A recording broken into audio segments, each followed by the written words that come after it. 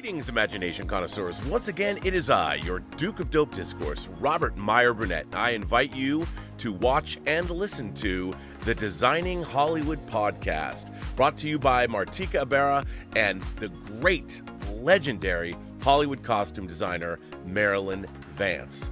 I am afforded the wonderful opportunity of co-hosting the show. If you are interested in the magic of Hollywood, the design of Hollywood, the clothes of Hollywood, watch the Designing Hollywood podcast, available wherever you get your podcasts from, or find the video version on YouTube. That's right, the Designing Hollywood podcast. Why would you ever want to miss it? Especially if you love the movies. There's a company called Hot Toys, and they make these insanely realistic, renderings of characters. They do them for all the Marvel characters or whatever, and they look so much like you. It's disturbing, actually. Like, scary. They look so much like you, but they're tiny. They're like 18 inches or something like that. They actually that's what's crazy about that company is they hand make the, like they carve the mold of, thank you, of the. That's crazy. It's wild. Robservations with Robert Meyer Burnett.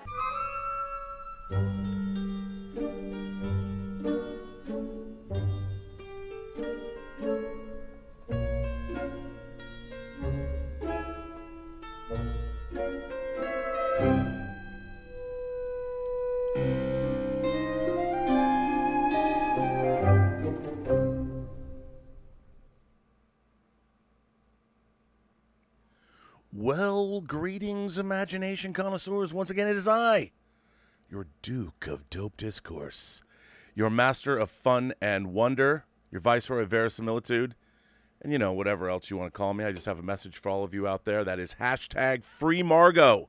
Free Margot. And of course, it wouldn't be a show without my great compatriots, co-hosts, partners in crime, and fellow travelers. Of course, I'm talking about Mmmm and Lael Rockwell. Welcome to the two of you. How are you this evening? Doing great, Robert. It's a Friday. It's summertime.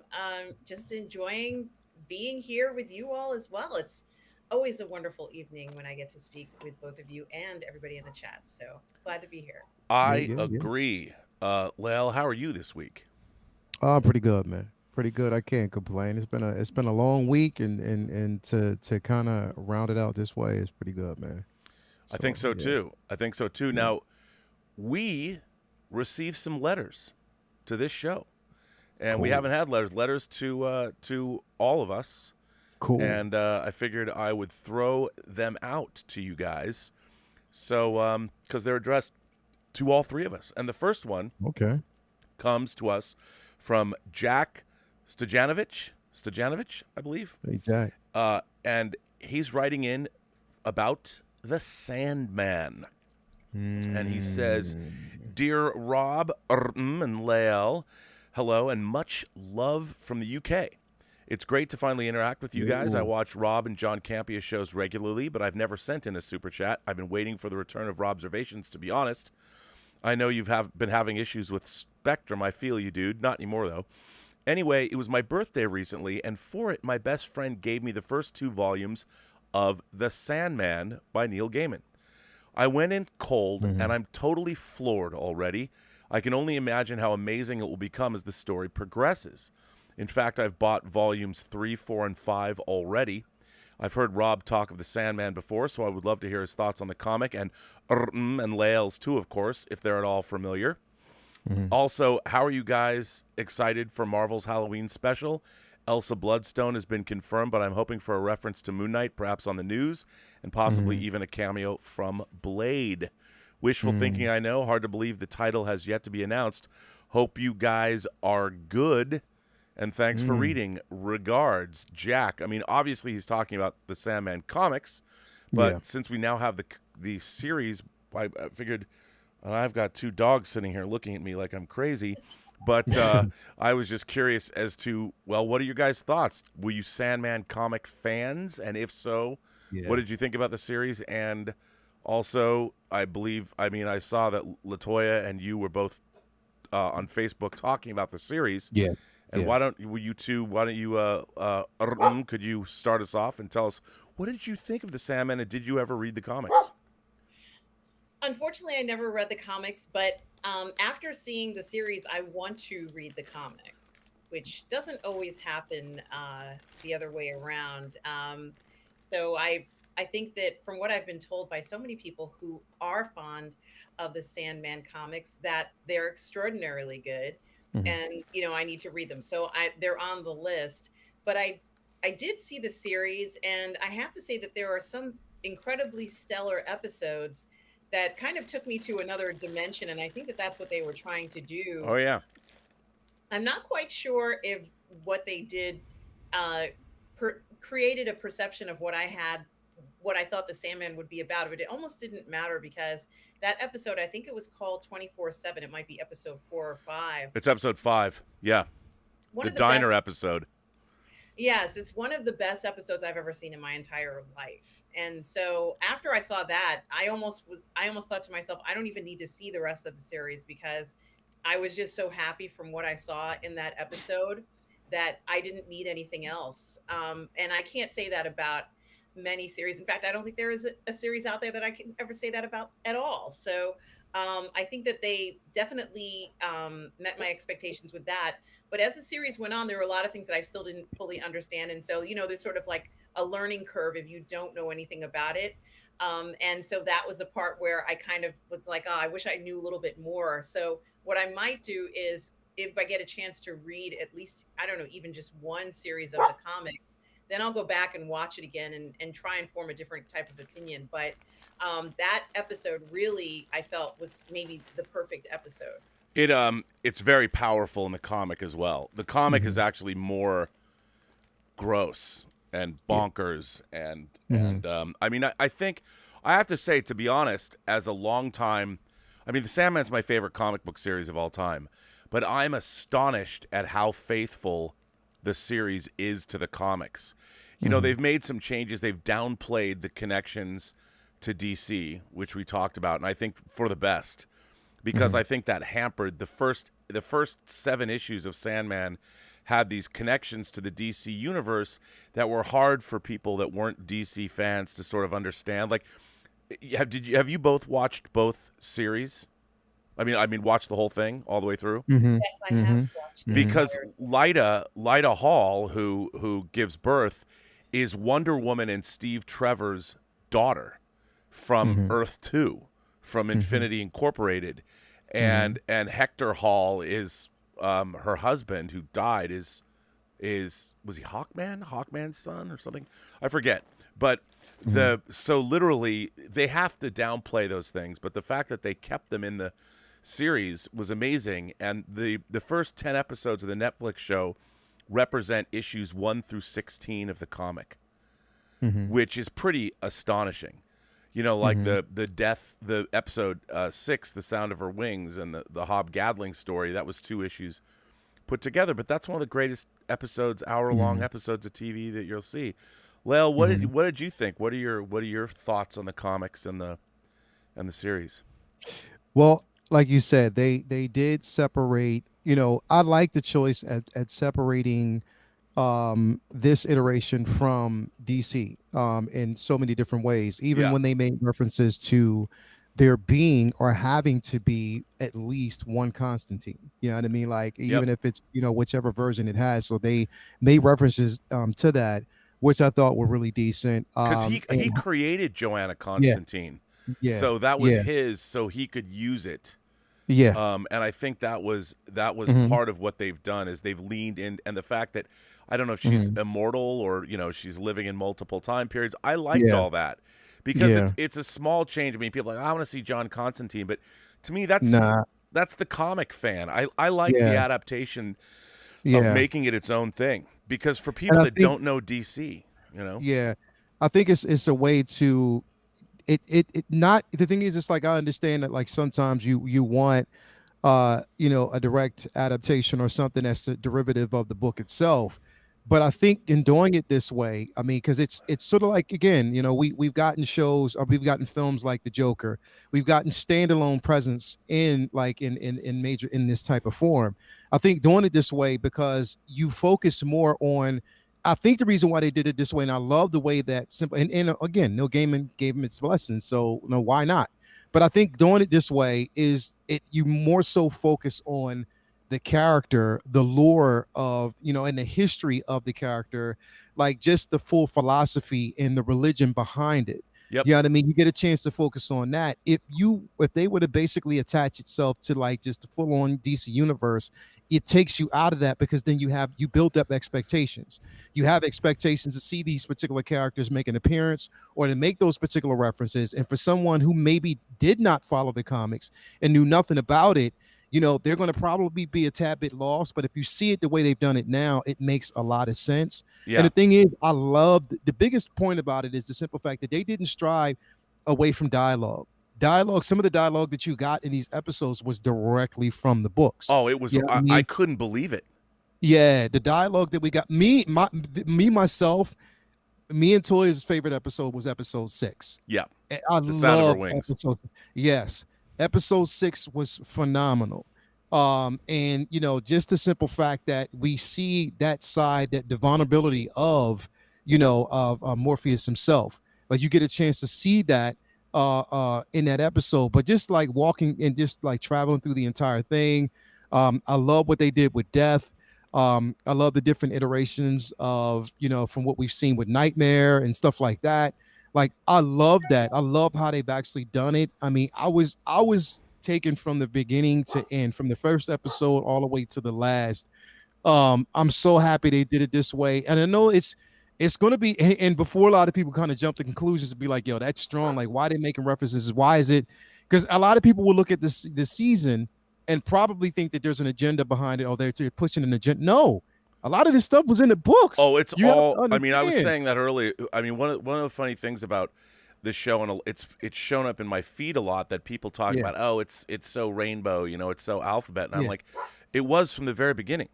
And that was because Neil Gaiman himself came out of the London punk scene, the cabaret rock scene. Yeah, he was in bands and very much from the art scene. And anybody who's been in any art scene knows it's full of alternative lifestyle people. That's one of the things that makes it attractive. I mean, I've been working in the film business for 34 years, and I can tell you that's the same way that it is. And look, I love the fact that, Mason, the actor, they play Desire. That Mason actually tweeted to Neil Gaiman and said, if you're going to do Desire in a Sandman show, I want to play them. And Mason did. And Mason was a Hedwig on Broadway, and so was John Cameron Mitchell. And I love that they cast a non-binary actor to play Desire, because Desire was non-binary in the comics. More of Desire in the actual series. You will. I know we're lucky for what we get, but I think you will. Desire is a fucker, man. Oh, you will. And there's people that even complained about I think we talked about it last week. They complained about the woman who's the heavyset woman who plays Despair. And people were saying that, they were like fat shaming her, and I'm like, that's the character of Despair as portrayed. And I thought that was perfect. I love the way she was depicted. I thought it was great. And the thing is, just remember, like even Neil Gaiman said that, the visual of Despair, it's sort of like how we view, for instance, how we see Galactus, how Galactus is viewed from different standpoints. So when we see Galactus as a human being. From different iterations and different interpretations, like different planets, they see him the way they see themselves. So there's a different iteration per universe. So that's just how Despair is. It's how she represents different parts. It's not fat shaming, it's how people see themselves and how they view themselves, and tackling those inner dark demons of just certain things, self-doubt, loathing, everything that you deal with. That's what that character represents. And so for people to actually charge that, or to use that to say that all oh well, there's obviously an agenda being put. No, it's not. It's how you view it, and I'm glad they did it that way. It made sense. It made perfectly good sense. And even when they've swapped, like there's been a lot of talk about Death. Yeah. The actress they cast to play Death is fucking great. Yeah, I mean, phenomenal. She's phenomenal, and we've talked I about loved how her. Yeah. even Morpheus, it's however you see these characters. And Mhm. the funny thing that what I was thinking about is that this series is actually set in 2021. So Yeah. the Death in the 80s, Sandman started in 1989 actually, and Death might have wanted to be a goth back then. Yeah. A pale white goth, but maybe now Death wants to Mhm. be more back to her own roots, literally, Yeah. and be a Yeah. black woman, because she can be whatever she wants to be. She can look Yeah, she however she can. wants. I mean, just like Dream in season 2 is going to appear as a cat, a literal Yeah. cat, because he can. Yeah. Because cats dream as well, and you find out that Mhm. cats come to his realm, and all of that stuff. And like Rose Walker, I love the actress that played Rose. I thought that was so great. And so what if she's Yeah. black compared to the Rose Walker who was white in the? That didn't Yeah. bother me at all. And by the way, mad props. Her brother is dressed as the Kirby Sandman from the 70s. Exactly. They made direct references I to the mean- Kirby Sandman, and I love that they did that. Bro. Oh That was my crazy. God! It was Yeah. so great. It was so Yeah. great. Is the brother's Yeah. name's Jed? I think is it Jed? Mhm. Yeah. I love that he was dressed as the 70s Sandman, because that shows we're not forgetting our DC roots. We're still there. Yeah. But a lot of people have also talked about. Let me ask you guys this: a lot of people said, okay, because everyone's talking about. I loved episode 6, but then the Doll's House, the Sandman's kind of an anthology, in that there are these story arcs, and like the I would imagine the first 4 episodes, or actually the first 2 episodes of season 2, are going to be these 4 interlocking short stories that don't have anything to do. Like The Sound of Her Wings, when you introduce Death, and the Hob Gadling story were not in the same issues of the comics. They were different issues. And so they put them together. And so the Doll's House was one story that ran over multiple issues in the Sandman comic, but there's a lot of times where they'll do single issue stories. And that's kind of what we got the first. So they gave us Preludes and Nocturnes, which is the first book of Sandman, and they gave us A Game of You, which was the second book of Sandman. And A Game of You was one story, and Preludes and Nocturnes was. And in the show, they wove the Corinthian into the whole, and Fiddler's Green and the Corinthian became these ongoing, and Gob became these ongoing storylines, which I thought was really great how they strung those out through the first. But people just have to get used to it. But a lot of people... they didn't necessarily like A Game of You as much as they liked the first 6 episodes. So I'm curious, what do you guys think about that? How did you like the Game of You storyline, the Rose Walker Corinthian storyline? How did you like that as compared to the first half of this series? I liked it. I liked it a lot because, number one, I like how, especially like it's like, I mean, we're not tapping into spoiler territory, are we? We can. I mean, I don't want to do too much. Oh, but, you mean beyond what we've already seen? Like if you haven't read the comics? Well, I mean, what we've seen. I mean, because I don't know if everybody out there's actually seen the series. Yeah. But I mean, the whole. So what I loved about it was like the whole the serial conference. Like that whole serial conference was amazing. But but what I loved about it was the depiction of the different creations. How that when he, again, nothing straying away from what we actually see in the books, but how when he stepped away, they basically got a chance to, they stepped out of it's like going from the dream world into reality, experience or seeing what people really go through, how like some of those nightmares live with us and how they are affecting people. So like, for instance, with Nightmare, how she basically seen that Jed, was and what he was experiencing as a child, and how her way of comforting him was to put him in his dream state where he was an actual hero, to give him that level of comfort. Like, I thought that was genius and it was brilliant. And to see that fleshed out from what we know from the books, to fleshed out on camera, it was like, like, wow, like they went there, but they went there in a way that it was just like, that was the only thing that was annoying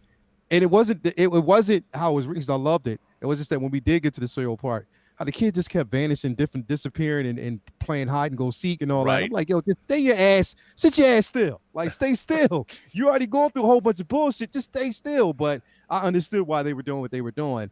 Well, Corinthian, he was out of that cellar, man. He wanted to see the exactly. world. So he just wanted to kind of see the world in Rome. And then Corinthian, because the thing is, it's like there's different aspects of Corinthian that when you see it, it's just like certain things you can empathize with and see that it's in his interpretation of what he sees is for the greater good.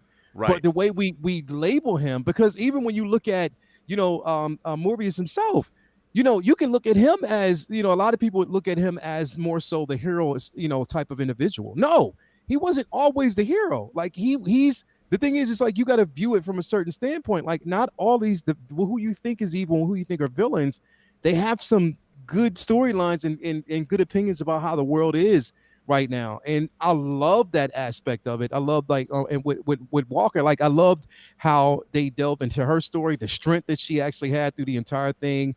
Being that when they basically found out what she was, how powerful she was, Yeah. like, and it was more of a threat. I love how they basically fleshed that out. And it was like you're going from one portion of it to like a little smaller mini series. Man, I loved it. I loved it the whole way through. And I love the simple fact that none of this, I'll make this point right. None of it seemed, and it was any type of forced. None of it was forced. It wasn't forced inclusion. It's just what it was. It just what it was. And if you basically read the comics, you will understand that these characters, even no matter black or white, they were not far from the characters that we got from the books.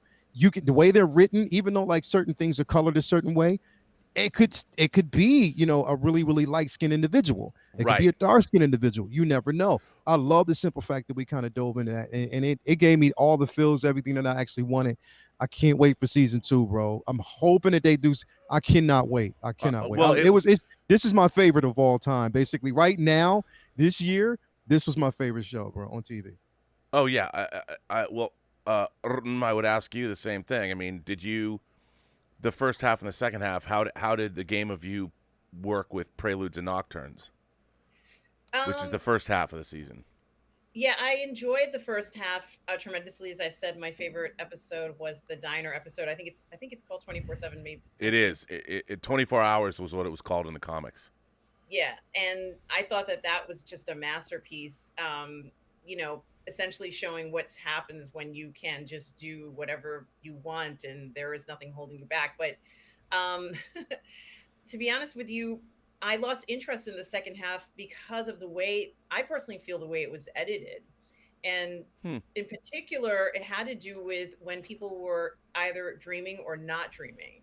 And so, I felt like they could have been a little bit more clear in certain segments of it. Oh, that was a dream, or someone's in a car, they're dreaming. But you couldn't tell right away that they were at a dream state. So you think that they're either in an awake state, but they're actually in a dream state, or if it is the main character that's the vortex, I think that's what she's called. Rose, yeah. Rose Walker, yeah. So you couldn't quite tell whether she was in a dream state or not. And so I felt like they could have been just a little bit more clear with that. For example, it turns out with the Lyta character, I knew you could actually tell very clearly when she was in a dream state because she was with her husband, who was no longer with us. So the only way that he could be around is if she's in the dream state. But we got like sort of like a more blurred version of it with Rose. And I think they could have defined where she is and what state she's at a little bit more clearer. And if they do that, then I think the flow would have been a little bit better in that regard. That's fair. Just looking at it because I went in just cold. I don't know anything about the story. So just looking at it from that point of view, I couldn't quite figure out what was going on. And then of course I figured out exactly from point to point what was going on. So that was good. But I also felt that the Constantine character, we just didn't get enough of her. And, it felt like she was there rather quickly. And I've read some articles where they had said, oh, she's the breakout character of the episode of the season. And I thought to myself, nah, it's Desire. He's the breakout, actor. They're the breakout. Yeah, he's definitely the breakout. Like, as soon as he smiles and you see him smile and you realize, I'm like, this is the character that might be the most dangerous, maybe even more dangerous, I don't know, than the Corinthian. But the fact that is that at least they are implying that he has as much power as his brothers and sisters, and he can completely wreak havoc, which is apparently what he's been doing, or didn't intervene when he could have, and is perfectly fine with it. I think that that's the character that is the breakout one, even though we did also, in my opinion, didn't get a chance to see enough of him. So that I would be mean, my criticism of the second half. Desire would be Rose's grandfather, and that's so Rose is part endless. And what's really interesting is so many of these characters that we met in A Doll's House come back later in the series. Lyda Hall and her son Daniel is pivotal in the Sandman series. Barbie from Ken and Barbie. Barbie is in A Game of You, and so is her fictional giant dog creature. Ten Bones. I think it's Martin Ten Bones is the name of that dog. And so all of this stuff comes back later, which I just love that they're doing the whole series, because it is like one long story. And the comic, it's funny. I've been going back and revisiting.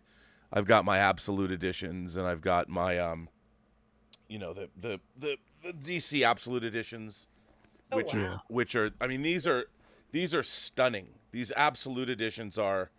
I mean, I got rid of my original comics because I love these Absolute editions. And if you like the comics, I can't recommend this highly enough. There's 4 of these.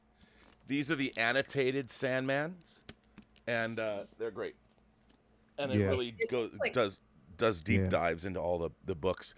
But I love the series. I think it's I love the simple fact that with Desire and most of the characters, like, they're sprinkled in a way that, because if you read the books, yet that these iterations of these characters don't come in until sort of like later, later down the road, where you kind of run into them. But in this first, or within this series, that you see is like the reason why you don't see a lot of Desire, the reason why you don't see a lot of Constantine, is because they have a bigger role to play once you get into the story, and they're only giving you, because this right, like what we're seeing right now is just like it's like an interlude in a sense. It's sort of like an interlude to everything else that's going to come throughout the books itself. If you've read them, like, you're going to see more of these characters, and they're going to have a bigger role to basically play.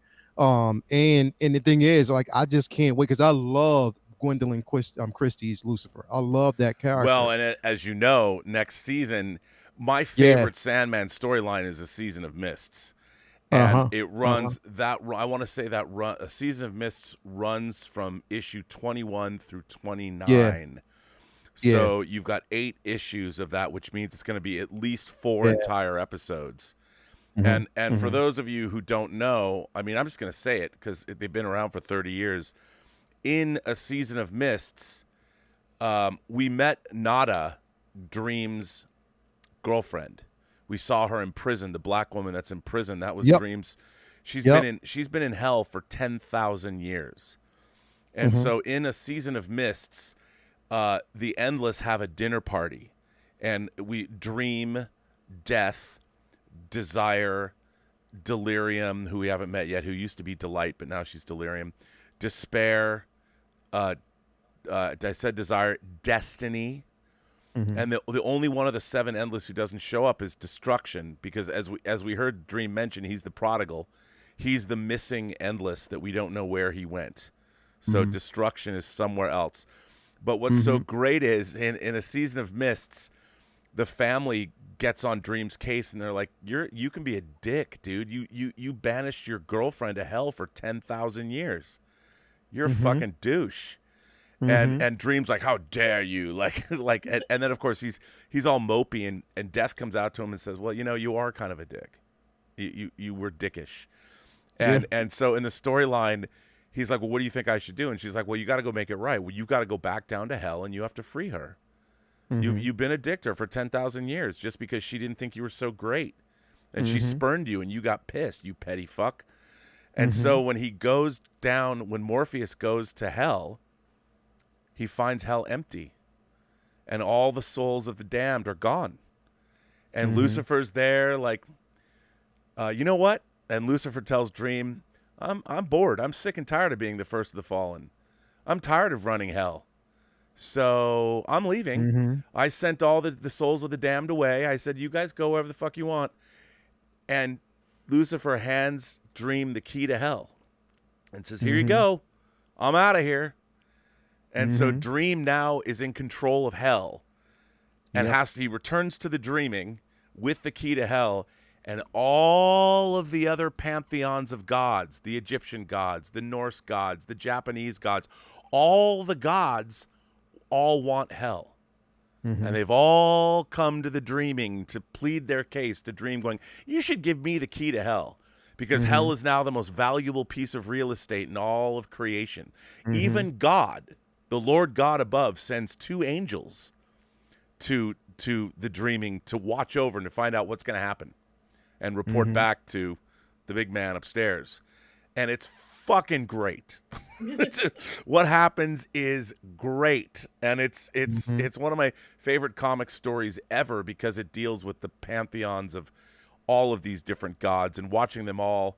I mean, Lady Bast is there, you know, from Wakanda, from the Plane of the Ancestors. I mean, it's great. Every god you can imagine. Loki and Thor are there. Odin is there. They're all there. And it's one of my favorite storylines ever. I can't wait to see this brought to life. I can't wait. And it's really great. Well, we have other letters. Jonathan Namella, this is for a change of pace, writes in and says, this is a pitch for Con Air 2 and 3. This is why I love the show. You never know what you're going to get. Hi, Rob. Here's my Con Air pitch for Nicolas Cage. It's Jonathan Namella from John Campea Show's #1 fan. Con Air 2 starts out with Cameron Poe being wrongly accused again for the death of Johnny 23 in Con Air 1. Cyrus the Virus is still alive, and he's in another jail. And he sent an identical Cyrus on the Con Air plane. The real Cyrus is pissed off that Cameron killed his identical roommate. Cyrus now kidnaps Cameron's daughter and plants a bomb in the bunny. Okay. Agent Vince realizes Cyrus the Virus was not a real inmate. Cyrus the Virus takes over the prison, and some prisoners act like guards, and Cyrus and Cameron fight at the end of the second movie, but Cameron is caught and gets it. After the death of Cameron's daughter, Cameron kills Cyrus the Virus and takes back the prison. Rob, tell me your thoughts. Well, sounds good to me. I mean, I don't know if they're ever going to make a Con Air 2 and 3, but hey, what can I tell you? What do you guys think? Do you guys like Con Air? Have you seen Con Air, the movie Con Air? Been so many years, but yeah, I'll take a Con Air 2 and 3. I know, right? I mean, why not? Nicolas Cage is having a renaissance in his career. Jerry Bruckheimer's still making movies, so why not make Con Air 2 and 3? Yeah, why not? I'm I'm on board for it. I mean, I wasn't the biggest. I mean, I watched Con Air and I love Con Air, but I wasn't the biggest fan of it. But yeah, I mean, there's a place for it. Yeah, I mean, definitely is a place for it, man. Yeah. But thank you for writing in, Jonathan. I appreciate it. I like the creativity. This next one comes from our old friend on this channel, Omar94. Omar94. The subject is no more epic films. Hi, Rob, and Lael. I'm on Eastern time, so I can't watch the entire show live because I sleep during the show, so I can only watch the first 20 or so minutes and then catch up. But anyway, I wanted to ask you all about epics. I've noticed that we really don't see Hollywood make epics that much anymore. The closest we've had to epics are the Disney, Star Wars, and Marvel movies, since those are made on a usually grand scale in multiple settings, but they don't really count. There was a time when there were epics like Gone with the Wind and Spartacus and Ben-Hur. I thought about this because I was thinking about an epic I saw a few months ago, which I really liked, but it doesn't have a lot of love. It's a film Ron Howard made called Far and Away with Tom Cruise and Nicole Kidman, where Tom Cruise says, "You're a corker, Shannon, a corker." Now, I know the problem would be the budgets, since they would be expensive to make, but if studios would take the chance to find good scripts with good directors, maybe epics can be brought back. I know certain types of movies come in and out of popularity, but I think epics could be brought back if done right by good directors with good scripts. What do you both, or what do you all three think? Live long and prosper. Yeah, I definitely think epics should come back, and they are going to be expensive, but I think they need to be made. They're trying to make Cleopatra, I guess, is on the list for Gal Gadot.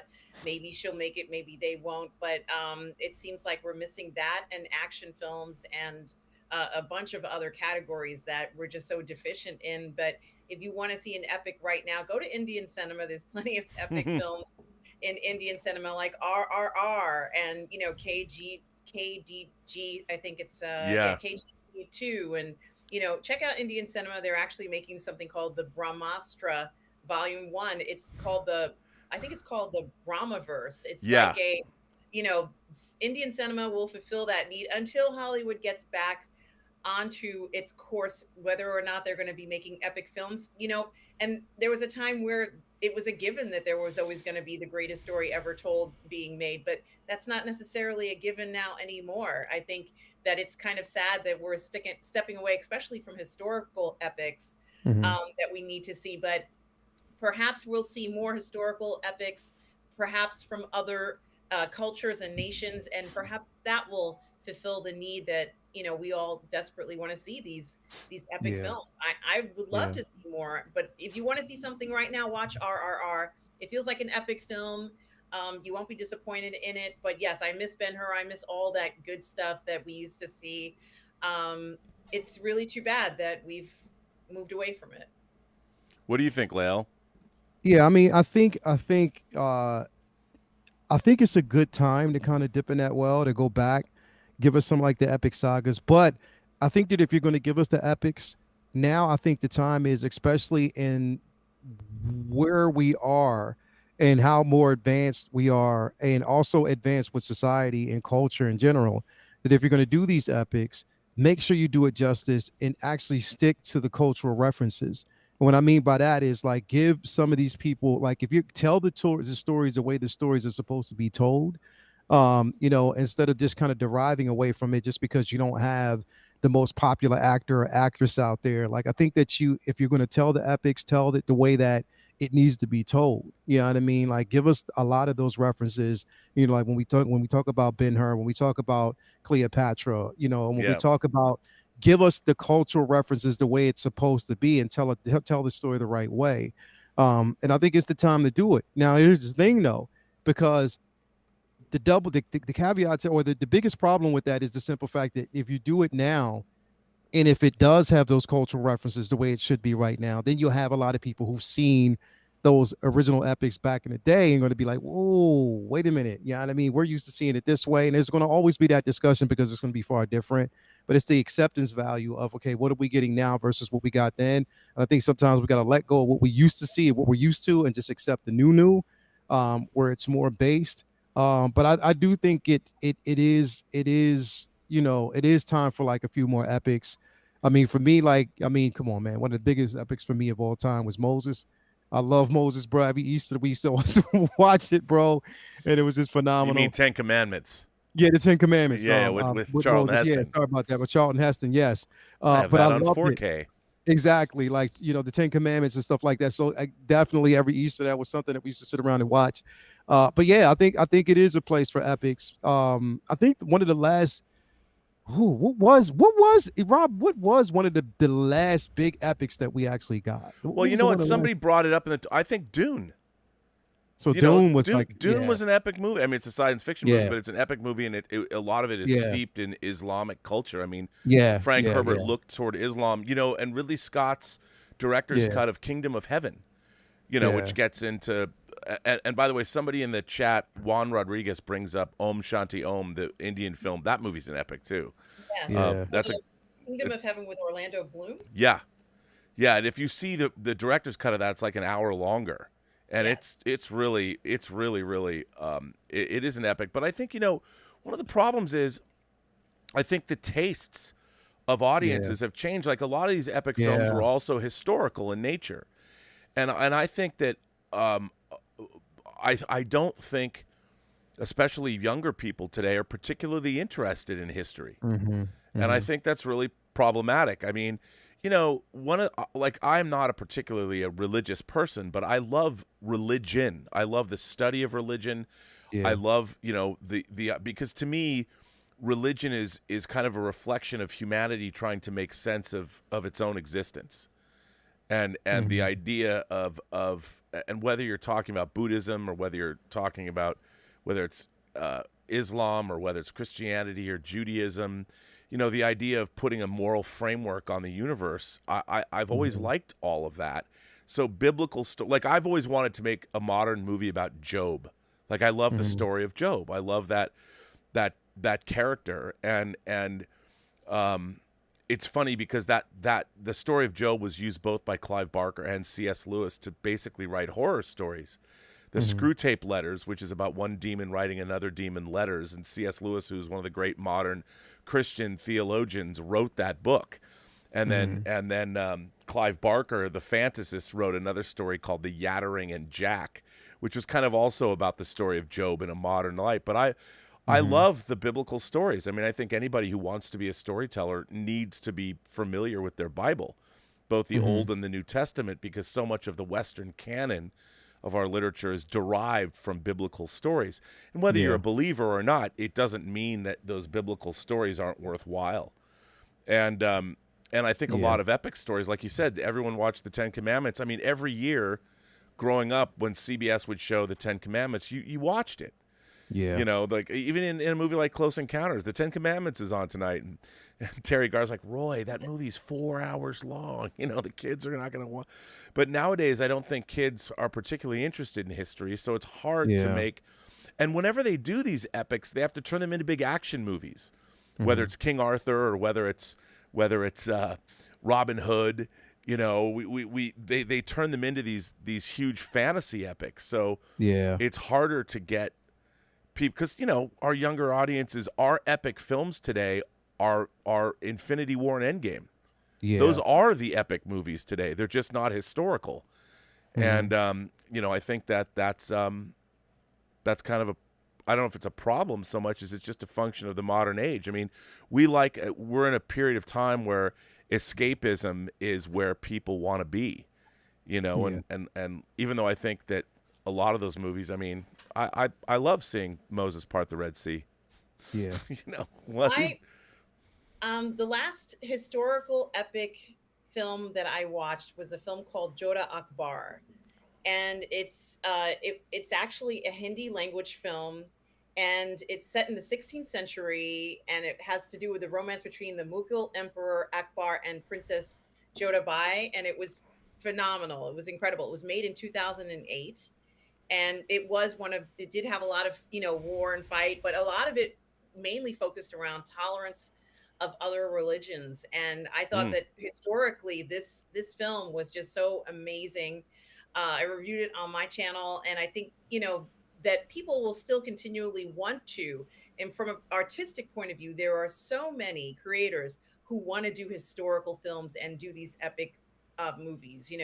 I think that going forward, perhaps there's going to be more of a focus towards that, because we have seen a lot more interest in things like Project Greyhound with Tom Hanks, where they talk about how they had those convoys going across the Atlantic during World War II, right? Which I'd read about in books, but I'd never seen it in a film. And so I think since it seems like there is a progression towards that, there's a part 2 for that. Different companies are becoming more interested in it. At least from this point of view, I think we might see a few more of these epic films, especially historical ones, going forward. Well, and I think, instead of films, we're seeing a lot of historical epics on streaming services. I mean, I know that they're redoing James Clavell's Shogun, and Shogun's one of my favorite things I've ever watched ever. It was a miniseries that was on TV in 1980, based on James Clavell's novel about an Englishman who finds himself in feudal Japan. And the miniseries is epic, and I can't wait to see what they're going to do with it. But I just think that we live in a different world. And I think what's funny is, like everything else, how K-pop was discovered by the youth of America, and a lot of people are listening to K-pop. I think that, judging from stuff like RRR, I think that young people are going to start watching Bollywood movies. I'm seeing more and more of that, and like Om Shanti Om or Robot, or they're going to see this crazy shit and be like, this is awesome, because it's got music in it, and it's got epic action, and it's got unabashed romance and all of that, which is something that, I mean, the thing about epic movies too is there was a romantic element to them. Men and women really loved each other, and we still got movies like Troy or Gladiator or whatever. But what our culture is missing eroticism and romance, and the romance that we're getting teen romance, which is strangely desexualized. Yes. You know, which is bizarre. I mean, when I was growing up, you had Endless Love and you had The Blue Lagoon and hot young people and their budding sexuality. The actors are too young. You remember that? They were like, oh, it's too young. It's controversial. The person is 14 or whatever it was. Yeah. But we still watched it. I mean, it's funny. I mean, I lost my virginity 2 weeks before my 15th birthday. And it's like, I look at people that are 14 now. I'm like, you shouldn't be fucking. You're a kid. But you know, there is something to be said for watching a film and seeing the interactions between, you know, two people who are in love and putting that on the screen so that people can understand how people actually interact when they are in love with one another, the types of situations they get into, how they express love for one another. You know, very specific things. They will have to touch each other sometimes. Sometimes they will look at one another. Sometimes they'll say, I love you. I mean, there are so many different ways. And it's kind of disturbing because we keep getting these reports about how everybody's saying that these intimacy people are kind of disrupting the flow of having intimate scenes in films, and how, you know, all of a sudden the intimate scene was supposed to be an adult style, not pornographic, but something meant for adults, and then all of a sudden it turns into, like what you described, Robert, more sort of like a young adult version of what two adults would do, which is absolutely ridiculous. Yeah, we know that they're going to be nude. We know that it's going to be in a bedroom. We know that there are certain things that adults do with one another, and we accept that as adults. But I think we also, you know, should be seeing a little bit more of a realistic portrayal of that, you know, going forward. But in regards to the music in the films, I was speaking to some other YouTubers today, in particular Culture Casino. He says that these Bollywood films, he thinks the reason why the Joker film is going to be a musical, one of the reasons might be because of the influence of these Bollywood films and the popularity of having a song in a movie. Because you guys remember the days when there was always a soundtrack for a particular film. And, you know, we moved away from that.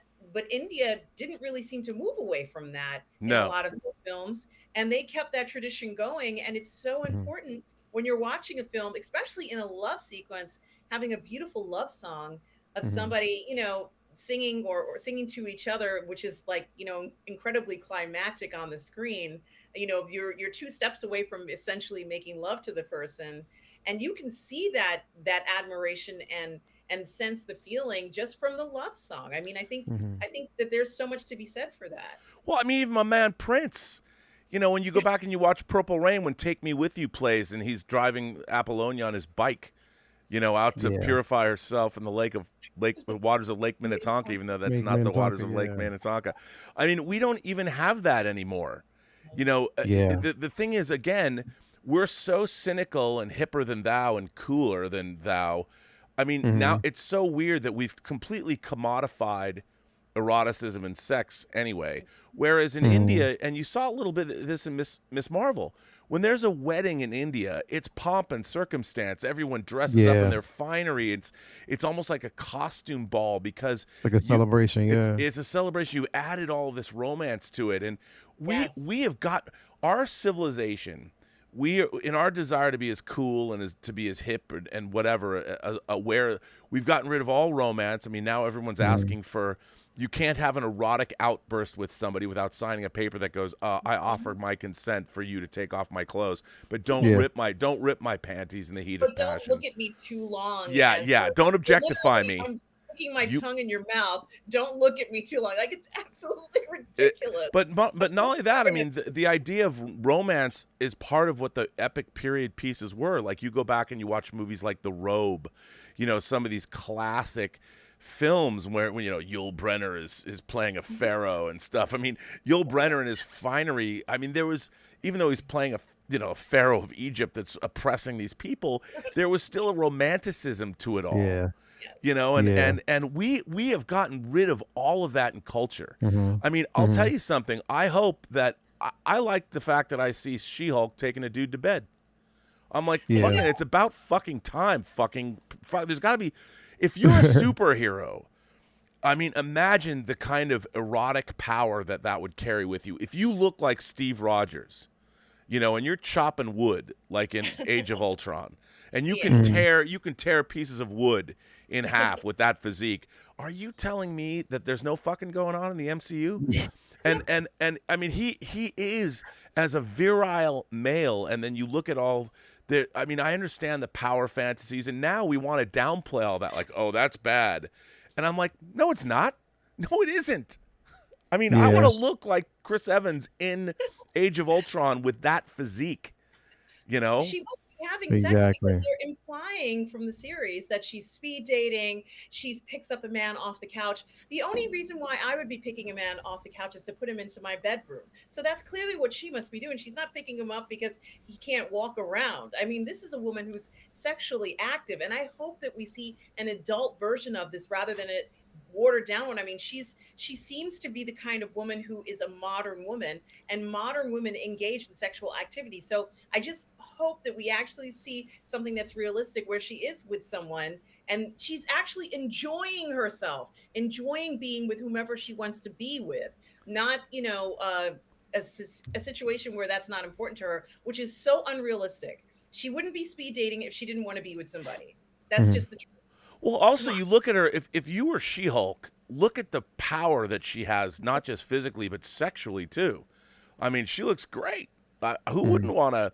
I mean, you'd have to be, as a dude, you'd have to be secure in yourself to go there. But, I mean, it's still, it's nice to see Marvel have a project. I found as much as I love the MCU, I found their movies, the chaste nature of them, to be kind of weird.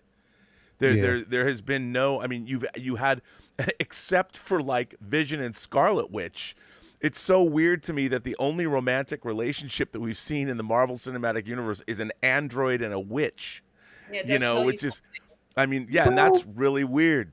Well, see, and this is one of the things, this is one of the reasons why I like Eternals, because you saw the romance between Cersei and Icarus. You know, you got it finally. You saw that.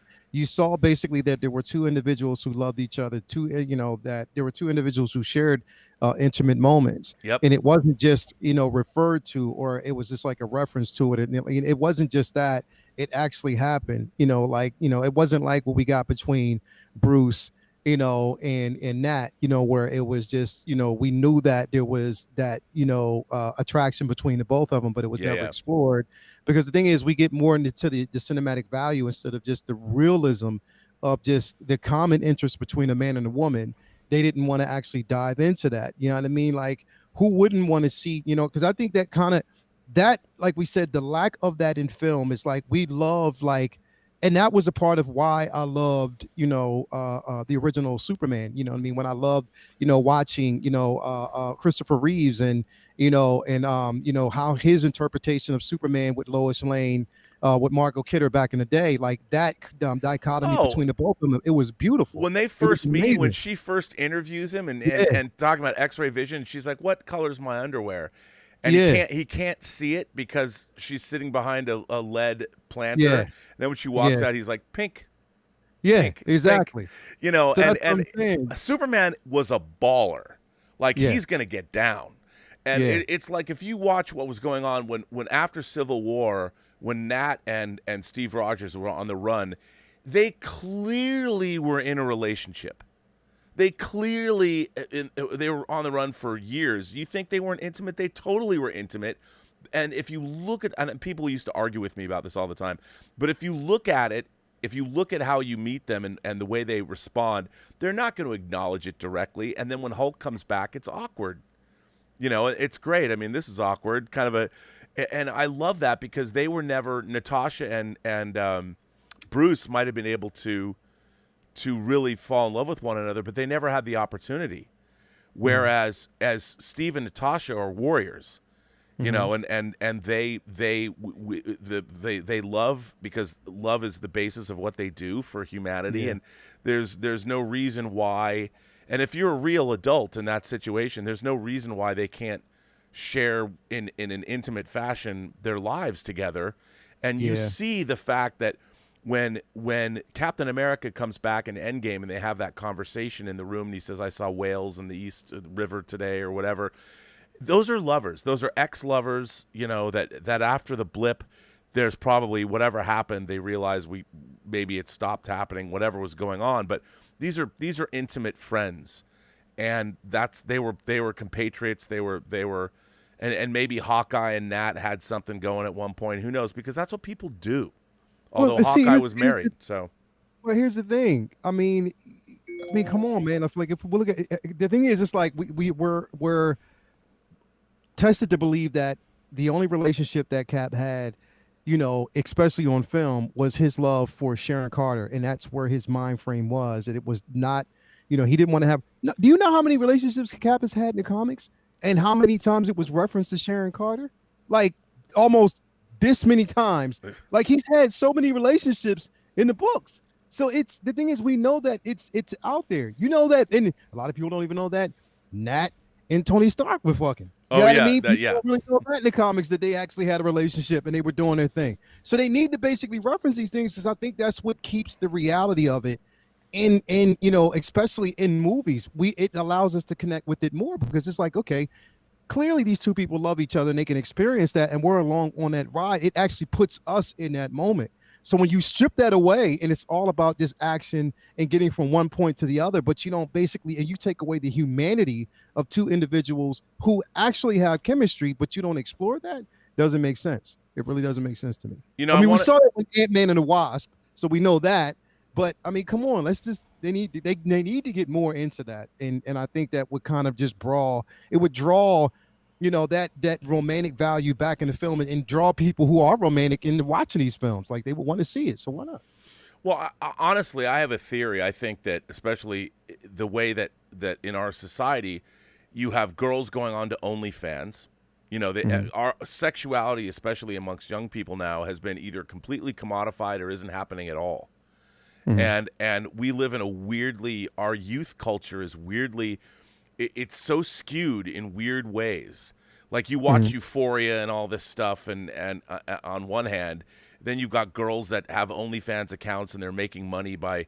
I can only imagine if your job is to make money on OnlyFans, and I have no problem with sex workers making money, but what does that do to your sense of self, your sense of intimacy with yourself and your partner? And there's so much anger now in our society. Because I bring it back to two things. You know, we have no more romance. And when I say romance, I don't just mean between two people. I mean the romantic notions of life.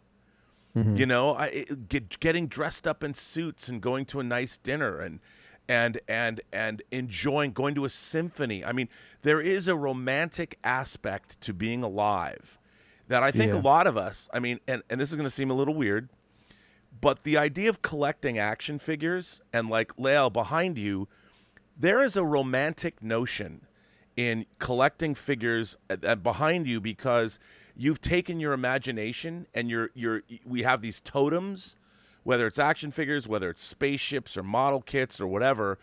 There is something romantic, especially as you get older.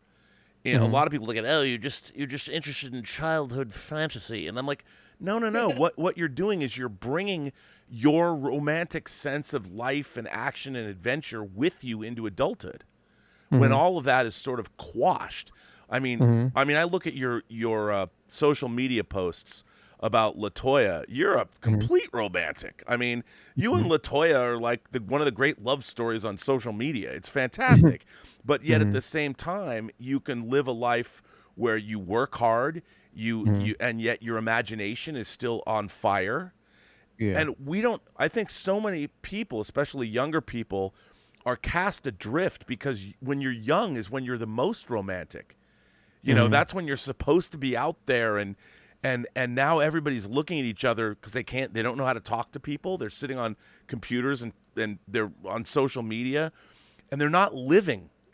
And to live is to be inherently romantic. And our America is tearing itself apart because we've lost the romantic notions of what life and the possibilities of life can bring us. And, you know, you watch stories like Death of a Salesman or Marty or these classic mid-century tales. was all about the mundane and yet the very idea of traveling across an ocean to get away from persecution, like the settlers did or whatever, and going to a new world and building something new. I mean, the reason that people love Star Wars and Star Trek and Lord of the Rings is because they are romantic. They're romantic at their core. And now our romance now, and within these, eroticism was implicit. Not explicit, but implicit. We knew it was happening. Now, with our new flights of fancy, like the MCU, there isn't romance in it. Yeah, you know, true. it's so neutered, and even modern Star Wars, Disney is so afraid, and they're doing this in these, and even in all their cartoons. I mean, you think Jasmine and Aladdin weren't getting it on? Like, look at how hot she was. Come on, even though she's animated, I can look at her and go, yeah, check that out. I want to tap that ass. I mean, it's not there, man.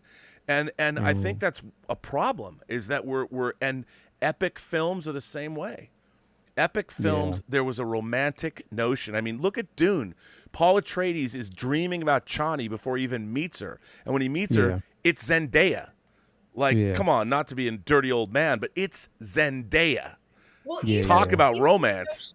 The notion of having a film, gentlemen, where you have a young person dreaming about something, they're going to dream about being with someone else. And, you know, just regardless of who they are and who they want to be with, we're not even seeing that on film oftentimes. You know, they're just in bed, nothing's happening. They wake up or they look on the internet, and it's like they have in their mind some idea or desire of what they want, but we're not seeing that. But we used to see it in film. We used to see people would kind of have these sequences where they'd be dreaming about someone or something, and you could at least understand the subcontext of what is going on in the story. But we're not even getting that anymore. People don't dream about anything anymore in their rooms except getting back on to their electronic devices. Yeah, we've got a few super chats I'd love to get to. Tom Jr. Jackson says, Rob, good to see you, brother. I'm still shook that Vader's Luke's father. Lael, hope all is well. Looking good as always. That's a reference to the fact that people were coming after me for spoiling things on Twitter, which I really didn't spoil anything. You'd have to know anyway. It's a very oblique thing, and I was going after people. I'm like, bro, I have to see these Twitter wars because I don't go on Twitter often. I almost never go on unless I get a notification about something. And to hear you talk about how people go at you on Twitter is amazing because I never see it. I never go on. It's funny because, like, I just say, like first of all, here's my feeling about spoilers. Like, for me, my job is to keep up on everything. And if I love something like Sandman, I'm there at 12 o'clock. At 12 o'clock and 1 second, I'm hitting click, you know, and for things I like. And once I see something, if it's available, it's like a sporting event. No one ever gets pissed off if you talk about who won a game because the game already happened. But like with this stuff, it's like, well, I haven't got to it yet. Well, my feeling is most of the people even watching the show right now, you've seen only a small fraction of the movies that are available in the world to watch. You've seen a small fraction. So if I were to say right now, you know, Norman Bates is actually the killer in Psycho. He dresses up as his mother. I mean, are people going to be like, oh, fuck you, Rob? I'm like, yeah, that's a movie from 1960. It's from 1960. Yeah, you know, are you going to get mad at me for spoiling? It's not my problem. I mean, obviously on the John Campy show, we don't want to go out of the way and spoil things. But if you follow me on Twitter and you know I'm a fiend for All Mankind, and I watch the season finale, I would either mute me or stay off my feed.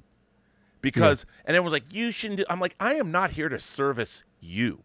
If you're not going to go, if you know I'm a fiend for All Mankind, and I want to tweet something, and I want to tweet like, Ed is like Chuck Yeager, or a hashtag Free Margot.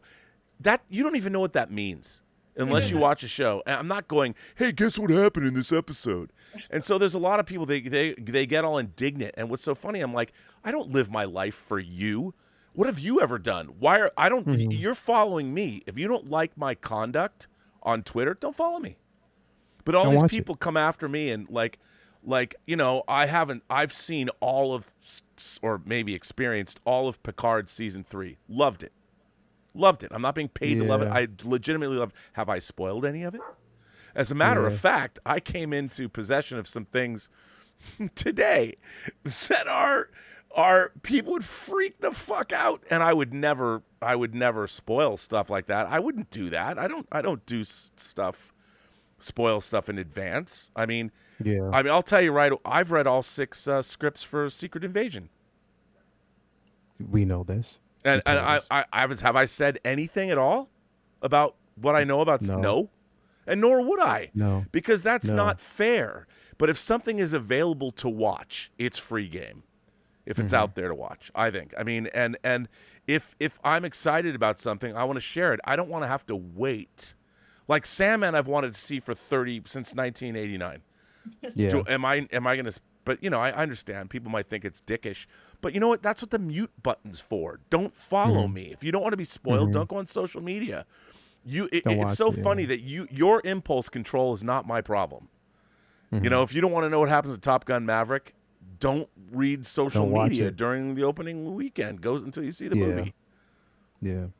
But I know. I mean, a lot of people don't like that. But anyway, so Tom Jr. Jackson, thank you for that. Andy Isola says, "Oh, Andy, you're gonna love." Okay, here we go. Did you see the new T'Challa hot toy? I love the Civil War suit, and that Chadwick head sculpt is beautiful. # recast T'Challa. By the way, I did have 2 weeks ago the man who started the recast T'Challa movement was on this show after you guys left. He jumped on, and it was great. E-Man, he was on the show, which was awesome. Now, now that I've got you live, now is it the same Chadwick Boseman head sculpt that came with the last Black Panther figure with the ultraviolet light? No, and I'm gonna tell you why it's not. It's because that head sculpt that I'm seeing right now is the actual prototype that we got with that particular suit. What we got from the standalone film, it's the prototype. Because remember, when we got, it was when that figure was released, there was a big stink about the head sculpt. I was one of them because I'm like, yo, this is completely a left turn from what we got as far as a prototype. Really? So this is it's definitely not, because if you have that figure, do you have the standalone Black Panther? I have the one that comes with the ultraviolet light. Yeah, that one. Yeah, so that head sculpt is not the direct copy that we actually got with the prototype. It's different. It's totally different. This head sculpt that we're actually seeing on this figure is the prototype. This is the actual prototype that we got. So there's one or two things. Because I like that Chad Boseman head sculpt. The one, see, I like the one that we had. So I originally liked the prototype. I'm not saying that the one that we got with the figure is bad. Right. But it's not directly like it was with the prototype. It is it's a tad bit different. And this is telling me one or two things. Either they're going to give us an updated head sculpt. It will probably get because again, they do watch. They know that people had concerns about the last one. So I have feelings that we're going to get a really, really decent updated head sculpt with this version. I like this suit because number one, I have the T'Chaka version of this suit with the Kente cloth. So right. I had that, and I liked it because it had that tint of. Wait, you had it of gold. What that I still have the T'Chaka. I still have the T'Chaka figure, and what I like about that is I'm so hyped to get this figure now because now I can actually swap the head sculpt and put that head sculpt on that suit if I wanted to show some type of royalty that he's going back using his father's suit. So yes, definitely I'm happy about it. I love that we're getting the warrior shield. He'll have the spear. That they're dipping into the standalone field because remember that suit that we actually saw was in this suit wasn't just Civil War. This suit was also in the standalone in the very beginning before he changed. Yep. So it's not directly away from it. I'm glad that we're getting that and they're incorporating that, and we'll have the shield. Is that up for pre-order already? Yes, it is. I have to order that because. Yes, it is. I mean, but Toys Wonderland's kind of on my shit list right now. Yeah, I didn't pre-order through them. Yeah, they have a lot of stuff that they need to send me that I have not been sent. Yeah, I decided not to pre-order with them right now. The thing is, when I know that there are figures that we have to pre-order, I don't pre-order through Toys Wonderland. I'll go Right. through like, especially if something I can wait on. Yeah. When I go through Toys Wonderland, it's something that's already in stock. Yep. So Yeah, I yeah, can yeah. use points to get a discount on it. Yeah. I'll do that. But I'm not, because the thing is, like we already talked about, when you go through partial with them, they don't know how to distinguish partial from, once you're done with partial, they don't know how to distinguish and contact customers to let them know that, again, your final payment's in, you've paid it off, your figure's now available. You got to, I shouldn't have to hound you for my figure. You should actually contact us and let us know. So because of that, I don't go through them for, Yeah, I can't. I mean, I'm not doing I mean, they owe me a lot of stuff, and I keep having to go and I paid off a bunch of shipping on things. Bro. I'm like, where is it? Where is it? Yeah, man. Like they were supposed to ship me my Pennywise, and then they, I paid for the shipping, and then they refunded me my shipping, and I've never got my Pennywise. Like, where is it? Dude, I probably So you still haven't gotten Pennywise? No, but they have my money, and I've got my order. And I'm like, I've never had this shipped to me. I mean, they probably owe me 15 figures. Oh my gosh. Yeah. Yeah. You emailed them? Yeah. And a lot of the things I'm like, okay, you sent me invoices. I paid, like my Thanos throne that I've been waiting for 2 years. Paid the shipping. Where is it? Where did it go? And I haven't heard. And it's been, a week, and the last time I ordered a throne from them, they said, "Oh, after months, they're like, well, we don't have this anymore." And I'm like, "How come you don't have mine put aside, no matter what?" Like, but we'll see. I don't mean to bag on them, but why not? So, and that was Andy. There's your answer. I mean, I guess I want to get that to Chal as well. Mattuine says, "I just finished For All Mankind. More of this kind of writing, please. This show is so much about sacrifice and the balance of characters' fates. Tit for tat." Well, as everyone knows, I love For All Mankind. And what's funny to me is there's a lot of people that tell me that aren't big fans of the show. They're like, well, it's like soap opera and then space adventure. Why can't it be more space adventure? And I'm like, because it's about us. It's about normal, everyday people who they have to step up and become extraordinary, but they still are normal people that lead their lives. And so a lot of it deals with their lives, as parents, as people, or, and that's actually why I love it. I mean, the show pushes the soap opera nature almost as far. Sometimes, like somebody would say in the third season with the Stevens brothers, it went a little too far. But they take in the climax, they take an act, they take a historical event that happened in 1995 America, and I'm not going to say what that historical event is because I don't want to spoil it, and they change it and make it apply to For All Mankind. And I thought that was really interesting what they did. But I love For All Mankind. You guys don't watch it though, do you? I haven't watched it. Yeah, I watched most of season 1, but I haven't seen the following seasons, but I've heard about them. So I'm going to catch up one of these days. I will. Yeah, you'll love it. Jermaine King says, I highly recommend the Hindi epic classic Da Bang.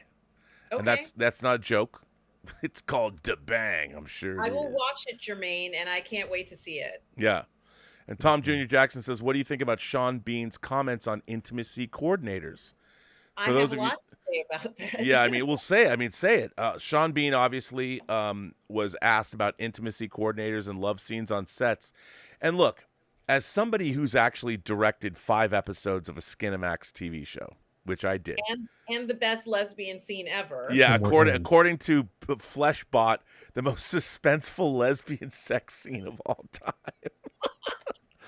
By the way, people out there, Robert Meyer Burnett is in a Skinamax flick called Booty and Transportation. It's Booty and Teleportation. Booty. Oh man, on the John Campea show, let me tell you, boy, we were dropping the D the other day. Yo, I saw that episode.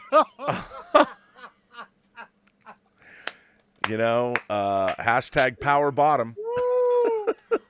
Oh man! Yeah, that was. Yo, the D references, bro. I was gonna message you live while you were talking about it. But I was like, nah, let me let him go. That was pretty funny. You know, It was funny as and hell. yeah, it was that was amusing. People are like, what? Yeah, you had to see it. You can see it. You can see it. It was clipped out. You can watch the clip. Yeah, it's But funny as hell. But what was really interesting, so in this show, it was called Femme Fatales. It was a thriller noir anthology series, but it was also had a lot of sex in it. When we Yeah. did that, at the behest of the producers, I would call my actors the night before we shot and have long conversations and be like, okay, what is it that you feel comfortable with? You know, everybody, there was nudity clauses, so everyone knew they had to get naked and all that.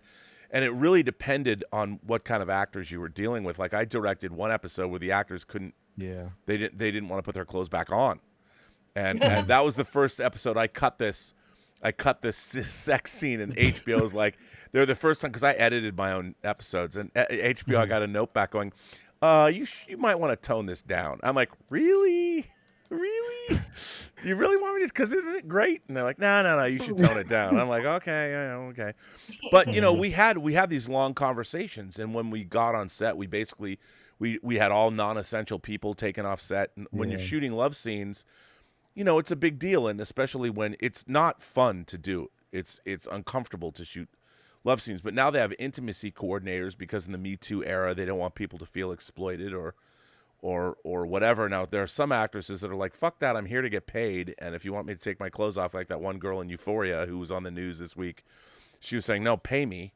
I'm happy to take off my clothes and do sex scenes, but I want to get paid. And I'm like, good for you. So, Sean Bean, now what would you say? What do you think about intimacy coordinators on set? I think he makes a good point about how it might ruin the mood.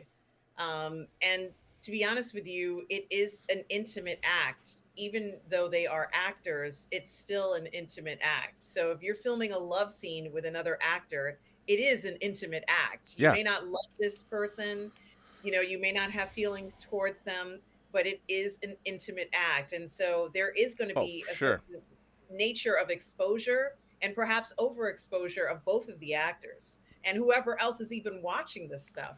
I mean, you're not the same after you're seeing this sort of stuff for like 5 hours. What does it take? 5 hours to film 3.5 minutes of an intimate scene. And usually there's people on the side with robes ready, you know, like when they take a break or something just to cover them up. But I think that this kind of these comments, and we're seeing a lot of actors coming forward saying, yeah, I was overexposed. I was really overexposed during this. And I thought to myself, well, you were pretty much nude in that entire film. You weren't overexposed. You were nude like through that whole film. There was it's not that you were overexposed. The film called for you to be completely nude, and you were nude. So technically speaking, there isn't any overexposure. Just say you felt uncomfortable filming the scene. Just be honest and say you felt uncomfortable doing it. And we understand that.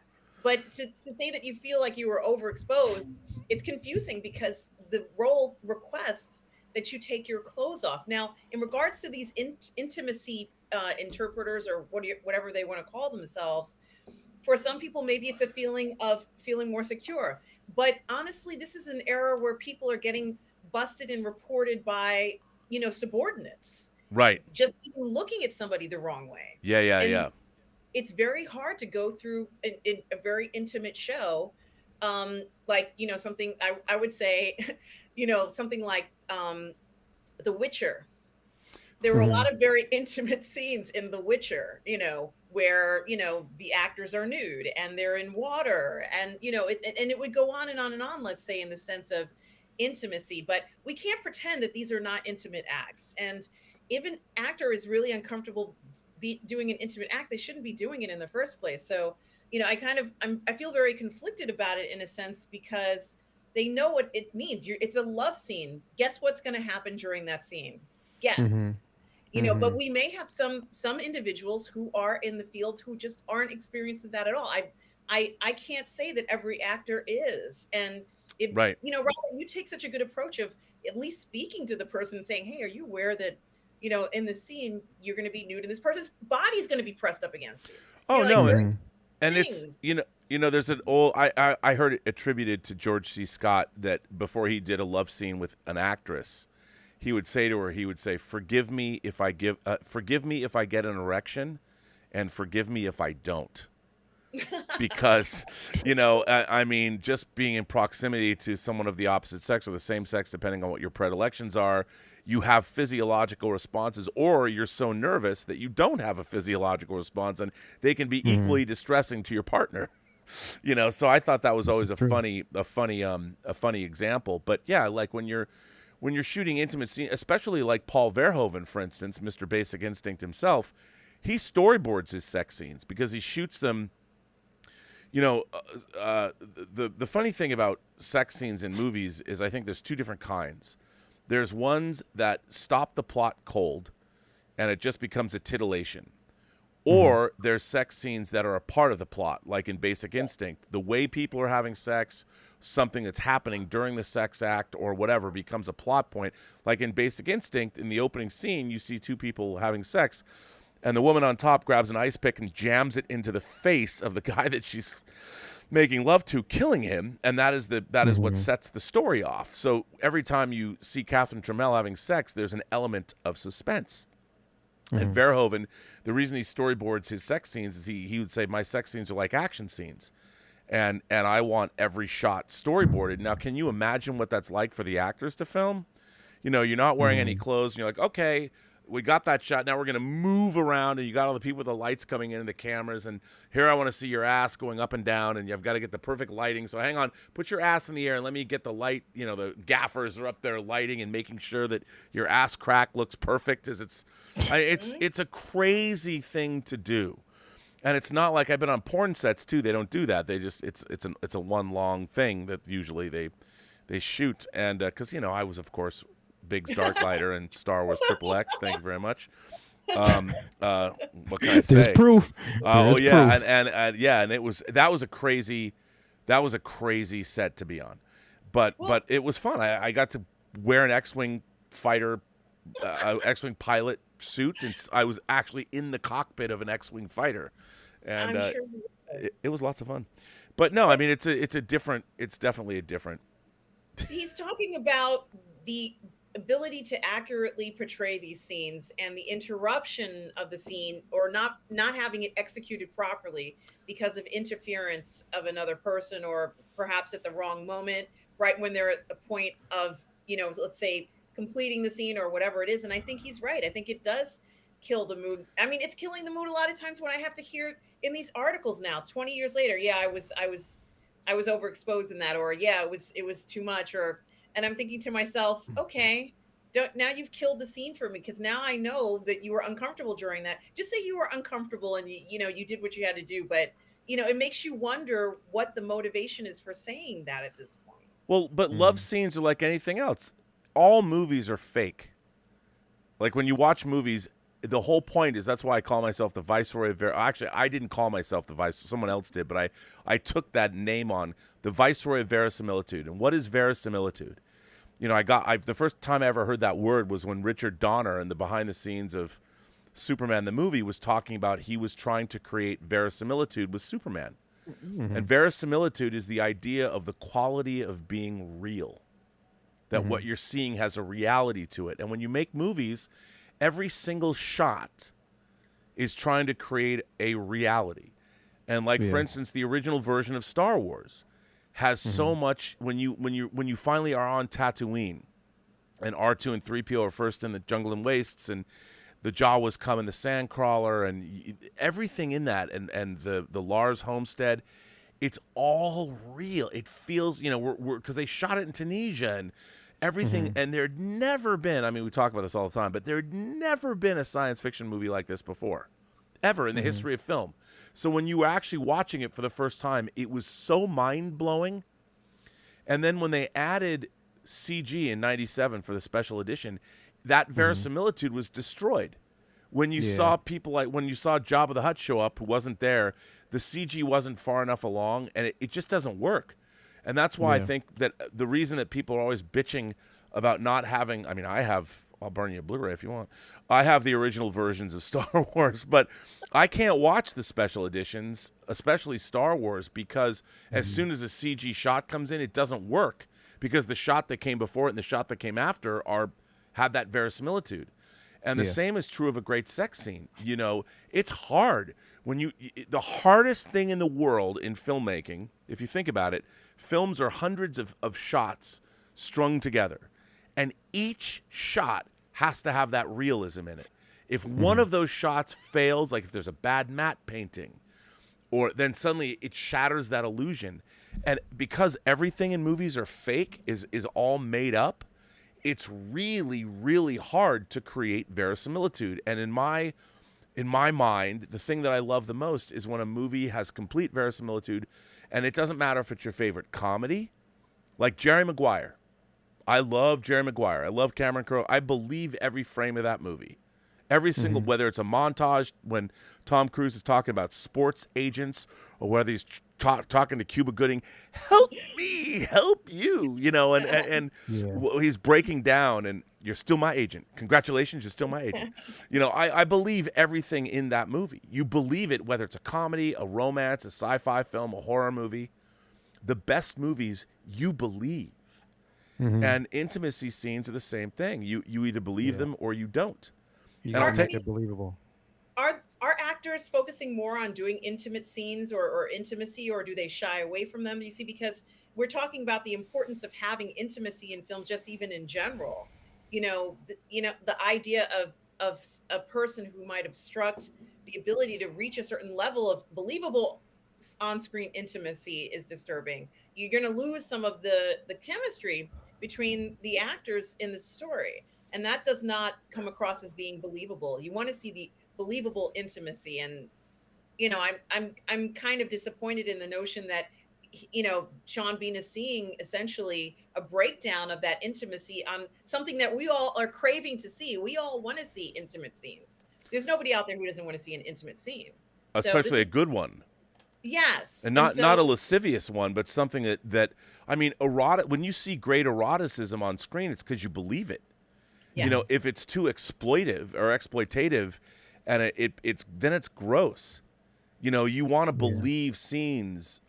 Somebody brought up, I think in the chat, they start talking about Fatal Attraction or John Lone in The Lover, which I agree with. I mean, there's some great Body Heat that Lawrence Kasdan directed. You know, his first feature film with Kathleen Turner and William Hurt. Lawrence Kasdan's latest work is the Light and Magic documentary about ILM on Disney+. But his first feature, of course, he wrote Raiders and he wrote Empire Strikes Back. But he made an erotic thriller as one of his first an erotic thriller noir movie in Body Heat. And it's got some really, really great erotic scenes in it between Kathleen Turner and William Hurt. And you look at that film and you're like, man, I miss these movies, man. You know? Or like that scene in The Hunger between Catherine Deneuve and Susan Sarandon. That's one of my favorite love scenes in any movie. Yes. You know, I would never want anyone stopping the natural progression of that scene, because you can almost feel it building up as you're watching each frame. And you know, that film also revels, like there's a shot in that I know every shot of that scene, by the way. There's a shot where Susan Sarandon takes off her top and her breasts are exposed, and her breasts are quite perfect. And she like regards herself. It's like she's looking at herself and she's reveling in her perfect breasts. She's like, this is not, I mean, she has a boyfriend, you know, and she's kind of been seduced by a vampire, but even she, when she takes off that top, she does this little move with her head where what she's saying to herself and to the audience is, I know how good I look. And and she's like, I'm really happy I look this good, and I'm happy that my breasts are this perfect. But she's also saying to the audience, you get it too. It's a great moment. I mean, that love scene is spectacular. And when you think about it, those were not two girls in their early 20s. Catherine Deneuve was in her early 40s in that scene, and I think Susan Sarandon probably was as well, or close to it. And that is one of the most erotic scenes in any, you know, non-pornographic movie ever. Yeah. Now, I know that you didn't care for the piano, but even the scenes between Harvey Keitel and Holly Hunter are very Yeah. erotic. And for a good portion of the film, they have clothes on. Like they're fully clothed. She's wearing this, what is it, 17th century, 18th century costume, Yeah. where she's covered up from her neck all the way down to the floor. But it's incredibly erotic as they're playing on the piano and they're kind of using the keys as collateral. And he's like, okay, I want to see you, I want to see your bare arm. It's like, okay, fine. I show you my bare arm. You give me another key, things like that, where, there was a scene, of course, where Holly Hunter and Harvey Keitel are completely nude. And I know that not everybody cared to see that, but it was a very intimate, very erotic scene. And, regardless of what, their physical condition may be, it was wonderful to see that level of intimacy on the screen. You wouldn't want someone pulling away from that. They needed to be intimate in that scene and nude because it represented the fact that they were actually in love at that point. So, there are some specific scenes that need to be in films to make the film relevant. And as you said, Robert, to progress in the story. Totally. Well, that was a great answer. I mean, I appreciate you asking the question, Tom. Our good friend Polly at Latino Slant. I don't know if he's still here, but he's been a member for 15 months of the channel. He says, Heat 2, love you, my dude. Well, let me tell you something. If you're a fan of Michael Mann's 96 or 7, Heat came out in 4K this week. And also, for those of you who don't know, his novel, Heat 2, came out. And it's Michael Mann's first novel, and he wrote it with Meg Gardner. And this is both a prequel, and a sequel to the movie. This book is fucking great. If you're a Heat fan, this was the week they coordinated the release of Heat on 4K and this book. Both came out this week, and it deals with the prequel to Heat, and Vincent and Neil McCauley and Vincent Chehalis and all that. Or not Vince, yeah, Chehalis. No, it's not Vincent Chehalis. Vincent Hanna and Chris Chehalis, and it's fantastic. And if you're a Heat fan, this book is really great.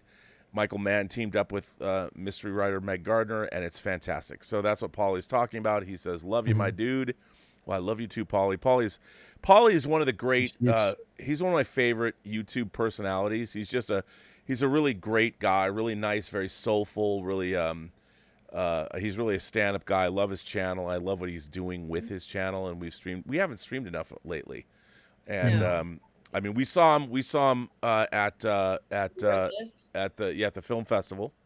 Yes. And that was the last time I saw Paulie. And he and I went and saw Matrix Resurrections, and we loved it. Yeah. We saw it in the theater. Aiken says, thanks for recommending Midnight Diner. It's wonderful and gently melancholy. Now I have not seen Midnight Diner. It's the Japanese TV series, but did you recommend it? I did not. I thought it was you who recommended it, Robert. I haven't seen it. I'd heard about it, but I haven't seen it. Maybe somebody else wrote in about it or something. But it's an anthology series, Japanese. I think it's run 5 seasons now. It's on Netflix or something. I haven't. So that's definitely something to watch. Our Lael, friend, what's that? No, I've never seen it. Yeah, maybe somebody wrote in to talk about it.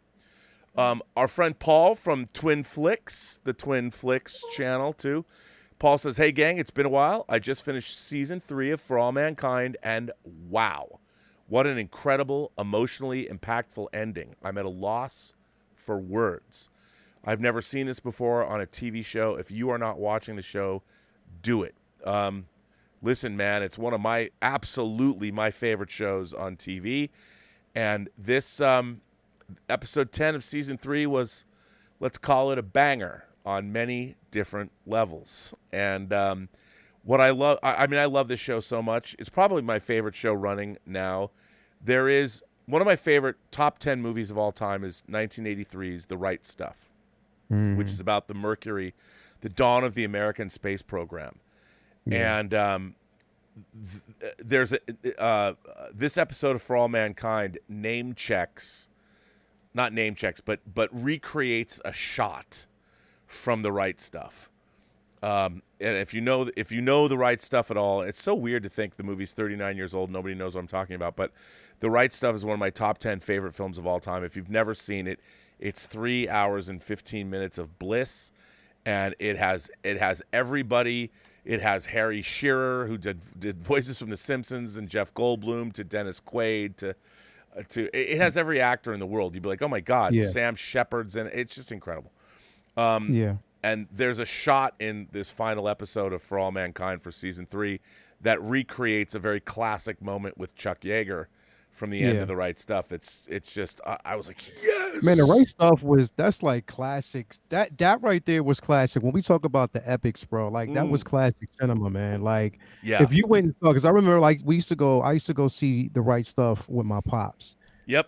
We saw it twice. That's the in perfect theater. dad-son movie to see too. Yeah, because we saw it twice in the theater. Because the first time we got there, then this is basically when you go in and you watch the film. And if you came in late, you saw like the first half, it was late. You can stay and watch it again. Like you pay your $5, you can stay in the theater as long as you want, all day if you wanted to. And that's what I love about like this cinema back then. But yeah, we saw it twice in the theater. And then, like I said, like may he rest in peace. We got it on. We actually got it for him on disc. Yeah. Before he passed away. Yeah, so he wanted it. Got him. I got that for him on disc. He watched it and just watched. He loved it.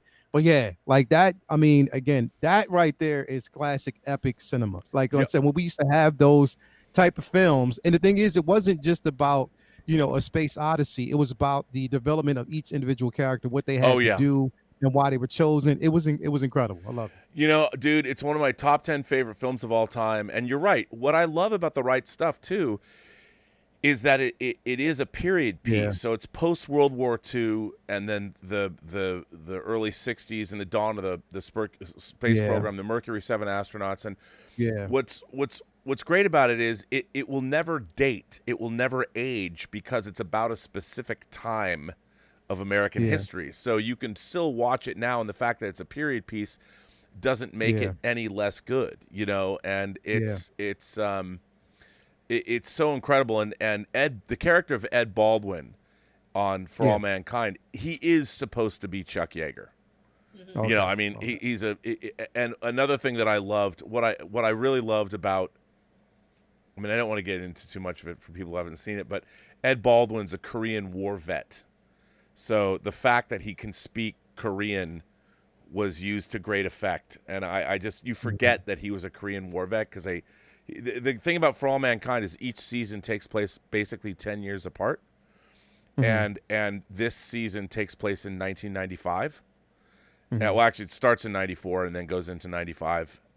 And they incorporate a lot of real American history and twist it because it's an alternate history, but it's done so well. And man, the finale was incredible. But I'm glad you like The Right Stuff, Lael, because it's a top 10 favorite movie of mine, and I'm dying to get the 4K. Classic, bro.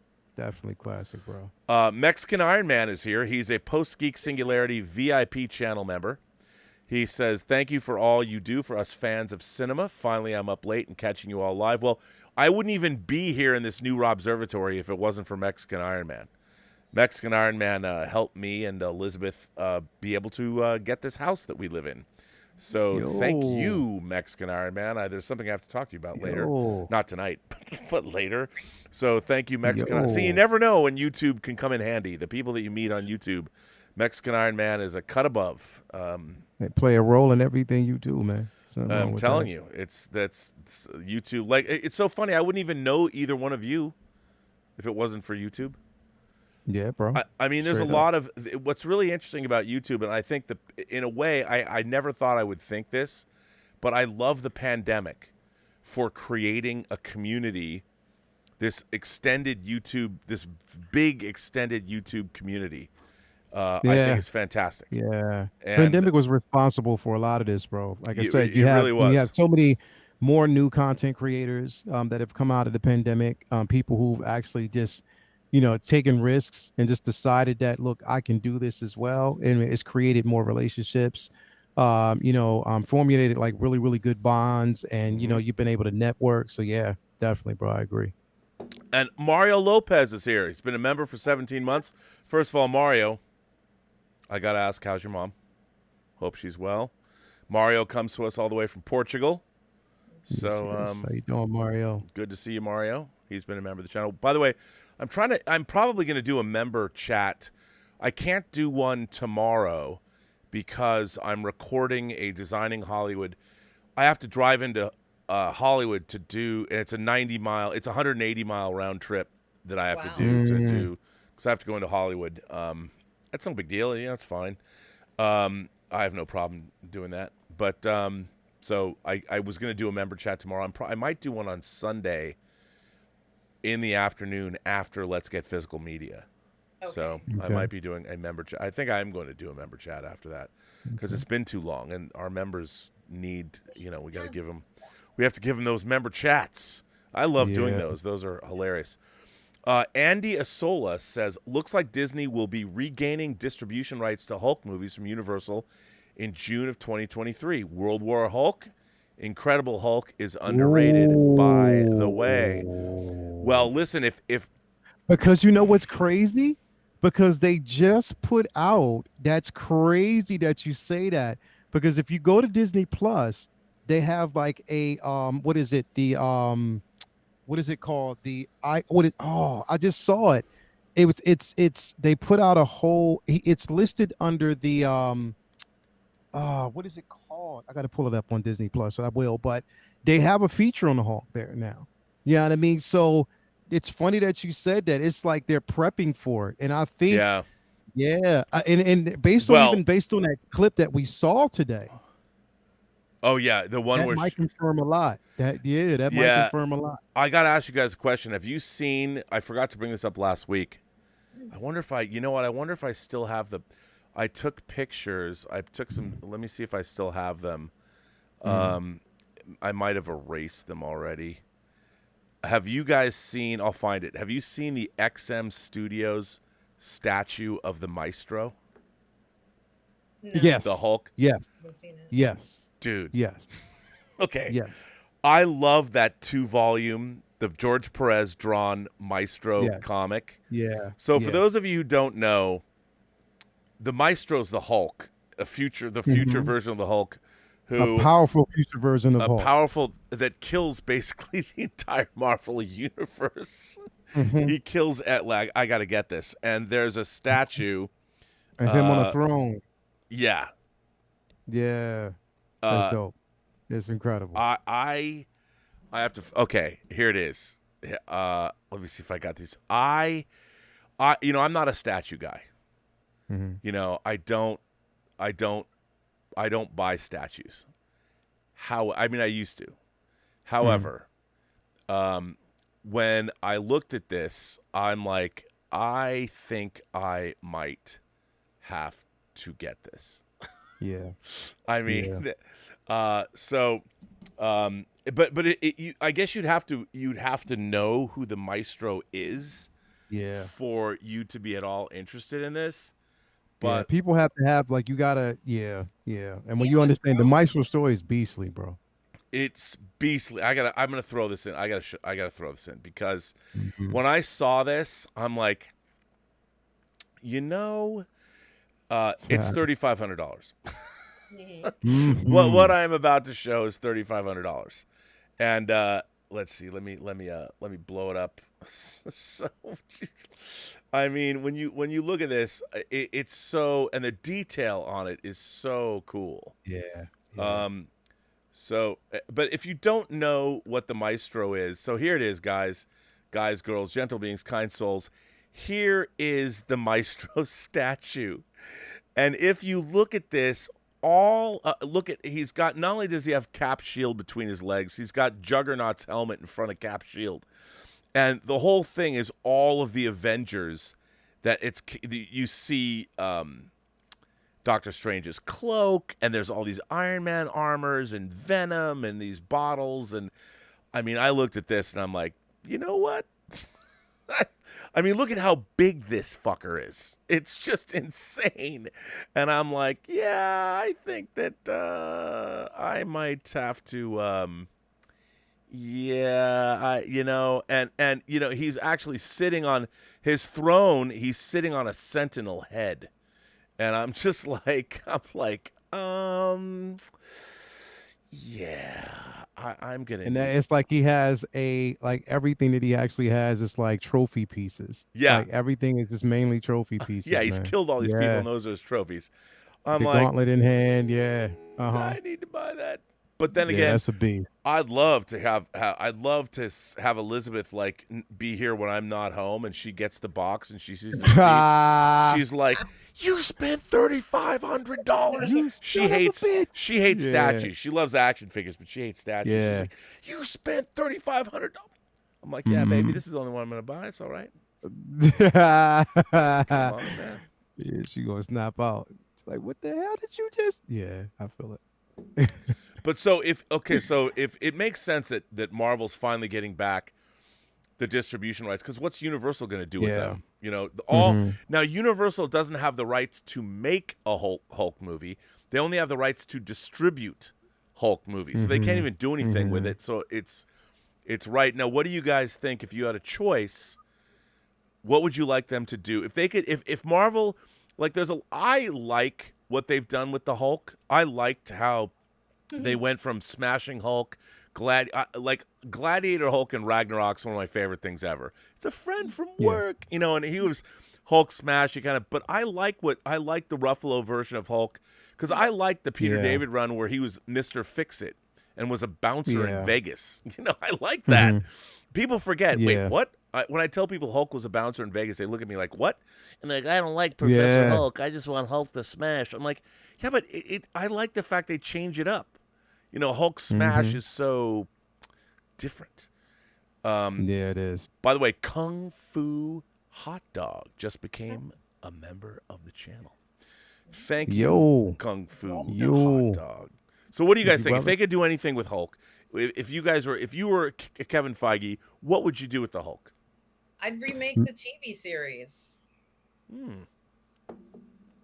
Would you change him from Bruce to David, back to David Banner? I don't know, but he'd have to be on the road. I like that idea of him going from town to town. I just like it. And maybe he'd bring She-Hulk with him, that could be interesting. Could be. Lael, what do you think? What should they do with the Hulk? Of course we already know. Give me World Breaker Hulk. Give me definitely straight up. Bro, the entire story of World Breaker or World War Hulk in general would be an event. Literally, okay, we need a redemption story. Give us World War Hulk. And if the thing is, if you basically have to take him back to Sakaar, do that. Do that. Take him back. Let him find his wife. Let him bump monkeys. Let him have his son. Let him believe that his wife was dead and killed from a ship. And let him come back to Earth and wreak havoc on everybody. I want to see it. I want to see him tear through everybody. I want to see him go on Shi'ar, tear through everybody there. The Inhumans, tear through everybody there. Come back to Earth, and there's no chance in hell. Give me that. We need a redemption story with the Hulk, straight up, because what we got right now is a little bitch. So right now, we need a redemption story. We need to take Hulk back to where he needs to be. Straight up, I've said that. What they did, what the Russo brothers did to him is blasphemy, bro. I hated what they did to that cat. I hated that they said they couldn't. The reason why we did it was because, all right, we know he's powerful, so we have to do it this way to show a different facet. What else? I mean, he's the Hulk. Why not? What the fuck you mean? Why not? It's the Incredible Hulk. It's a perfectly good storyline with him just being Hulk, fucking everybody up. So give me that shit. That's what I want. So take it back to that. Bro, when we talk about the Hulk, that's one of the reasons why I didn't get that smart Hulk figure. Fuck that figure. I don't like it. I don't like that iteration of it. I don't want nobody to gift that shit to me, because if you do, I'm throwing it the fuck away. I want the Hulk straight up. I'm dead ass serious. I will throw that shit the fuck away. I want the Hulk. I want straight up. I do not like the iteration that we got in Infinity War at all, bro. That took me completely out of it. There was no redemption there. He is the fucking Hulk. He is a beast. What I grew up with, bro. I used to have a 10 lunchbox with the Hulk on it. I used to draw every single day. Hulk is one of my all-time favorite characters, and for you to basically demasculate that character on film, fuck you, Russo brothers, for doing what you did. Give us the Hulk back. I'm just gonna say it like that. Wow, we went from Midnight Musings to Midnight Metal in one commentary. Straight up, man. Fuck yeah. Straight up. Look, I'm gonna give that up to you, sir. Straight up, man. That was a great rant. That was a great rant. Now, let me just tell you. I mean, one of the hot toys. I was gifted by one of our members of a. By the way, I did the Hulk that was won. I mean, the Thor that was won, Ragnarok Thor, has not been sent out. I was gonna send it out. They're gonna have it by Friday. Wasn't, but it's packed up. It's ready to go. I'm gonna send it out. I have to go to the post office to pick up 2 packages. I've been so busy just because during the day. It'll get sent out Monday. I promise. It's packed up, ready to go. I want that Gladiator Hulk. Gladiator Hulk in Ragnarok was one of my favorite things ever. I wish we could have seen him engage in more gladiatorial combat. Like I want to see Wong, the Abomination, and the Hulk do a cage match in China, for Shang-Chi's sister. I want to see, but I agree with you. I mean, I think that like everybody wants the Hulk back. Bro, they need you have a story to tell with this character. There is a lot of tragedy behind the Hulk himself. Bruce has experienced so many different things, even to the point where he's tried to kill himself, and the Hulk was like, "Nah, we ain't buying that shit. Nah, that's not gonna happen. You're not getting rid of me that easy." Like straight up, there's no being at peace with the Hulk for Bruce Banner right now. There is none. And to basically bring that version of come on, man, we're not buying. There is so much to tell. That right there is an event in its own. World War Hulk is an event in its own because he tears through everybody. Right. Nobody can stop him. And the only person that fought him to a standstill in World War Hulk was the Sentry. And even that, it didn't work. You know what I mean? So come on, man. Give me World War Hulk. Give me World Breaker Hulk. Give me all of them, bro. Give me all of it straight up. Like okay. It's such an event. But let me follow up with that. Because in the 616 MCU, we don't have the Illuminati. And we didn't have the Illuminati put Hulk and ship him off Earth, where he get to Scar and where he has a son and he's pissed off. Do you think that in the MCU they could go back? Like, could they do World War Hulk? Could they give us World Breaker Hulk? Could Mark Ruffalo's Hulk? Could they like who would I could see current events leading into some kind of. I mean, it's really interesting how obviously Hulk's going to play in that clip. By the way, I mean, is the Grand Master back in She-Hulk? That's I don't know. Saying. We saw that shit. I was like, what the fuck, dude? I saw that clip. I'm like, yo, we saw that up? Shit. And here's the thing, Rob. Do they take? Does the Grand Master? I'm thinking he takes Hulk away. He could. I think that's what's going to happen. Hulk shows Jennifer what to do with herself, and then the Grand Master's like, fuck this, I need you, and then he goes away. Now, do you think that happened? Because here's the thing, though. If you pay attention to that scene, his arm is still in a sling. Right. Well, he's been in a sling. It was in Shang-Chi in a sling, too. Exactly. It was in a sling. But when we see him training Jennifer, it's out of the sling and his arm is perfectly fine. So when he reverts back to Bruce, does his arm go back in the sling? Maybe. Or because it wouldn't make sense then. Because that's what I'm saying. I don't know if because that could be the reason why, or that could trigger the reason why Jennifer needed the transfusion. That could be one of the reasons why it was the car accident. So we never know. Or maybe it was like just blood, part of what happened at that time. Who knows? We just have to see how it plays itself out.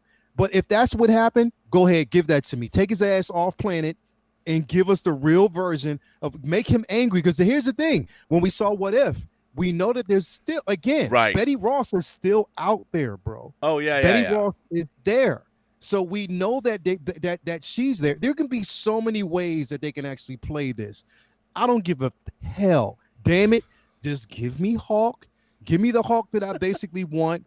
Give me the Beast who he was. I do. You know what?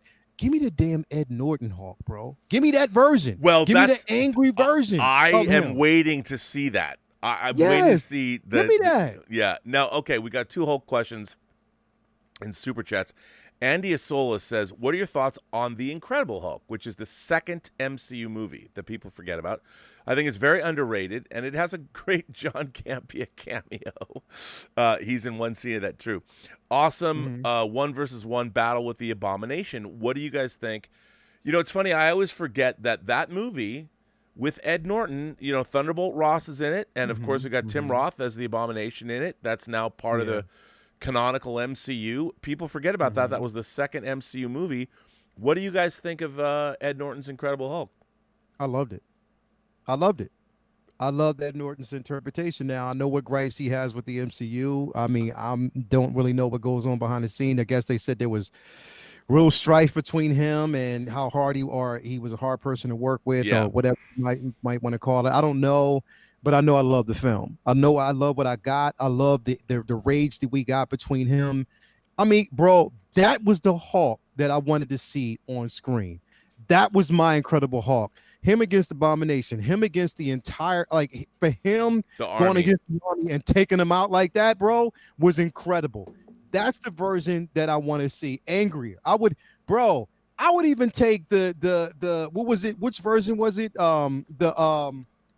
Not the Ed Norton version, but the Ang Lee version.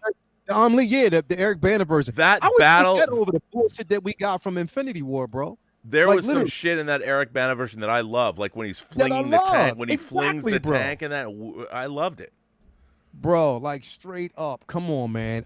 That's what I want to see. Not this playful, goofy ass version that we actually got right now, bro. I guess we have the Smart Hulk, but come on, man, give us the different iterations if you want to do it. Because again, we talk about what we see.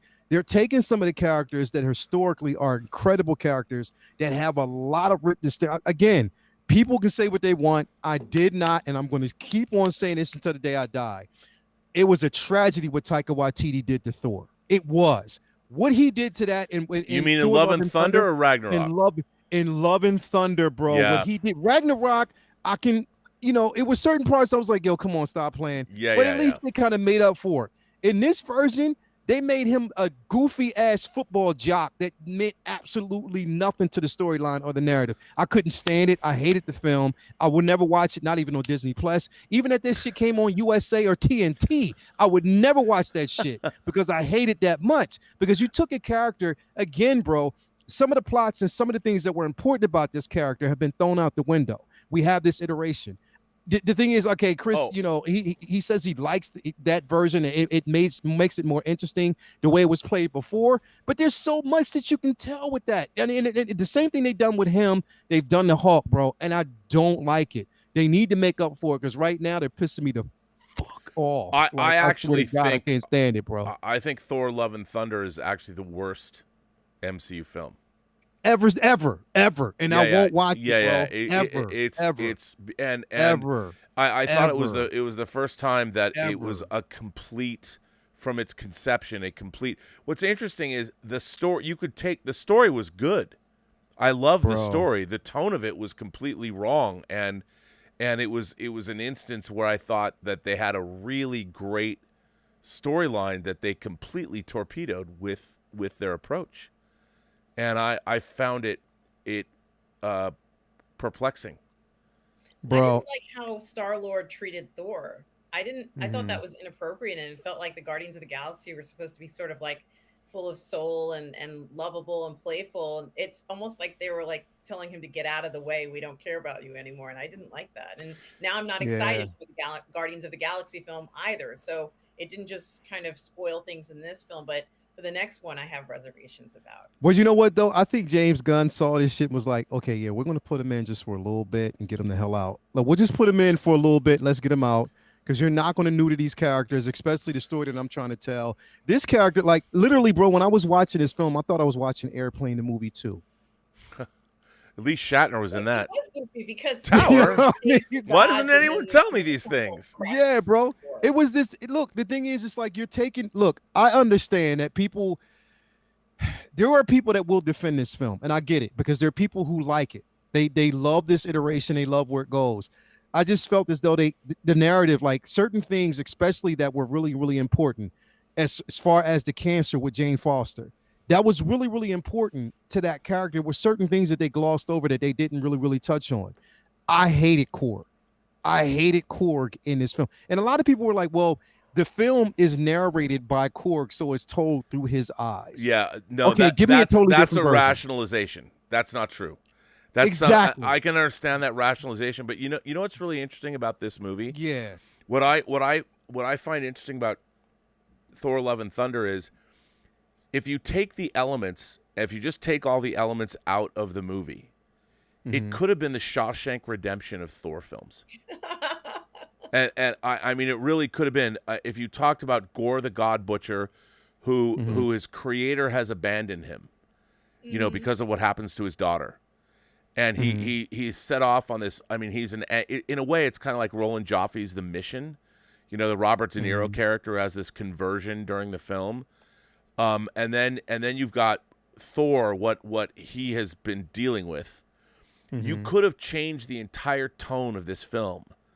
Yeah. And taken an approach and made you keep the whole thing the way it is, but you flip the tone entirely, and it's not a comedy. You make it a heartfelt, soulful, personal examination of who and what I am, because it's interesting that in a way Thor has lost his faith. Yeah. Gore had lost his faith. Jane Foster had to find hers because she's dying. And you could have made that film a completely different movie. And you could have taken the exact same story and told it through an entirely different lens, and it would have been fucking great. What I hated about it was the tone. I hated the tone. The tone was terrible, and then at the end we're supposed to take him seriously. That's the irony of it all, is that you couldn't. After everything that they put you through, you couldn't take it seriously. So it had the opposite effect. Yeah, it did. And the thing is, it's like, yo, Zeus is feared. Like, Zeus is really feared. And especially if you, there's, in what they did with, I didn't like that interpretation. I didn't like, there was nothing about this film that drew me in. And to the point where at the end of the film, normally we sit outside and we talk about it. I left. I just like, there was nothing else that I need to talk about, nothing I need to see. This was a complete, I don't know. They gave him the keys to the kingdom and just said, do what the hell you want. Like, for instance, did you ever see the movie Boomerang? Oh, dude, I love Boomerang. Okay, so remember when Eddie Murphy was, you know, him and Robin By the way, Givens' character, the greatest Star Trek stuff ever. Exactly, in right? Boomerang. And Boomerang, Spock Jenkins. Remember when Eddie Murphy and Robin Givens' character broke up, and he let I forget the character's name, the guy who used to do the old Sprite commercials, he let him do whatever he wanted to do. He said, "You're the man. Take this commercial. Do whatever you want. Whatever you want. I don't care." That's what I feel like they let Taika Waititi do with Thor. Like, do whatever you want. We don't care. It's your vision. Do what you want. We're not going to step in. We're not going to do anything. And I'm like, who greenlit this shit? Like, who did that, bro? That's what I don't get. Like, well, it's funny because look, Taika Waititi is now. It's really difficult. Like, Taika Waititi did something I thought extraordinary with Ragnarok, because I love Ragnarok. Yeah. I love He Ragnarok. did something incredible, Ragnarok, and he mixed. It was a fusion of both. He gave us some comedic elements of it, but then he gave us the serious tones, and I love it. And I thought, okay, he cool. killed Odin. He destroyed Mjolnir and destroyed Asgard. Yeah, and I'm like, okay, so I trust this guy's vision to take this next film and give us something that's really heartfelt and give us something that's incredible. But then I started seeing the trailers and I was like, this is kind of concerning to me. Like, it's really concerning to me. I don't know how this is going to be. And I remember on Comic Book Talk with Friends on Mondays, we talked about it. And then Thursday came and went and saw it. I was like, you know what? This has confirmed my worst fear.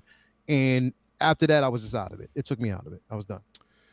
Yeah, no, it's funny. All this is Andy. Andy gave us this super chat, and look at where it's led. Andy, I want to thank you for sending me this.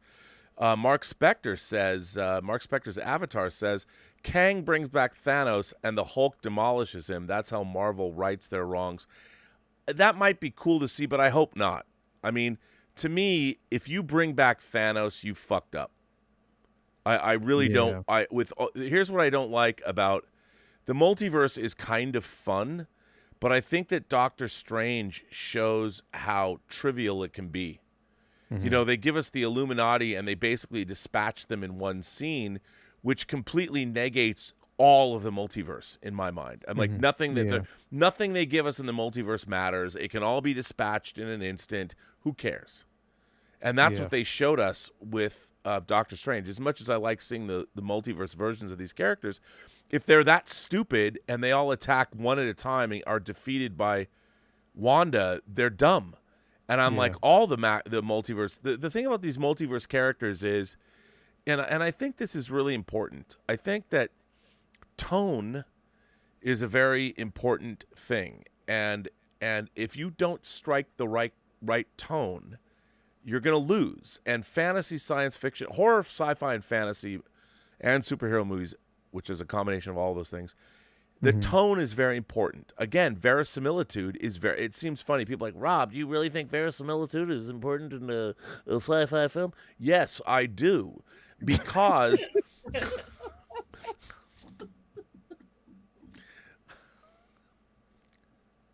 I do, Lael, because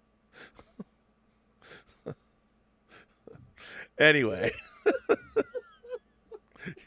You're cracking me up. I want to take a drink, but I'm going to blow it all over my keyboard. I don't want to do that. Brother boy, the voice. Oh, man. Wow. Well, no, I.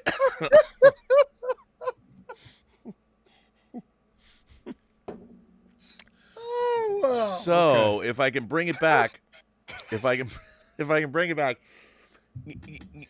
believability is even more important in fantasy, because you have to ground your fantasy in reality in order for us to believe.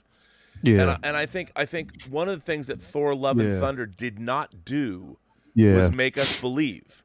And I'll tell you something. What Thor Ragnarok did, the beginning when he's with Surtur, right, and he's hanging. And that scene's hilarious, but you also believe it. You know, it's got a humorous tone, but it never forgets that there's always peril here. Surtur, Thor is in a perilous situation, even though he's playing it funny as he's trying to, get the chains that are bonding him. He's spinning around. It's a funny scene, but you never forget that Surtur could destroy Thor. He could. So there's real peril there. And it works. That's the balance of that movie. And that's why Ragnarok worked. Thor: Love and Thunder didn't work at all because I didn't believe 1 minute of it. You know? And I don't think that if Kang brought back Thanos, if you bring back Thanos, it doesn't matter because it's not really Thanos. Thanos is destroyed. He's dead. If you bring him back, it doesn't work. And that's why I always say to people, like, in the Marvel universe, all these characters, you got to move forward. That's the whole thing. And I'm sorry. Yeah, we lost Tony Stark. Yeah, we lost Scarlett Johansson as Natasha. Yeah, we lost Captain America. But Steve Rogers is still an old man somewhere. Yeah. He's not gone. Old man Steve. The old man Steve, he's out there. If you bring back people like Thanos, I'm like, I don't care. I'm like, I'm done. Thanos' story was beautifully ended in Endgame. And it was told the way it was supposed to be told. Yeah, it really was wrapped up. So, I mean, come on, let's move on from that, because like I said, bringing it back is basically begging for that. It's like you want that old thing back, and once you get it, it's like, I could have done without it. Like literally. And it doesn't give anything. You're shrinking the universe when you do stuff like that. Yep, totally. I mean? So don't. Binary Sunset Media says, Lael, preach, Hulk. Man, they like that. Bro, like straight. You know what? Like when they say recast T'Challa, I'm like, yo, redemption for Hawk, Mm-hmm. justice for the Hawk, bro. That's just where I'm. Hashtag justice for Hawk. I should actually start that effing movement because I'm telling you, we need it, bro. Like, there's so many things that we can tell, so many stories. I mean, so many good ass stories that, Mm's hair would be billowing to the end of time if she would actually have these stories in live action, bro. So Oh give us yeah, that. yeah, totally. Totally agree. Our friend the Richard, who's been a friend of this channel, worked on this channel. The Richard is here. The Richard says, I was a Yeah. projectionist at ArcLight, and we had to thread 13 effing screens for Iron Man and the Dark Knight. That was the craziest. Incredible Hulk was cool, though. That's a lot of work, dude. A lot of work. Luckily, Yeah. you have DCPs now. Thank God. You don't have to thread anything anymore because those were tough days. Norwegian Kryptonian says, all the way from Norway, says, this is where the MCU and me are starting to depart. There's way too much goofiness and humor and in the wrong places. Well, the title of this chat was, do our creators of pop culture, do they owe us anything? And I would say, to get on to the topic that I wanted to discuss, even though we've been doing this for 2 hours and 15 minutes, obviously, and I love talking to you, so it's great. But I would ask you, all of these franchise owners are taking our money. They're making these franchises because they're all getting rich. Now, they're getting rich, but are we getting what we want from them? And when it comes to something like the Hulk and Norwegian Kryptonian's point, he's now, or they now, I don't know. I would assume Norwegian Kryptonian. I don't know. You could be.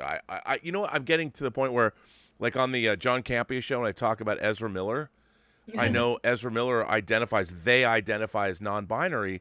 And in my mind, that's sort of a new thing. It's very difficult in this new reality. If I don't know somebody personally, I don't necessarily always think about their pronouns. So sometimes I slip up and I won't call Ezra Miller they. I'll call Ezra Miller he. And it's tough. And I hope people don't, because some people are like, you just use someone's dead name or their wrong pronouns. I hope people understand that when you're talking live, it's a hard thing sometimes when you don't know somebody personally that you forget who. But I just hope people take that in the spirit it's intended. But the goofiness and humor of all this stuff, and what do our pop culture creators, what do they owe us, if they owe us anything? I think they do, because we're the ones spending money. We're the consumers, and the consumer used to always be right, but not anymore. We're now all being told, like Paul Chatto, who I'm a big fan of. He's been doing some videos about, he did a really great video, I thought was a great video, and some people got pissed that I shared it, and they were accusing me of being, he basically was talking about the fact that I call us the post-geek singularity. And a lot of people go, what does that mean, Rob? What does that mean? What does post-geek singularity mean? And Ray Kurzweil wrote a book called The Coming Singularity. Yeah. And the singularity is about the idea that artificial intelligence becomes sentient, self-aware, and understands itself. That's what the singularity is. When I say post-geek singularity, when I was growing up, when I was a kid, I was as deeply ensconced in this material as I am now. But I was fringe, man. I had no friends. I mean, I was a very social kid. I had lots of friends, girlfriends from an early age. I saw boob when I was 13. It was great. But when I was there was nobody who, although my first girlfriend, she had a bootleg videotape of Star Wars. So when we were 13, we would, check this out.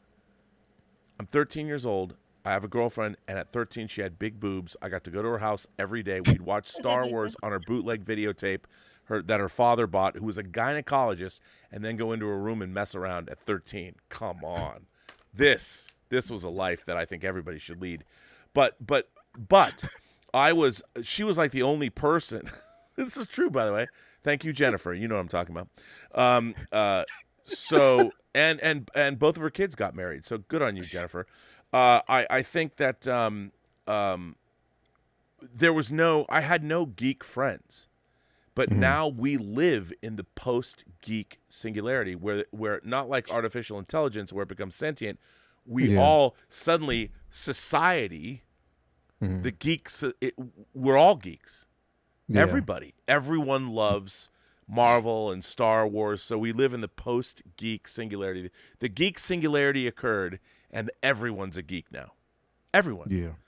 And so that's what I mean by post-geek singularity. And now that we all live here, the question I would pose to both of you is, these creators, and Paul Chatto brought this up, the creators that now control these franchises were not necessarily geeks. They were not the people, and now they are making the very franchises that we love, and they're trying to incorporate what they believe these franchises need.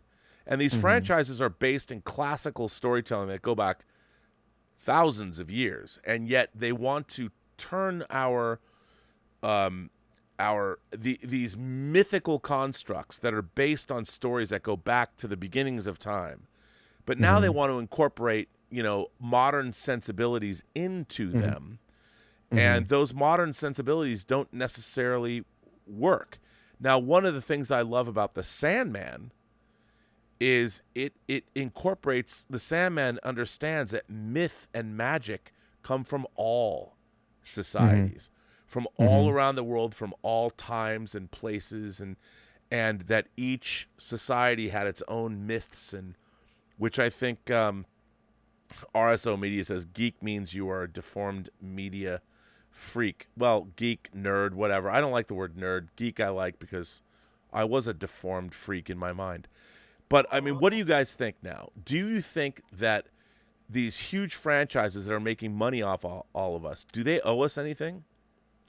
Do the creators of do now that Disney owns Star Wars, Pixar, Marvel, do they owe us anything, or do we just pay our money? Does anyone have a responsibility to us? Well, I thought about this question because, we get stories, and, you're lucky to get, the thing is that there's two scenarios that are at stake here. The first scenario is the idea of a new story that there's a great amount of expectation, but you don't know anything about it. And you've heard it's good, but then you go to see it. Maybe it's not what you were hoping for, so your expectation is disappointed. And the second scenario is an existing IP that you know very, very well. You've been fans of it for a long time. You have expectations.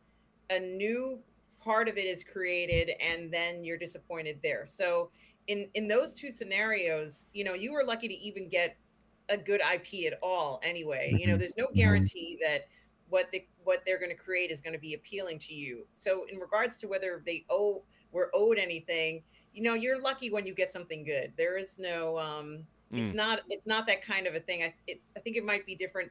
It's different if you're in a relationship with someone and you expect to be treated a certain way. I don't think that this form of entertainment can apply to that. However, I do think in regards to your comment about having these new people take over these IPs, initially I think their motive for taking over the IPs was a money-making venture. Right. And I think which, by the way, there's nothing wrong with that. There's nothing wrong with going into enterprise, into free enterprise, going into business, trying to make money. There's absolutely nothing wrong with that. That's kind of the nature of our society now. And when it turns out to be something that's spectacular, which for a good long time we got some pretty decent, I wouldn't say always spectacular, but pretty decent product out of it. A good portion of people were happy with it, and then there were those of us who could kind of say it could use some improvement. But that seemed to be tolerable. And essentially now when you go down to a path of where it seems like the money, the desire to make money off of the franchise is not the main motivation for grabbing the IP. It's just the acquisition of it and the control of it, which is what's desirous. It almost seems like some kind of evil scheme in a book or something, but that was the motivation. And I think that after the acquisition is made, the decision to do whatever they want to do with it is they can do because they own it. So I feel a little conflicted in saying that we're owed anything, but to be honest with you, what's the point of them having people even look at the film if if the outcome, if having people screen it and look at it wasn't important to them, they're going to do whatever they want anyway. Why are they using these people to screen it? Well, Yeah. they're using it as a factor not to see whether they like it or not. They're using it as a factor to see if everybody agrees on whatever message they're trying to send in the film. So while it looks like they're trying to have people look at it and say, oh, yeah, these people hate this, they'll never put it through. Guess what? That's not the motivation for them bringing in people to rate it and look at it. They just want to make sure that the message they want conveyed by it is understood by the audience, which is something that I never thought I would ever see in a screening group, but that's what they're doing. And it's another way of seeing whether or not they got their point across. Usually that's not done in entertainment. Usually it's done, that would be something that would be done in maybe in education or in marketing or something. But for that to be the deciding factor or what they want to do, that's their business. And it's unfortunate that that's happening, but I don't really think there's anything that can be done about it at this point. So that's how I don't think they owe us anything. I think we're lucky when we get even one thing that's good. Essentially just hold whatever original IPs you have tight, and your books and all those things that mean something to you, and thank your lucky stars. You have at least that. Yeah. Lael, what do you think?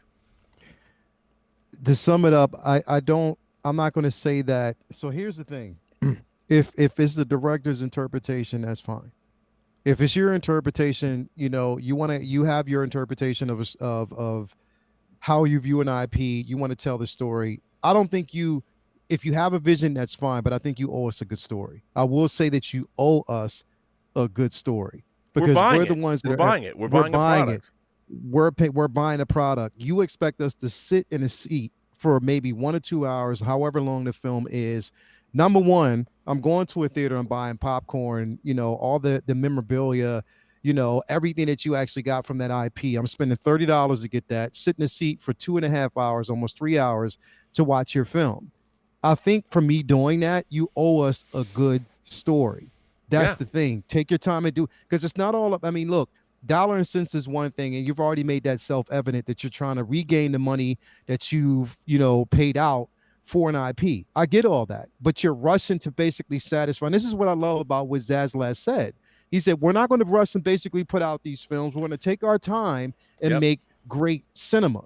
And I think that's what we need. We need to get back to great cinema, because I don't like living in a space where we have to settle for less. Like literally that we have to settle and say, well, you know what? It was a good film, and make up reasons why people should like it. No, everyone should like it or they dislike it and have their opinions. But what I'm basically saying is give us a good story. You do owe us. And I think you even owe yourself. You owe it to yourself to write a good story. You really do, man. Because your credibility is on the line. At the end of the day, your credibility is on the line. Why do you think that there's so many people out there who have written these stories, and you might actually have certain studios that have seen the audience response and be like, maybe we should have rethought this. Like, seriously, you owe yourself and to stand by your work.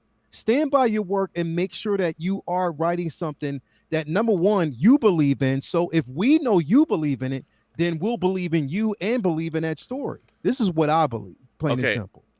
I love that response. Now, I'm going to ask you guys something. It's something just came up, just occurred to me.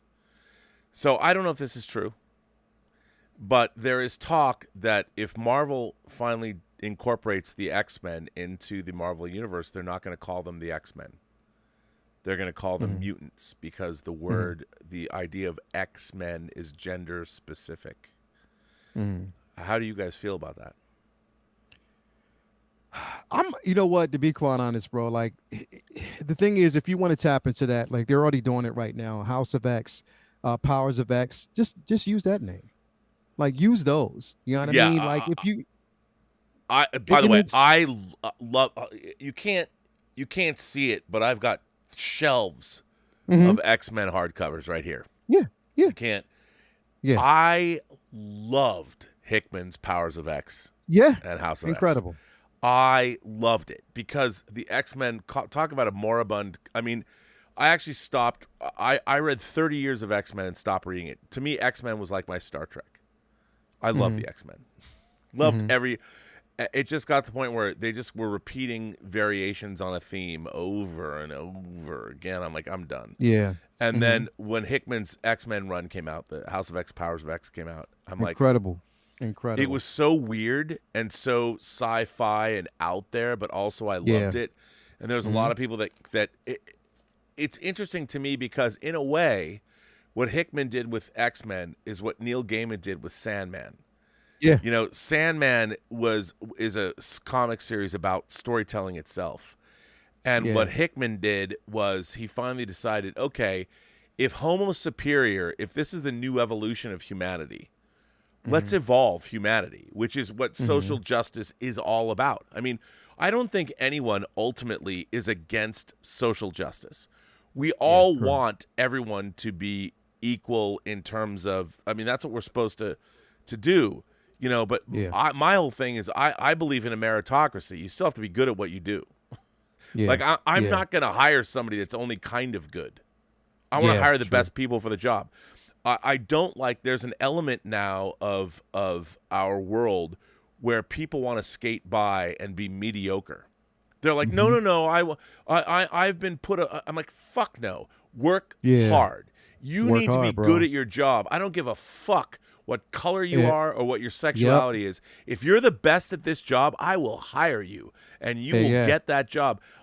As a matter of fact, I prefer if you're a more interesting human being, a more interesting individual, because if you have a different perspective than I do, it makes what we're making that much stronger because we need different perspectives. That's how we progress and we become better. Yeah. What I don't like now with our society, it's like people are no longer talking about being the best. They're like, oh, I want equity and inclusion. Fuck all that. I don't give a fuck who you are. Be good at your job. Be good at what you do. Be the best at what you do. Be the best at what you do. Give us basically content that, again, because if you're writing it just for the sake of making dollars and cents at that point and you don't believe in your work, that's only going to go but so far. I mean, that's it, man. And, you know, that's why a lot of people get mad at me when I talk about, like, Young Ripa getting 3 million plus. His campaign's still running. They're like, how can you support him? He's a conservative. I'm like, how can I support him? The guy did the work. He made his work. He made his work, and he's selling it direct to the consumer. I'm like, that guy deserves all the praise in the world. He deserves all the money in the world. He invested in himself. He spent $100,000 making that comic. He ran an incredible crowdfunding campaign, and he's getting paid. And because his work is good and his audience wants it, I'm like, that's what I like. That's what I like. And I people are like, well, what if somebody's saying something terrible that you don't agree with? Look, we live in a world tonight. Solomon Rushdie, I read his book, The Satanic Verses, an incredible writer, one of the great thinkers of the 20th and 21st century, was attacked on stage at an event and stabbed in the throat and the abdomen.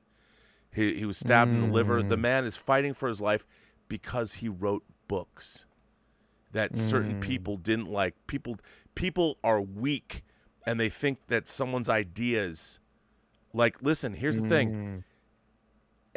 And the man's fighting for his life. He might have lost his eyesight. The guy was an author. Did he? Did he lose? He lost one of his eyes. That's what they said. I mean, this guy was attacked because the Iranians put a fatwa on him. If your religion is too weak to think that you can't, if your religion can't deal with dissenting opinions, your religion's weak. Your religion should be able to overcome whatever opposing viewpoints there are. That's why belief is important. But Solomon Rushdie, the man, 75 years old, man was attacked on stage tonight when he was going to give a lecture. And this is what's wrong with our society. Our society is full of weak-minded people that are not strong, that don't want to do the work. And that's what I hate. And our franchise thing, our franchise property is suffering from the same thing. Everyone wants to make money, but they don't want to do the work because the work is difficult. The work takes time. You know, to make Hulk the character we wanted to be takes work. And what I don't like is I feel that we don't live in a society that's looking for equity or inclusion. We're looking for a society of lazy people that don't want to do the work and still want to be rewarded. Don't want to do anything. Yep. You know what? If you look at all the great by the way, there is great art that is created from every society around this planet. Every society. It's all from people that sat down and did the work. The work. You've got to do the work. I want to add to that because please. Something else that I'm noticing over productions that we're getting that are coming out are, and the trailer isn't going to always represent 100% what a production is about. It's not. But I've just been noticing how many of them just don't represent what the film is about at all. Right. And one example of that would be the film Prey, which was released, I guess, maybe a week or two ago. Yeah. It's a new Predator film, and the trailer gives the impression that the main character is experienced, skilled, knows what they're doing. That it's the entire story is solely about this individual, when in actuality, when I watched the film, I found that the film, truly was a reflection of the ability and the chivalry, pretty much the protection that the Native American men had for their tribe.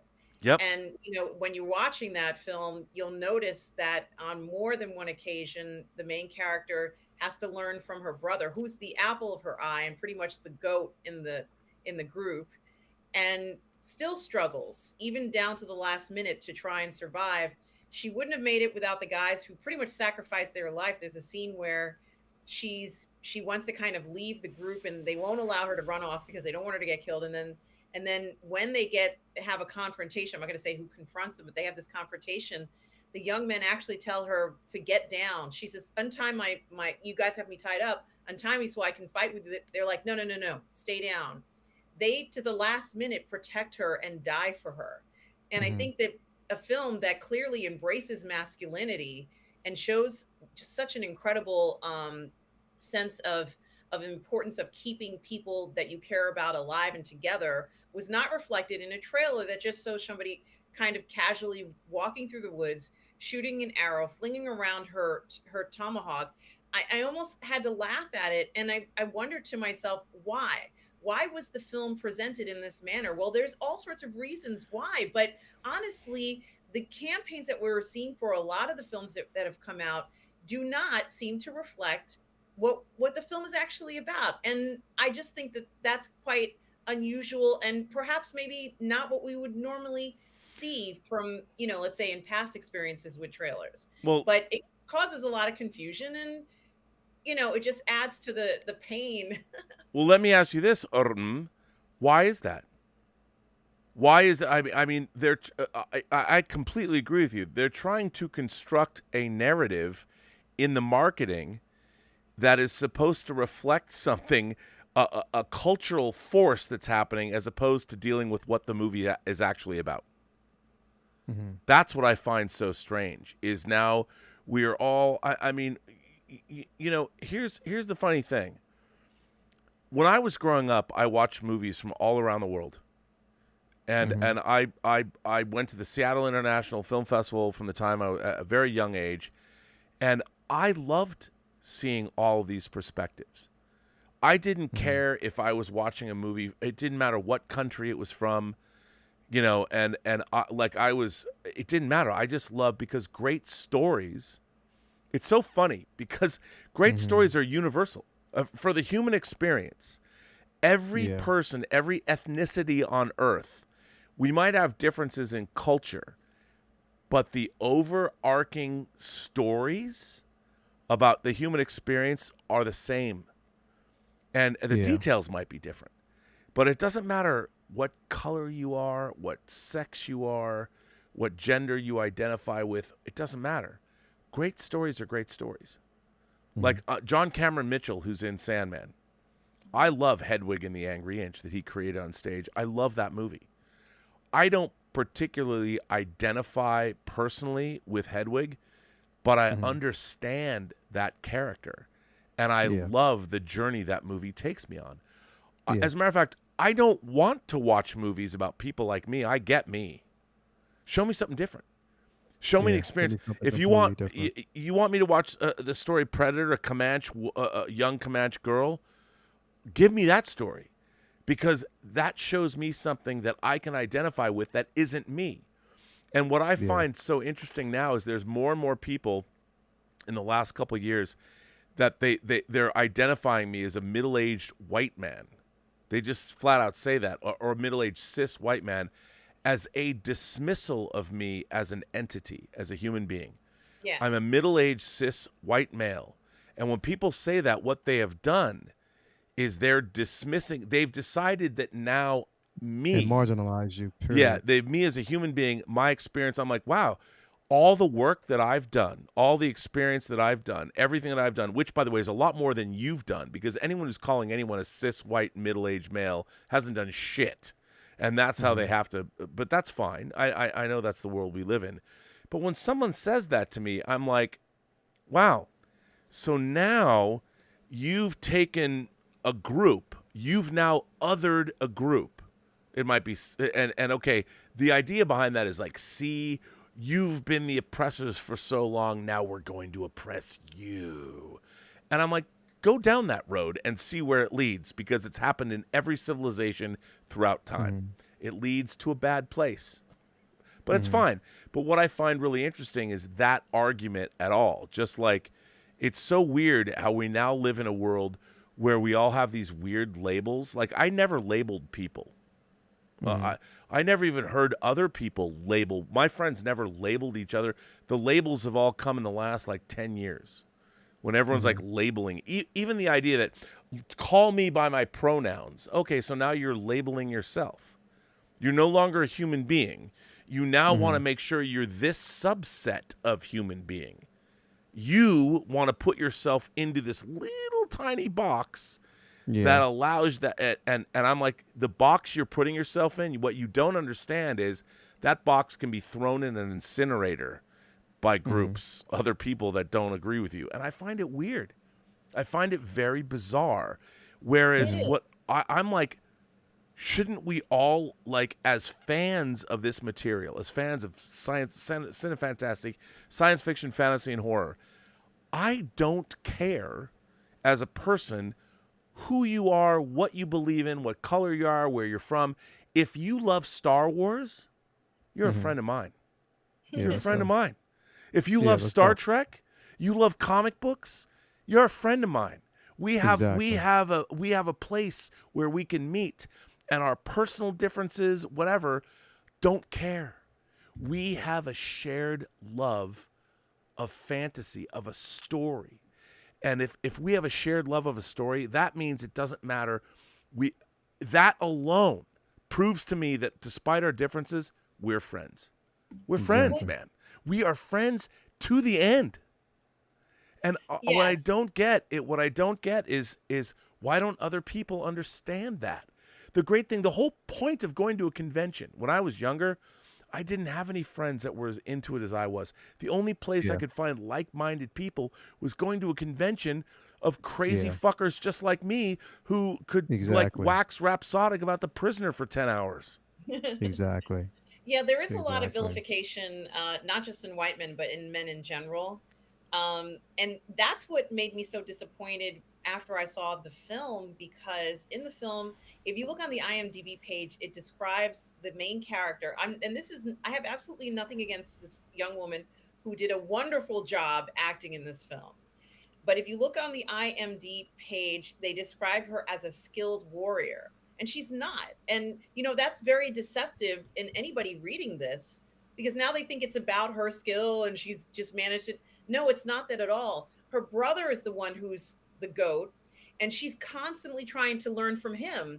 It's almost like they don't want to give the men the credit in the film for, the role that they're playing. And it's really disturbing at what's happening and what we're still seeing unconsciously by removing the notion that, and this is kind of getting back to what Paul was saying, because in Paul's video, Robert, he talks about the role of men in this creative process and in the IPs that we watch and how many they've written. And, we're enjoying it. We love these IPs that they've written, but they are written by men.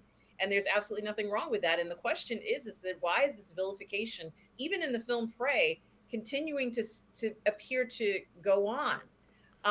So all of a sudden, Native American men can't be recognized as being chivalrous. You know, like why can't they just acknowledge in the movie, you know, that film was quite an admirable thing to show how much they cared about their people. And this is something that I kind of am still a little disappointed in seeing, you know, where it's not acknowledged when it's very clear if you watch the film that that's the case. By the way, I just want to acknowledge someone in the chat. Aisha Kenya says, white, black, Latino is not a label.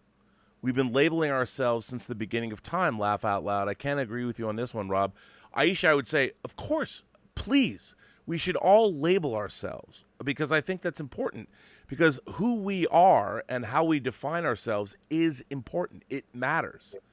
The whole point is that diversity, we're all slightly different. We're all crazy. We're all beautiful. We're all amazing. So absolutely label ourselves. I have no problem with that. But the fact is that we have places where no matter what you label yourself as, we have places where we meet. And the whole point is our labels are what make us all wonderful and unique and interesting. But what binds us together are the things that we love. Yes. And unfortunately, we can hate the same things, but as it is far easier to destroy than it is to create. So hatred in my mind is never something I gravitate towards because that there's no impulse of creation in hatred. There's only destruction. And I choose to create. I like to create. And I don't care how you label yourself. Everybody should label themselves because we have to define ourselves. You have to know who you are. Yeah. But here's the thing. Like I said, again, if you love Star Wars, you love Star Trek, you love Doctor Who, you love For All Mankind, you like The Prisoner, hell, if you like whatever, pick your band. If you're a Prince fan, I will love you. I don't care how you label yourself or how you identify. If we have an interest in common, you're my friend. You're my friend. Yeah. And this is another thing that people can't stand about me. They're like, you're friends with these people that are blah, blah, I don't like them. Blah, blah. I'm like, yo, man, we share a common interest. And I'm telling you, if we share a common interest, there's something to be said. We will find a way to work together and create, not destroy. And not also, destroy. There's nothing wrong with trying to get along with other people. And the expectation that everybody's going to agree on everything is just unrealistic expectation. I can still, no one on earth agrees with everything I have to say. And I know that from the get-go. And I like to hear different opinions. So, you know, this is the world we live in. And we need to get along with one another. And that's what we do here on the PGS. And Lael and I on our channels. We believe in everybody getting along. And we know we're going to hear different views. And we welcome them. You know, it's just part of life. Certainly, that's something we're trying to have a peaceful world. And part of that is listening to other people's views. So, but I also want to acknowledge that men are still getting vilified and kind of pushed aside, even in a film like Prey. That's what I'm really trying to say. Yeah, which is, and here's the thing. Men have done some really fucked up shit. I mean, no doubt. I mean, and biology, just like the universe as created, is indifferent to everyone's suffering. One day the sun might spew out a solar flare like in the movie Knowing, spoiler alert, that will wipe away all of human history in an instant. And all of our hopes, dreams, fears, loves, whatever will be gone. So the universe it's a horrible place. It's up to us. Stanley Kubrick said it's up to us to bring the light to the world. We're the only people that can do it. And you can either choose to bring light or darkness. And that is to bring light. I think one of the interesting things about the YouTube space that we exist in is, for the most part, it is pretty much a light bringing tool. Now that's, of course, there's a lot of channels that don't do that, and there's a lot of channels that I think are, people say that, oh, those people spew hate, and I'm like, some of them, what you think are hate, they're asking for excellence and they're asking for accountability. And I think that there's a lot of channels, especially pop culture channels, that are holding people's feet to the fire, that are holding them accountable, and they still love. They still love what they love. And, you know, I'll flat out, I'll name check someone. Gary Beekler, Nerdrotic, loves the Lord of the Rings. He knows the Lord of the Rings, and a lot of people would say, you know, he's an angry guy about the Rings of Power. But I would say this: when I watch his videos about, I learn, and I understand. And he's like when I spew about Star Trek Picard or Star Trek Discovery, Gary Beekler is doing that about Lord of the Rings because he loves it. But I would say this. All of these franchises are one creator away from being brought back to excellence. One creator away. And everyone thinks because I've been talking about Star Trek Picard Season 3, people are like, oh, Rob, someone paid you off. Ugh. No. A creator came in the form of Terry Matalas, and he was basically given carte blanche, and he took the reins of power. And as a smart person that worked with Brandon Braga on Voyager and Enterprise, he co-created the 12 Monkeys TV series. He's a very smart guy. He did something I feel is miraculous with Star Trek Picard Season 3. Maybe a lot of people won't buy into it, but I will tell you this, and I've told him this. I didn't know him. People are like, oh, he's just your friend. I didn't know that fucking guy. I didn't know him at all. I started tweeting about Star Trek Picard Season 3, and he was like, well, somebody said, well, this is the send-off that the Next Generation cast needs. And I was like, fuck that. All good things gave them that. And then the reason I started writing back to Terry Matalas is because he said he liked the movie that I made. He goes, oh, I really like Free Enterprise. And I was like, oh, man, some dude reached out to me that's making some Star Trek, doing my dream job. And he sends me an olive branch. And he said, I like Free Enterprise. And I wrote him back, and I said, I like 12 Monkeys. Not any Star Trek that he'd worked on, but a show that I legitimately liked that was his show. And you know, and now we start talking via like Twitter. I'm trying to get him to come on the show to talk Star Trek, but I know what he did with Star Trek Picard Season 3 is miraculous in my mind. And I'll stand behind that. I'm not a fucking paid shill. What he did's miraculous. And I will say it's miraculous because he had a vision and he was allowed to implement his vision. Yeah. Which is what we want from our, and I'll say this, Taika Waititi, we loved Ragnarok, and he works with Kevin Feige. He gains like Hollywood. He wins an Academy Award. He's working with him and Hemsworth are having a good time. But here's what's happening when creators, they forget, and it happens all the time. They forget that the franchise they're working in is more important than they themselves are. And I don't mean this as a criticism, but Chris Hemsworth wants to have fun as Chris Hemsworth. And Taika Waititi wants to have fun as Taika Waititi. And the two of them together are having a great old time, and they lose sight of what they're actually working on and what the audience is expecting. It happens so often, man. And I'll tell you, my hatred of Star Trek Picard Seasons 1 and 2 are because Patrick Stewart injected too much of Patrick Stewart. He was given too much power because they had to give it to him to get him to come back. And he's like, I think we really need to address, the abusive relationship people have with their parents. Because that's what he had. And I was like, yeah, we'll put that in Star Trek. Not a great idea. You have to, when you're working within a franchise, your personal experience must be subordinate to the mythical stories that you're telling. And what happens is when these people get too much, especially actors, because actors, and this is not a fault of actors, it's just they want to play things that they know and understand. But when they start injecting themselves into these stories, what happens is their story becomes more important than the franchise story that they're within, that they're in the middle of. And then the stories go askew because the truth and the reality of the mythical stories is suddenly shattered while people are trying to inject themselves into these stories. And this is why so many people object to what's going on. This is why they scream and yell about identity politics and all this stuff. And I get it. The thing is, everybody wants equity and inclusion and representation. Who doesn't want that? We all do. Yeah. But when it comes to our stories, are mythical stories. Your personal desires should be subordinate to the mythical stories that are being told. And that's all anybody's asking for. Keep the stories pure. And if you want to tell a personal story, write a story about yourself. Make a movie about you. You know, go tell your tale. Write your book.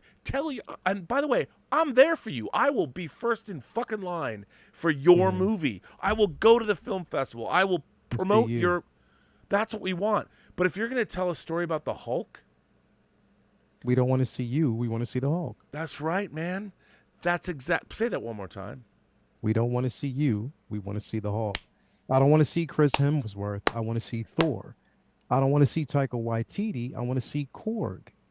That's the thing. You're injecting too much of your own personal personality into a film because you think that people can more so or want people to relate to that side. And you're forgetting the IP and what those characters mean to a lot of individuals. And then on top of that, you're kind of like negating all that source material for new individuals because they're going to believe that this is what this character really is. I don't have to go back and read the source material. I don't have to go back and read comics. This is who their character really is. This is the interpretation. This is what you brought to screen. So this is what I'm to believe. Like that's, to me, is a terrible disservice. And what they did to these two characters, I mean, to me, it's like it's money over substance. That's just the way I see it. It's money over substance. It's money over a good story. It's money over what it's meant to really, really honor the importance of these characters. That's the biggest point, and that's the problem that I have, you know, with how they basically did this. You know what I mean? So again, I mean, it is what it is. Marvel Studios, you're making your money. You can give a shit about what I'm actually saying, but the conglomerate, a lot of us feel the same fucking way. And a lot of people are going to start voting with their money. And I think they already have, because even though Love and Thunder made money, it is a forgettable film. It literally is. It's a forgettable film. It's not something that's being talked about. It's forgettable. In my opinion, it's forgettable. And that's because you've made a mockery out of some very important characters. And then when you're basically talking about the cancer aspect of Jane Foster, right, that was very important to the narrative. It was a really good story that I think that was sort of kind of like underplayed. It wasn't given the value that it was actually needed and the importance of it. You know what I mean? Like you got these kids, you've taken them halfway across the galaxy on a planet. You don't know what the atmosphere is. Half them kids could have probably actually died. And then you had them sitting around, like literally, you had them sitting around talking to Gore the God Butcher like it's a fucking campfire, bro. It made no action because there was no fear aspect in these children. None whatsoever. They were just on a trip, like straight up. So it's that and them fucking goats. Those fucking goats, I swear to God, bro. That shit took me out of the fucking film because they were trying to push that shit down our throats. They wanted you to laugh at something. It's like, yo, I got it the first fucking time. You don't need to keep doing that shit. And it was the dumbest thing for me, bro. Again, it took me completely out. Gore the God Butcher, and we only see him kill one fucking god in the very beginning. Gore the God Butcher was important because he was feared. He put Thor through some shit. Damn it, he cut off his arm. And you don't basically talk about this shit. Like literally there's a tragedy there. But again, you don't give it what it's basically due. And I get it. Chris Hemsworth wanted to have his child in this film. But what you basically did to Eternity? Nah, bro. Man. Nah, bro. I checked out. I was done after that. Again, you don't owe me nothing, but you do owe yourself a good fucking story. That's what I will say. See, and I think that's the real issue. Is that here's the thing, and I've said this. I say this on my channel all the time. Every single human being on this planet, every one of us, has a story to tell, a good story to tell. You might not even think you do, but you do. And I think that what we have forgotten as a collective race of creatures that live on this planet is so often we forget that each one of us is a miracle. And when I say this is not a platitude from a physical, when you think about science, and I keep going back, that's why I love Alan Moore's writing. When Dr. Manhattan talks about the thermodynamic miracle of life, when he's talking to Silk Spectre on the surface of Mars, he's like, you know what? I've reconsidered this. And the fact that even one human being exists, you're the product of generations after generations after generations. All of us, every single human being, there's only one of each of us in the entire infinitude of creation, makes us all the most valuable things in the universe. And yet we are so eager to dispense with one another, dispense with someone's opinions.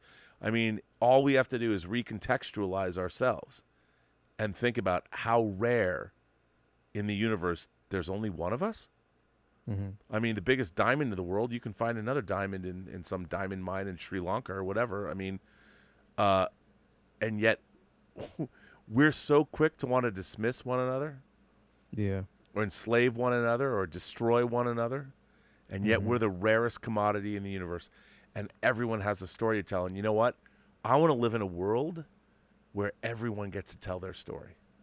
But not because, and no one's story is necessarily better than someone else's. Everyone gets to tell their story. Some will be better than others, but no one's stories get valued over somebody else's. You know, and if you want to be a good storyteller, then learn to tell a story. You still have to learn how to tell a story. A lot of people can't, and a lot of people can't. Shadow's video goes on further to talk about the fact that so many of these IPs are written by men, but he makes a good point when he talks about the idea that, generally speaking, there's a group of people who just don't like the fact that it's written by that men are the authors of these IPs. And as far as I'm concerned, it shouldn't make a difference. But I find it very interesting that as a result of this is another reason why they don't want to acknowledge that the stories are good. They don't want to acknowledge that the stories that were written were really good. And so, you know, the way to kind of attack it, the way that they're approaching it is buy it and change it around to a point where it's in some cases unrecognizable, or perhaps not in this case with Thor, but to a point, if you jump on the bandwagon with that notion, you end up with a movie that, you know, becomes a joke. Yeah. Well, you know, it's so weird. We now live in, it's very fashionable in the last 10 years or so to forget biology, to forget the fact that for most of human history, we were running away from predators in the African veldt that would kill us. And the only way to assure that our species continued is if men went out and fought the wars or killed the game or found food, and women stayed home in the caves to give birth, because that was biology. And now we want to pretend that isn't true. Men were the dreamers. We couldn't give birth. We couldn't give life. We didn't have life gestate inside of us, so we had to write epic poetry, you know, or write the great novels or whatever. We were different. And that's what gave, I mean, women are the pragmatists. I mean, look, I'll tell you one, the great lesson I've learned in my life is I'm like, well, we should go make these giant movies and create these stories. And Elizabeth would be like, that's great, but how are you going to pay the rent or the mortgage? And you know, I need $400 for groceries, and the dogs. You know, you really want to buy them that really expensive food? You buy them, which is great. Where are you going to get that money? And that's life. And everybody wants to pretend like, well, it's middle-aged white men. I'm like, look, man, I can't help the cards that I was dealt when I was born, you know. And now you want a glossy silvery beard with luscious silvery locks, Yeah, and you man, talk with the bravado of a god, and you've been living a pimpacious life for the pretty much majority of your life. You can't help that, bro. It's just, I can't, dude. You're right. Yeah, right. I get it, bro. Now that I listen to you and hear what you're saying, let me just say that But here's the thing: no one's filling the bank account. Like I might have lived a bodaciously pimpacious life, but I don't have any money in my account. Yeah. You know, and I think, but that's the thing. And I'm also somebody that loves everybody else too. And I Yeah. think what's really strange now is everyone, like, here's the thing. If you want to be great and you want to be awesome, you can go make yourself great and awesome. Yeah. No one, people say, I'm being prevented. No one's preventing you from doing shit. Yeah. And here's the you're thing. preventing That's and it's always been the case. And I go back in terms of Yeah. what's that? Sorry. It said you're perpetuating that attitude yourself. It's Yeah. you who are doing that. But Yes. you're pointing the finger at other people, but you're limiting yourself because you're allowing that thought, you know, by saying, "Oh, I can't because this person." No, nobody's done shit to me. I can continue on regardless. I can weave through all hurdles if I choose to. But if I choose to use that shit as an excuse, I've perpetuated that shit for myself. Nobody else is responsible for that, man. But And oh, go ahead. one final thing that's happening, and I'm not going to say more about it because this is quite an extensive. I actually have more to say. Oh, gosh, I don't want to be. We'd be here all night. But one thing I The think floor that's is yours. The is billowing. it has to do with the notion of, let's say there are these employees, these creatives who have that premonition or desire to hold on to this vilification of men. Let's say, you know, hypothetically, it's not what they're called, but let's just say there's a group of them currently employed and they still want to hold on to it, even though their boss is saying, we're no longer going to follow that. We're only going to focus our business is only going to focus on making money. And in order to make money, we have to give the fans what they want. And we're going to go back to the way we used to do storytelling. And we're not going to focus on other issues that may muck up the story. And what's happening is that these individuals are still holding on to the notion of, you know, things have to be changed and, you know, these old stories are garbage and we need to fix them, but they have nowhere to go. They've been working in the industry. They don't have any real experience. They've never really done a job independently. And these are also the same individuals who thought that when the election happened, they were going to move if the candidate they didn't want won the election. They were going to leave the country. They never left.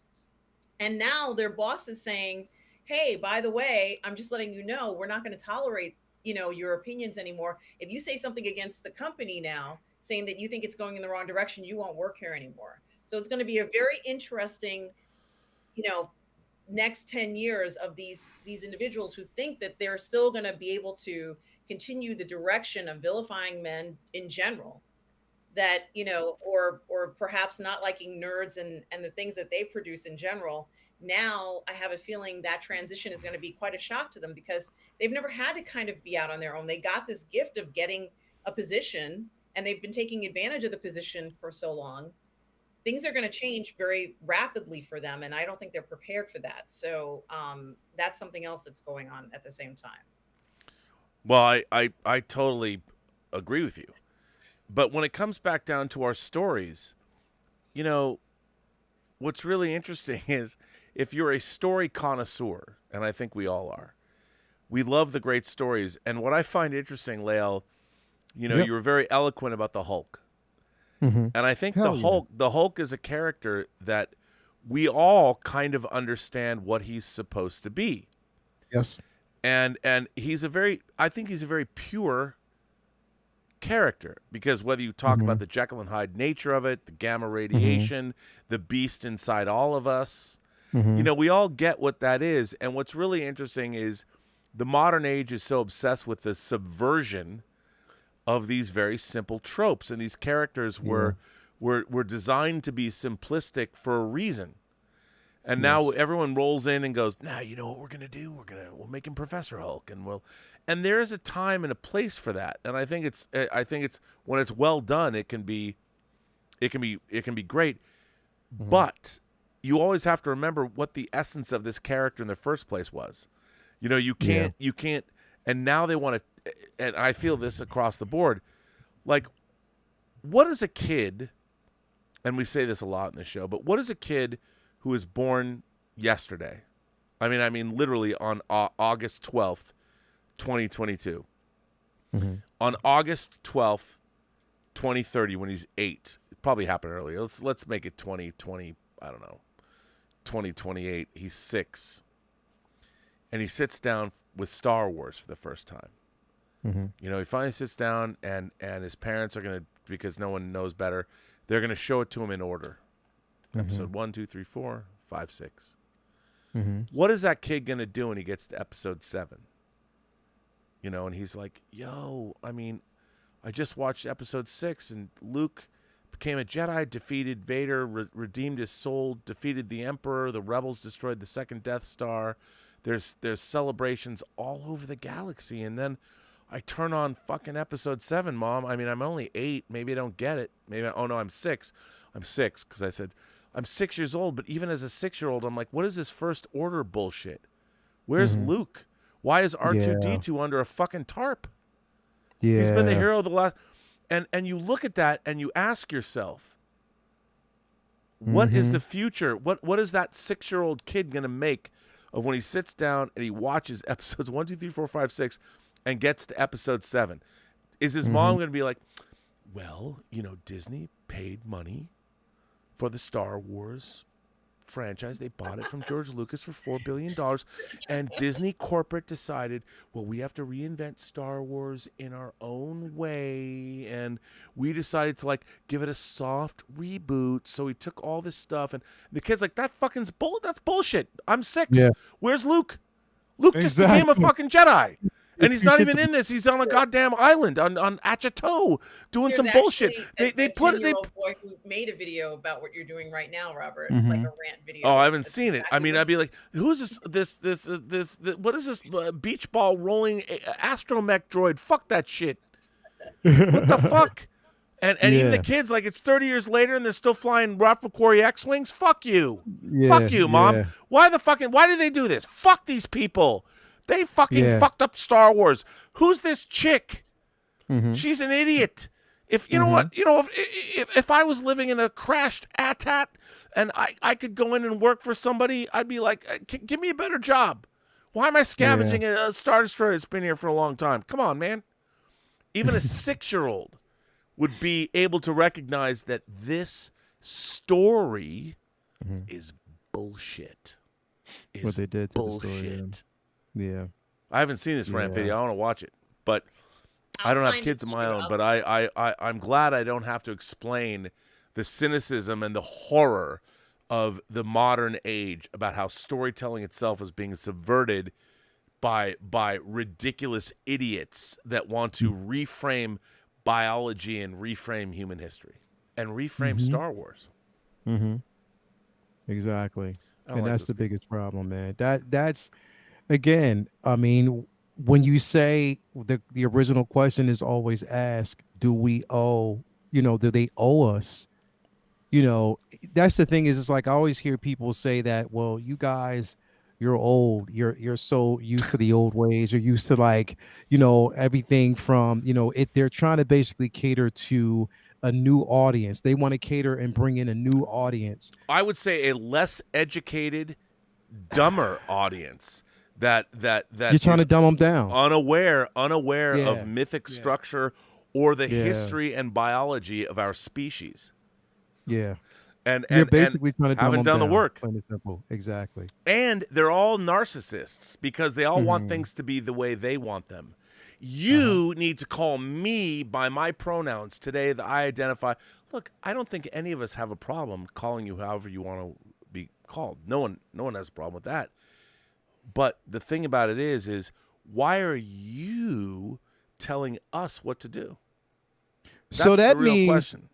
That means, again, so if that's the case, right, and you can legally do that, which is fine. I don't have a problem with that because, like I said, I think that everybody should have this space. That means I agree with that. That if I tell you that I want you to call me Benny Butt Cheeks, you have to call me that name. And if I stand behind it and say, call me Benny Butt Cheeks when you see me, don't laugh. That's my fucking name, Benny Butt Cheeks. There should be no argument, right? Well, theoretically, I mean, there should be no argument. But I think you're right. And you know what, Lael, you just made me realize something, which I think that it's important. that and I hope everybody appreciates this, but hang on, let me just bring this down. I'm just making a little change here. I'm gonna bring this down here. Okay, we're good.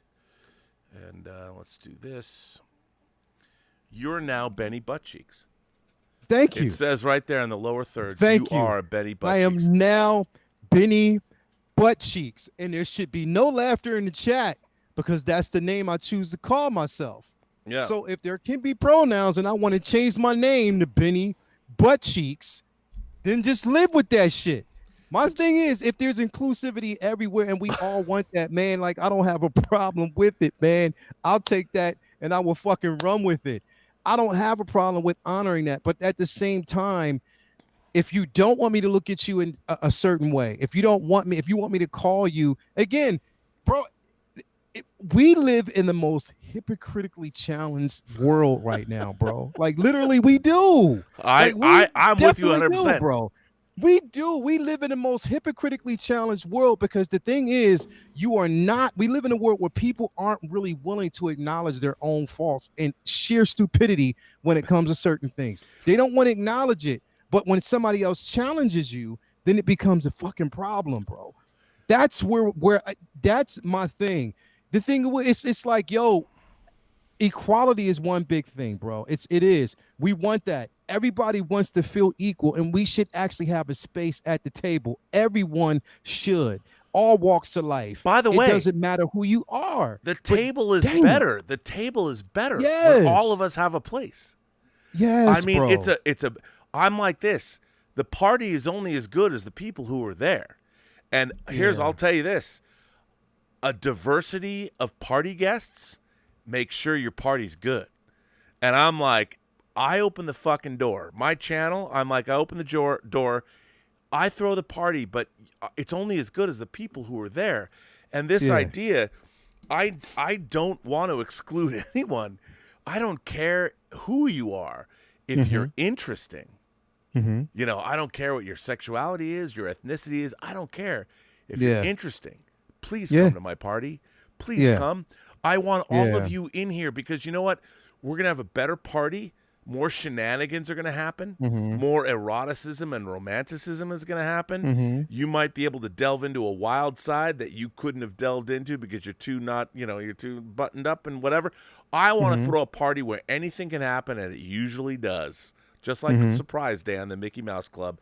And I think that's the way the world should be because if you have that attitude, that isn't it better if anything can happen? With anybody at any time. Look at that episode, episode 5 of Sandman.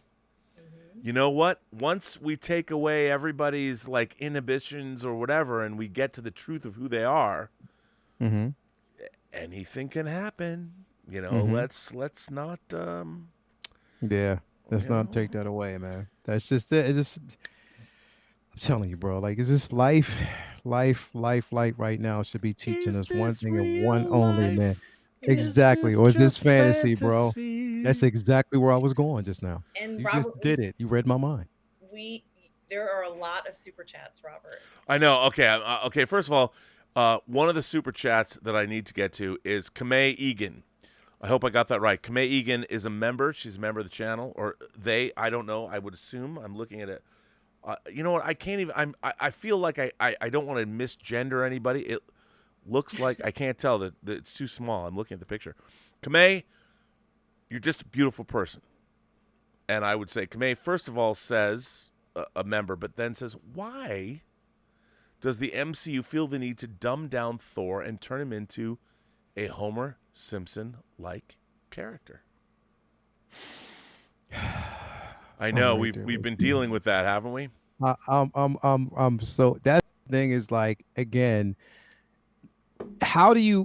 when you say that you want to make a character you want to have this character relate to everybody, and this is why you're dumbing them down. That shit doesn't relate to me. It doesn't relate to half the people out there because people have different personalities. We want to see elements. There's a certain way you can do it, but you're not catering to us. You're catering to the actor's request. That's what you're catering to. Mm-hmm. Because you basically knew that Chris Hemsworth and anybody else, they basically wanted, okay, I want to make this character interesting because I was bored with it. No, there's nothing boring about Thor, man.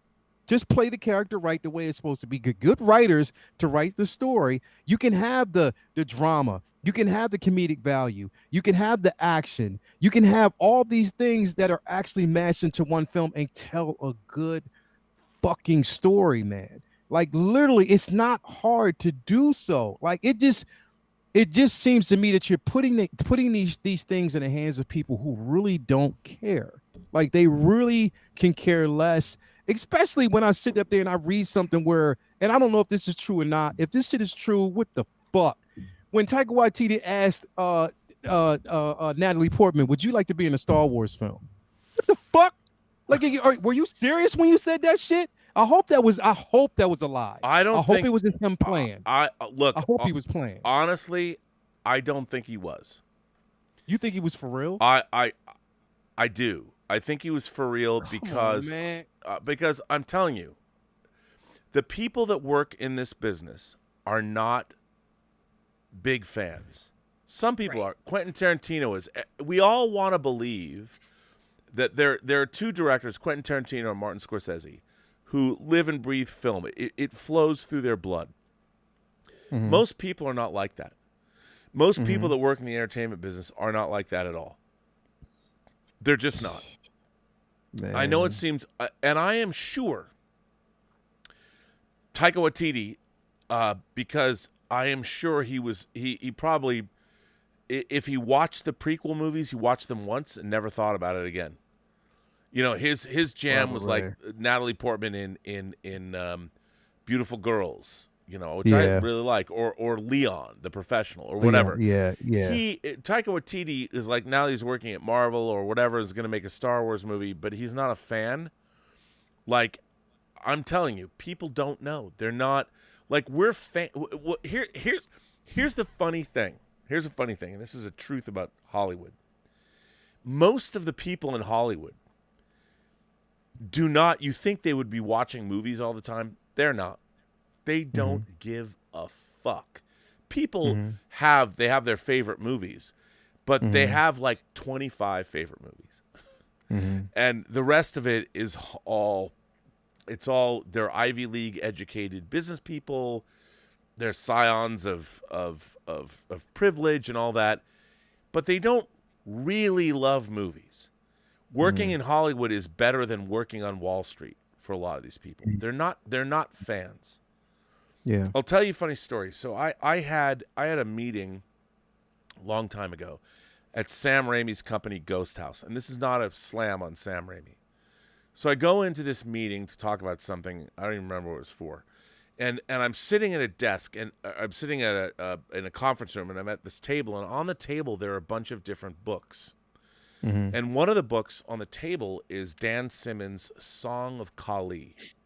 Now, you can't really see it, but I have all of Dan Simmons. I as a matter of fact, the only Dan Simmons book I don't have in hardcover is an original printing of Song of Kali. And I looked at, and I'm looking at this book the entire meeting. I'm totally distracted. I'm thinking, are they gonna make Song of Kali? And when the meeting's over, I go, I gotta ask you guys. You know, I gotta ask the guys I was meeting with. I'm like, are you guys gonna make Song of Kali? Now, I discovered Dan Simmons in the pages of Twilight Zone magazine in the 80s when he had written a short story that Harlan Ellison found called "The River Styx Runs Upstream." Now, when and Song of Kali was his first novel. And I'm like, oh my God, after this is when the meeting's over. And this executive I'm meeting with goes, oh my God, you know, we really love Dan Simmons. He's just an incredible writer. I've never read anything he's written, but he's an incredible writer. And we just are excited about him here.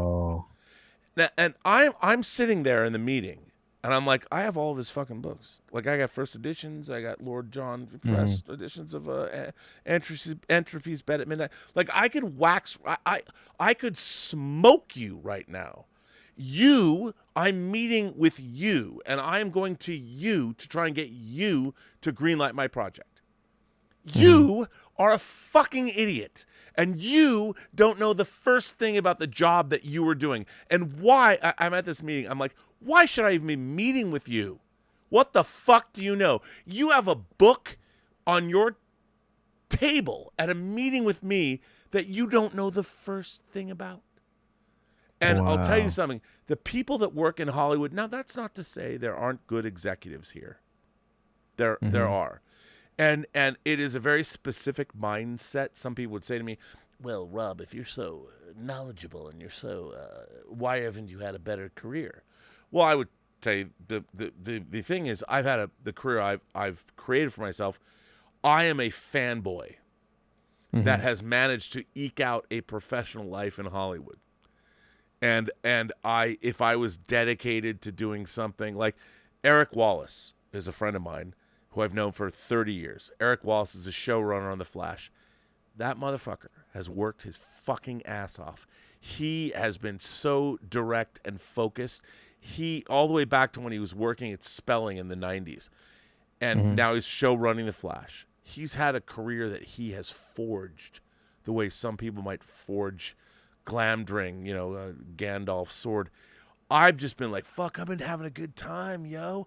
I could have had a much better, very lucrative career if I focused my energies. But I'm both fanboy and I'm having a good time. I love my career. I love what I've done. Would I like to have done more? Sure. But the fact is, I've had a really, really, really good time. And but the people that work in Hollywood, unfortunately, the people in power, and I'm not saying all of them because there are some very good executives, but a lot of the people in power don't know anything about what they're doing, so they're always scared. So they can't make decisions and know that they're right. And it's so weird because not a lot of other businesses, like if you worked for a manufacturing business that had to make a product that relied on manufacturing, the people that are in power know manufacturing. They know, like, okay, we're going to apply this amount of pressure or this amount of product. We need to spend this, and all of these things need to happen to make what it is that we're making. They know the production line. They know about all the things. The people in Hollywood don't know fuck all. The people at studios have never made actual movies. They've never been on a set. They were not PAs. Like, I started out, my first job was a PA in the art department at Texas Chainsaw Massacre 3. Now, what I loved about that job was I learned more about making movies. Then I worked as a management trainee for Bill Young, the senior vice president of physical production at Warner Brothers. I watched for over a year while the senior vice president of physical production had to make a movie like Bonfire of the Vanities, which was a fucking nightmare. I was there. I was there. I watched every single day of that happening.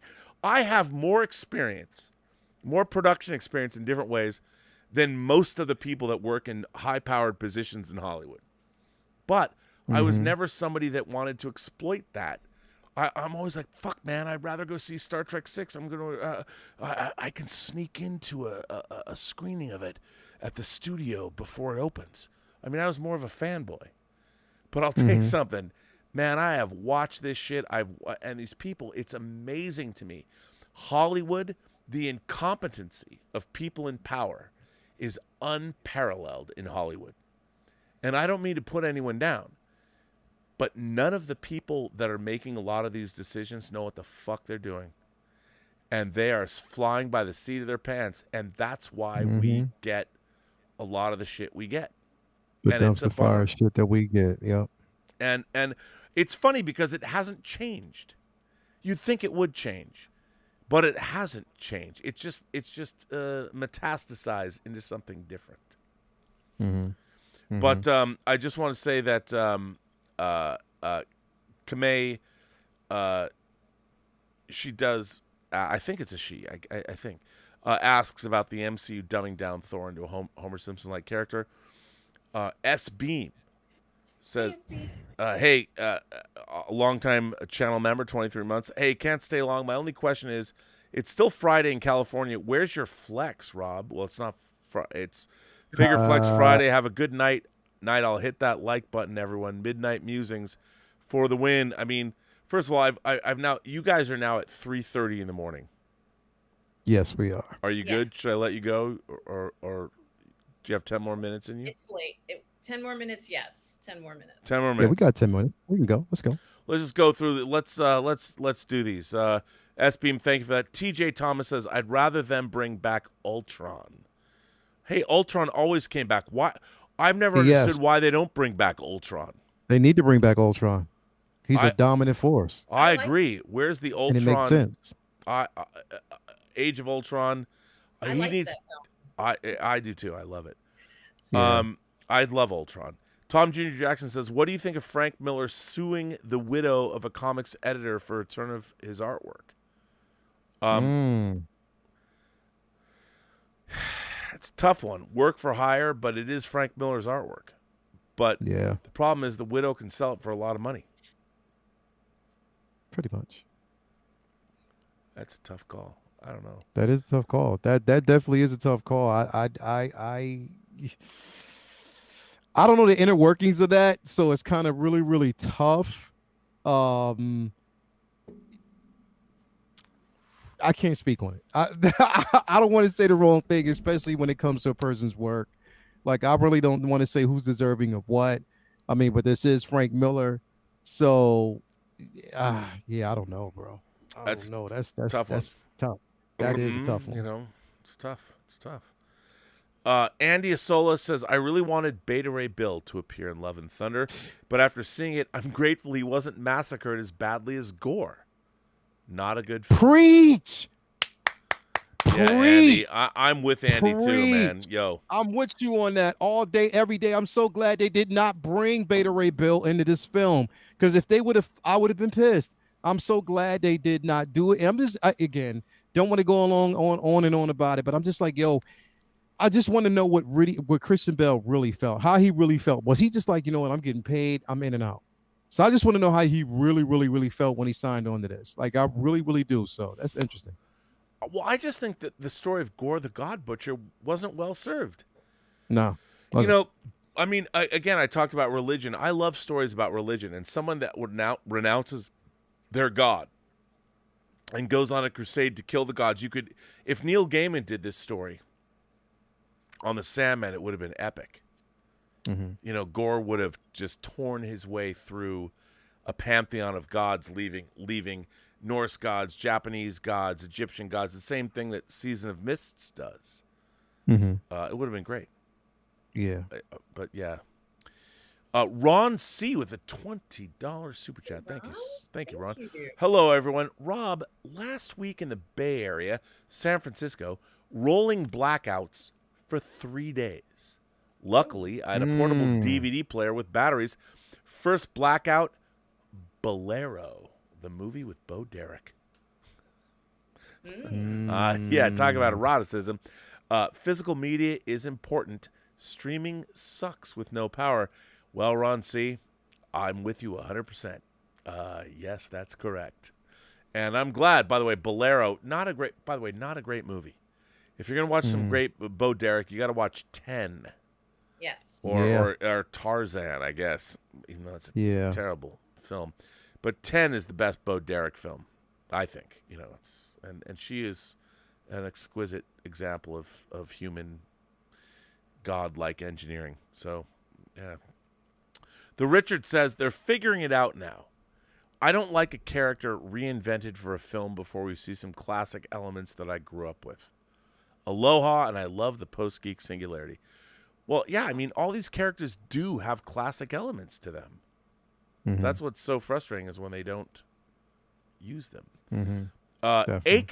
Aiken, who's an imagination connoisseur, been a member for 14 months. This is a good comment.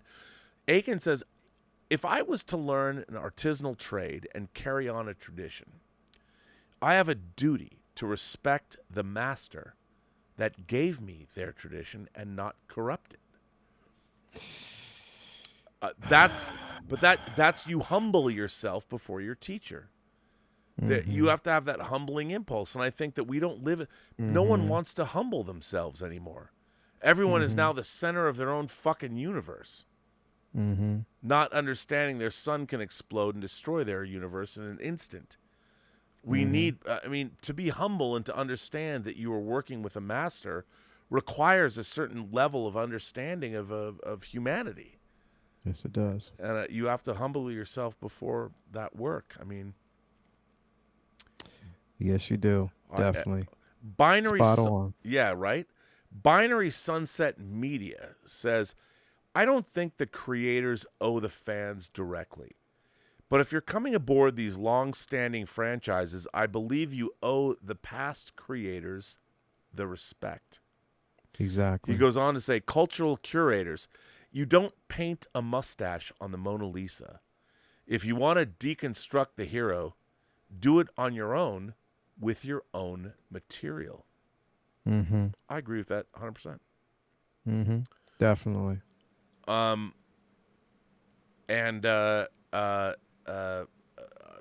mean, I 100% agree with that. Definitely. Because you got to respect the original creators.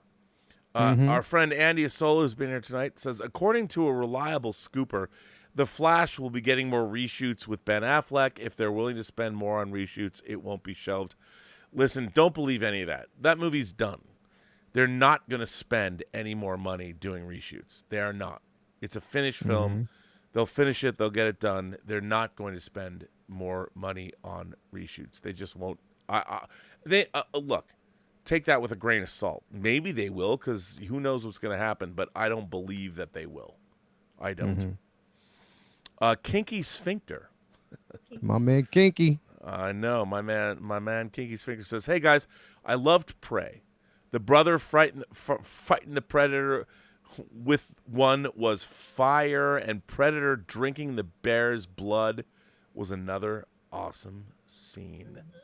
Yeah, I loved it. The thing is, because I was, to kind of elaborate like earlier, I think the sister had a certain set of skills, and I think that she basically she had skills that she learned from watching her brother, from watching everybody that was basically there, so it served his purpose. And I think what really spoke value to the brothers, his purpose was to sacrifice himself for his sister, for his family, for his tribe. And that's where his story kind of stood out. Hers, again, I think that for her, it was a mess between it. Put it this way, this movie reinvigorated my love for the Predator franchise. It did. Like, it really did, because it was sort of like Dances with Wolves meets the Predator, because the thing is, it was so much to learn. The pride itself, what I mean, within a culture, the pride of, the simple fact that you're preserving, all of the beliefs, of a tribe, and at the same time you're defending and protecting that tribe on different aspects, because it wasn't even half of it wasn't even all about the Predator itself, but it was survival against manhood in general, like just mankind and the human condition. And that's what I really, really loved about it. So it's definitely a good film. The brother, the man who plays the brother in the film, according to Cameron, because Cameron went to a special screening for Prey in a theater along with the cast and crew when the film was first released. The brother's name, that actor, his name is Dakota Beavers, and he's into acting. He's never acted before, but you can tell that he is the breakout star of the film. Yeah, I mean, I love when that happens. I love when people like Matthew McConaughey had done like a couple of commercials before he did Dazed and Confused, when he's like, all right. Yeah.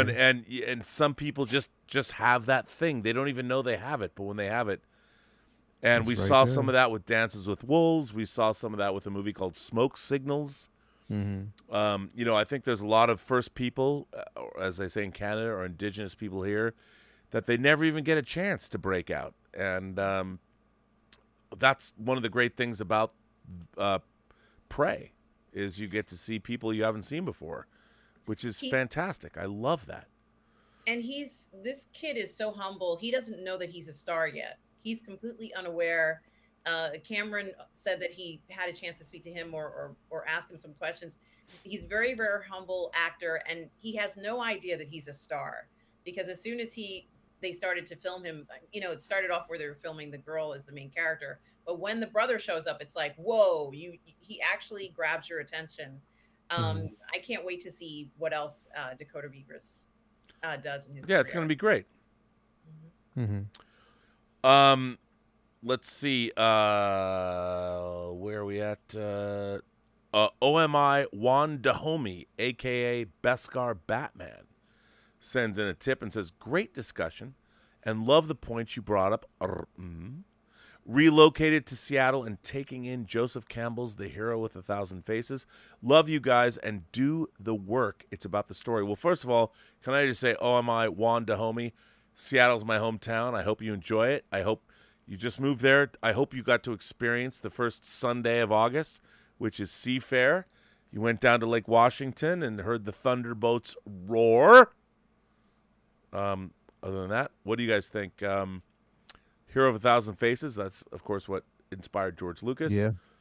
And it is all about the story. Yeah, it is. It's definitely about the story, man. Do the work. Yeah, I agree. 100%. Do the work. Do the work, you get great results and great responses from us, fans and viewers. You don't do the work, then, of course, it's going to be divisive. So, plain and simple, do the work.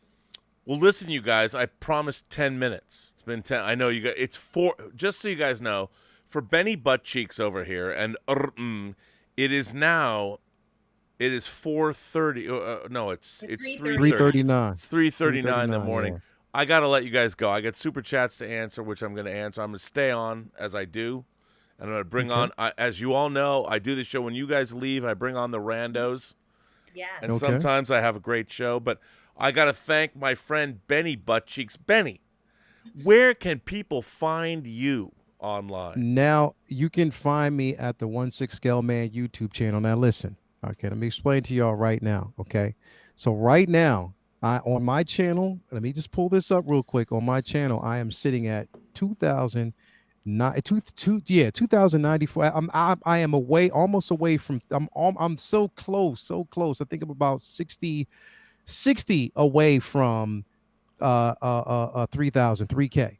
So come on, man. I am. Wait a minute. Why'd you say this now? You know what we can do on this channel. The show. Okay. Well, because I didn't, I wanted the show to run. I didn't really, want to kind of cut in, but I am 60 away from 3,000. So 3K, I'm almost at 3K. It's the 1/6 Scale Man YouTube channel. Come on, guys, get there if you can. There's 318 people watching right now. Go over to the 1/6 scale. Wait, what is it? 1/6 Scale Man. It is the 1/6 Scale Man YouTube channel. It's the 1/6 Scale Man YouTube channel. Head over, subscribe. Great content over there. Exactly. By the way, can I just tell you, you've got some great fan-friendly, soulful YouTube content that is heavily skewed towards 6 scale figures. You also talk about comic books and movies and great content. Everything. You're one of my favorite YouTube streamers. That's why I stream with you.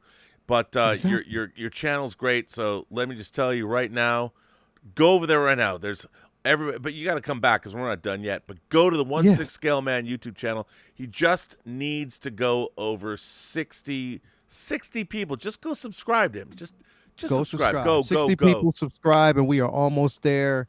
And I'm telling you, we will make this great. We will make this movement great. Straight up. All I need is 60 people to actually go over there, subscribe to the 1/6 Scale Man YouTube channel. Hey, look, check this out. If you go right now, let me just do this. Watch this. If you go right now, I will get Tallulah. Hold on, Tallulah, come here. Okay.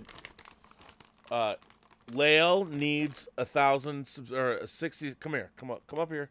Come here. Come on, Tallulah. Come on.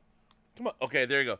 Now, if you have these gummy bears, people are going to subscribe to Lael's channel. Oh, look at that. Look at that. She ate gummy bears for you. So go subscribe. That was Tallulah, by the way. She is an Irish doodle. She is 50% Irish setter and 50% Burnettdoodle. Or actually, doodle. She's just a doodle. She's 50% poodle and 50% Irish setter. So for those of you, look, I got Tallulah to eat gummy bears on the channel, and there watch the ASPCA is like, oh my God, you fed your dog gummy bears. Well, they're they're actually German Haribo gummy bears, and she loves them. She loves them. Oh, and yeah. why would I Oh, deny yeah. her that? So go over to the 1/6 Scale Man YouTube channel, subscribe. Lael, where you at now? Where you at? What is your subscriber I'm level at 2.96K. That's where I'm at right now. That's where I'm at. 2.96. Yeah, 2.96, I think, because it doesn't actually let you see. Yeah, you can't tell Yeah. right away. You can't really tell right away, but that's where I'm at right now. So we'll basically make it there. Again, great content over that channel. We got tomorrow. It'll actually be the corner where I'm actually going to go more deep into. It's like a half-hour discussion on the new Black Panther original suit release. On Sunday, we will actually have Collectors Lounge International, where we actually talk about everything in pop culture, including figures, film, television, everything. And that's on at 12 p.m. In the afternoon on Sundays. Comic Book Talk with Friends on Monday, and that's basically at 9:15 p.m. followed by Say What on Wednesday, where we go into the 1/6 Scale collecting community. Then we actually have Uncivilized Scoundrels on my man Mario's channel on Thursday, or actually no, I think it's going to be Friday this week. And then also we have Figure Flex Friday, which is Mega Flex Friday, and yeah. And then back here next Friday night, for another Midnight Musing. So definitely you can find me at the 1/6 Scale Man YouTube channel, Lael Rockwell, a.k.a. Benny Butt Cheeks, all day. Definitely, man, make sure that you actually get over there. And, I appreciate it. I love being here. Rob, thank you for having me as always, man. Always. And Lael, I'll say goodnight to you so you can go to bed. So I'll see you later. Yes, yes.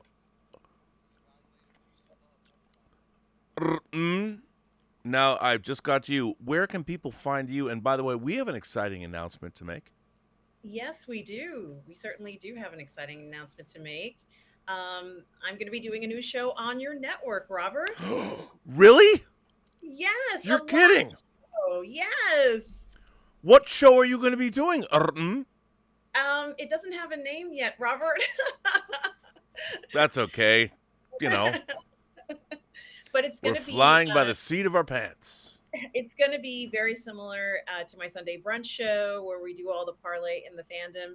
And we're certainly going to be enjoying ourselves, talking about pop culture, and of course, including viewers here on the PGS on the show. It's going to be fantastic, Robert. I'm so excited to do this. Yeah. Well, I can't wait to have you. I'm a big fan of yours, and Riona Creel, I love her. I mean, she's so great. I'm sorry. My mouth is full of popcorn. Leona Creel, I can't say her name, but I've streamed with her and I love her, and I can't wait to see what the two of you conjure up. Yes, it's going to be on this channel. Robert, and I'm so excited to do it, and I can't wait to start. It's going to be wonderful, and thank you for the opportunity to do it. Well, it's my pleasure. And on that note, I know your mom's going to be like, where are you? What? She's going to be like, you haven't gone. Come on. What's going on? Just that nice boy in L.A. is just keeping you up late at night. What's he doing with you? Well, I'm putting you through the ringer. First of all, as you know, I love to say, please say hello to your mother for me. And in your case, I've actually met your mother, and she is delightful. She is delightful. She's always asking about you, Robert. Well, I love her, and tell her, her smile melts my heart. So I certainly will. Tell her that, and I will see you. Well, I will see you on Monday on this channel at 4 p.m. Pacific time. Yes. And we'll know what the show is called before Tuesday. Oh, is it? It's not Monday. It's Tuesday. No, it's Tuesday. Yeah. Okay, it's Tuesday at 4 o'clock. That's good. Because I can't do this Monday, but well, Tuesday is good. I'll be eating tacos because it'll be Taco Tuesday, and you know what God said? God said if He didn't want you to eat it, He wouldn't have made it look like a taco. That is true. Uh-oh, I'm in trouble now. Anyway, well, I'm just talking about Mexican food, right? That is very true. Boy, I'm licking my lips. I can't wait To have carne asada tacos soon. Anyway, so we will see you Tuesday night right here, or Tuesday in the afternoon on the channel. Yes, absolutely. And thank you for being here. It was another lovely Midnight Musings. It was, Robert. It's such a pleasure to stream with you as always, and have a good night. And bye, everybody in the chat. All right, everyone.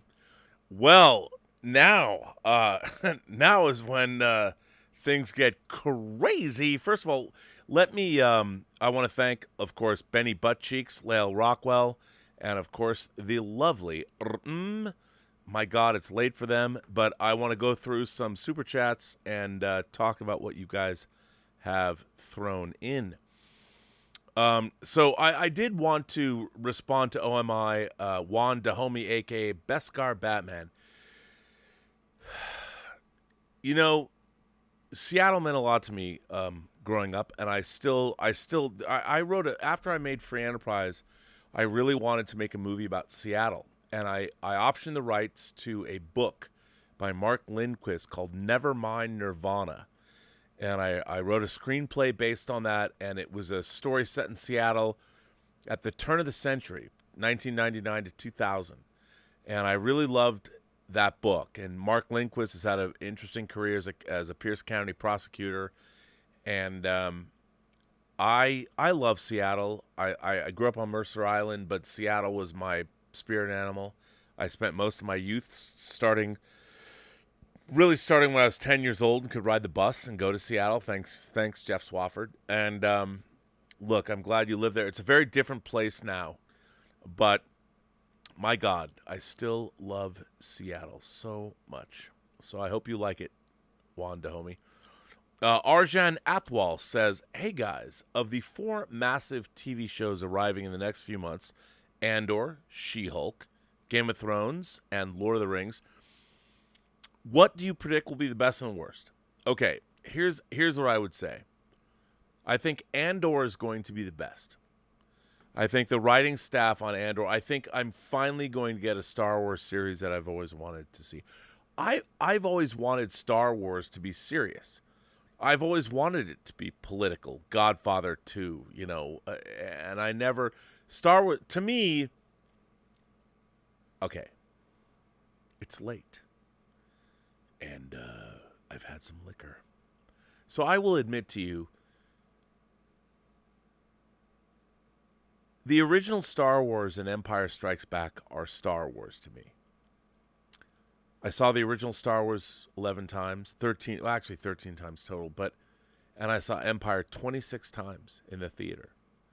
Star Wars and Empire are seminal events in my life, and I love them. I do not think that the Star Wars franchise, as much as I like The Mandalorian and Rogue One and whatever, the problem with Star Wars is they've never been as true to storytelling as they were in Star Wars and Empire. Star Wars was, who the fuck knows if this is going to work? Empire was like, we're gonna go for broke, and it's going to be a sequel, and sequels, who knows?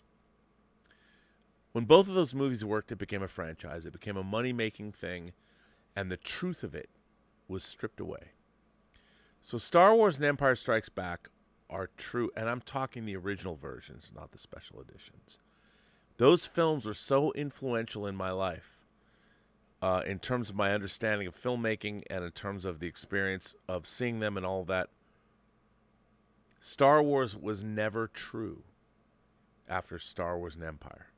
It became the franchise. By the time you get to Return of the Jedi, the design work was informed by the fact you're going to sell toys.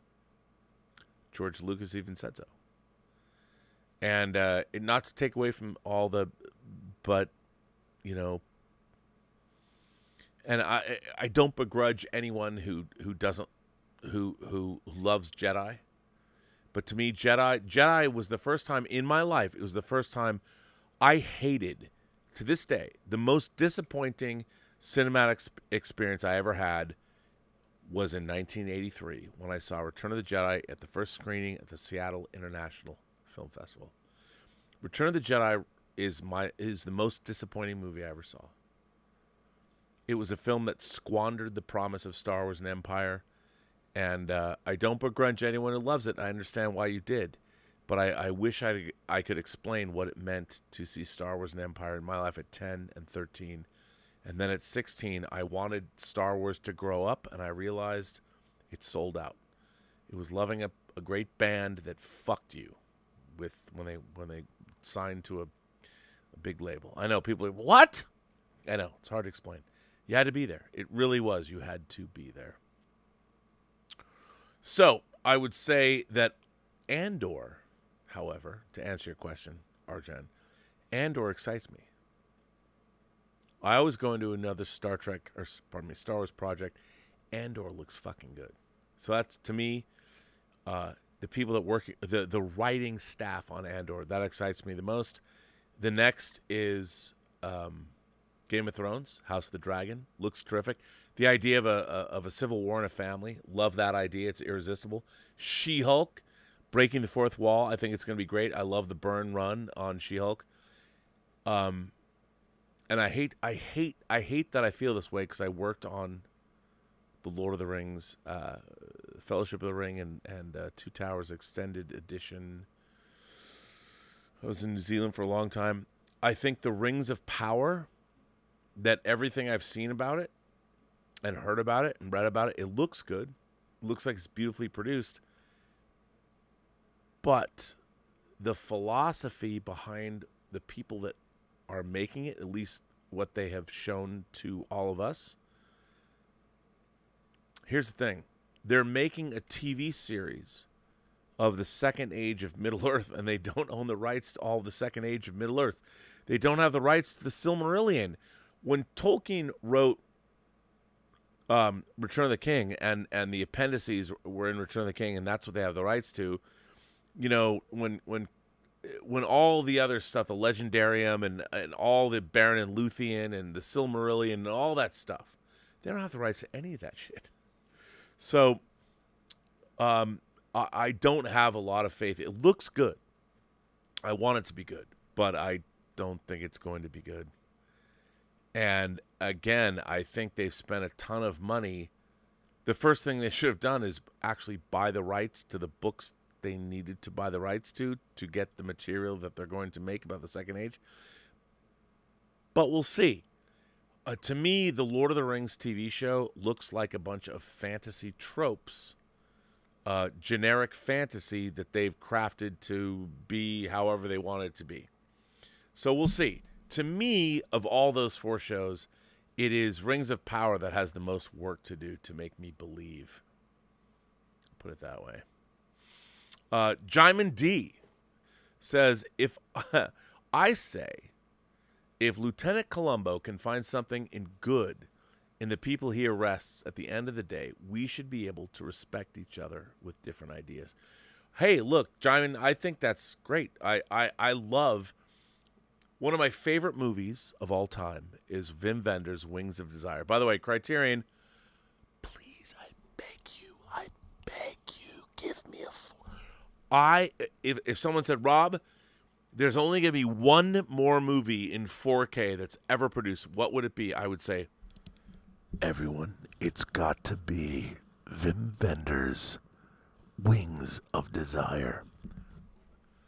Henri Aleken's black and white photography. Please, please, please, Wings of Desire. And, of course, Lieutenant Columbo's in that, Peter Falk. But you're right. I mean, Jaimin, like I said, every human being is a miracle. A miracle. There's only one of each of us in the cosmic infinitude. And why we don't get that, I don't know. But we should be the best we can be.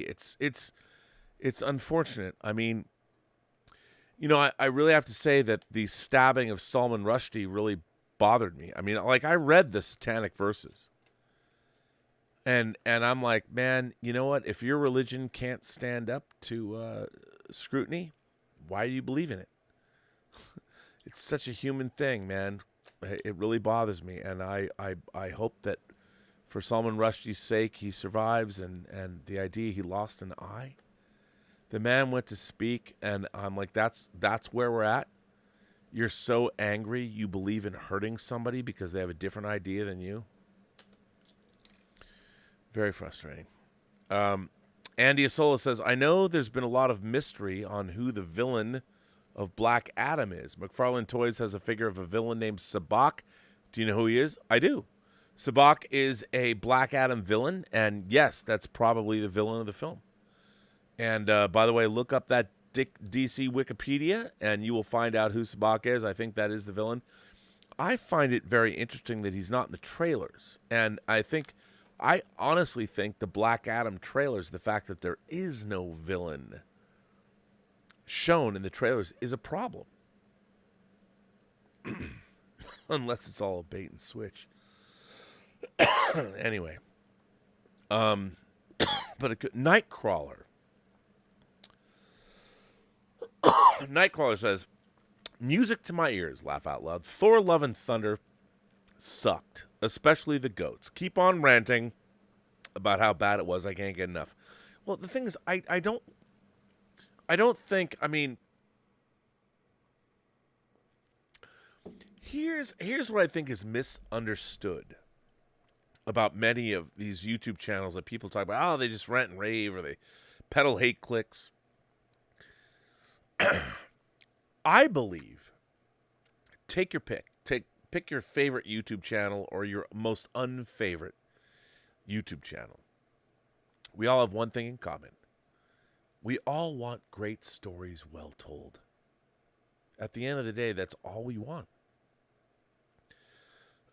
And it is frustrating to live in a world where people that are in charge of telling these stories, who have all the financial resources that they need to tell these stories, that they can't tell them well. And we ask ourselves, what the fuck's that all about? I don't know. It's frustrating. Andy Asola became a new member. He's an imagination connoisseur. Andy, thank you. V became a member of the channel. Thank you, V. I appreciate that. Six Scale Mafia. Hello. Hollywood is full of people who aren't passionate or knowledgeable about their IPs. I mean, look at Obi-Wan or New Trek. The good old days are gone, or when something does do it, good people think it's a miracle. Well, I would say this. The problem is there's so much money involved and so much risk involved that there are very few people that will ever put themselves. Here's how I think success will be had in the future. What you need to do is, and it's tough, when you're working on a project, if you're put in a position of power, you need to step up and go, oh, no, I know what to do, and implement your plan. Don't let anyone tell you that your plan is bad. By the way, you have to know it's good. But here's the problem. Nobody knows. Nobody knows enough. There are very few people. I will give a shout out to Star Trek Picard Season 3 producer Terry Matalas. Terry Matalas, bundle of nerves. He's a new friend of mine. I didn't know him. That guy is second-guessing everything he did. I will tell you this. That guy, Terry Matalas, who, by the way, has a beautiful wife, beautiful house, beautiful son. He's a great guy. Even what he has accomplished with Star Trek Picard Season 3 is astonishing. And if you're a Star Trek fan, you are going to love it. And you know what? Everyone's coming at him, going, well, should we do this? We should change this. Fuck all that. You know what? Believe in that guy. What he did is monumental. And you know what? People can say I'm a shill or whatever. Do you know why I love what I've experienced from Star Trek Picard Season 3? Because one man stepped up and said, you know what? Here's my vision. Not only did he step up, he directed the final 2 episodes. That guy stood up and said, I know what's best. And you know what? If you don't like it, it's on him. But if you do like it, and I like it, it's on him too. He stepped up to the plate. Now he's a bundle of nerves wondering, oh my God, what's going to happen? But you know what? The guy did it. He stood up and said, I know what we should do. And that took fucking balls. And you know what? They let him, because people are like, well, we don't know. The reason they let him do it, because no one else had the fucking balls that Terry Matalas did. He stood up and said, I know what to do. You want to know why? Because he'd worked with Brandon Bragg on Voyager, on Enterprise. He created 12 Monkeys. He knows. He knows what's good. He has good taste. He believed in himself. And when you guys see Star Trek Picard Season 3, I am perfectly willing to throw in my towel in Terry Matalas' ring and be like, hey, man, I'll stand at his corner. He's going to get the shit beat out of him in the ring. But when he comes back in after every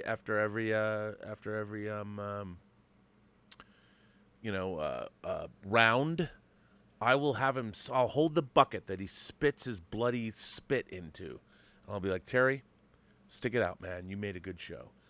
How many people in Hollywood know? And by the way, shout out to Ashley Edward Miller, my good friend who created Dota Dragon's Blood. I was the animatic editor, well, the American animatic editor. We had more as we went along. But Dota Dragon's Blood Season 3, all 8 episodes, dropped this week, 2 days ago on Netflix.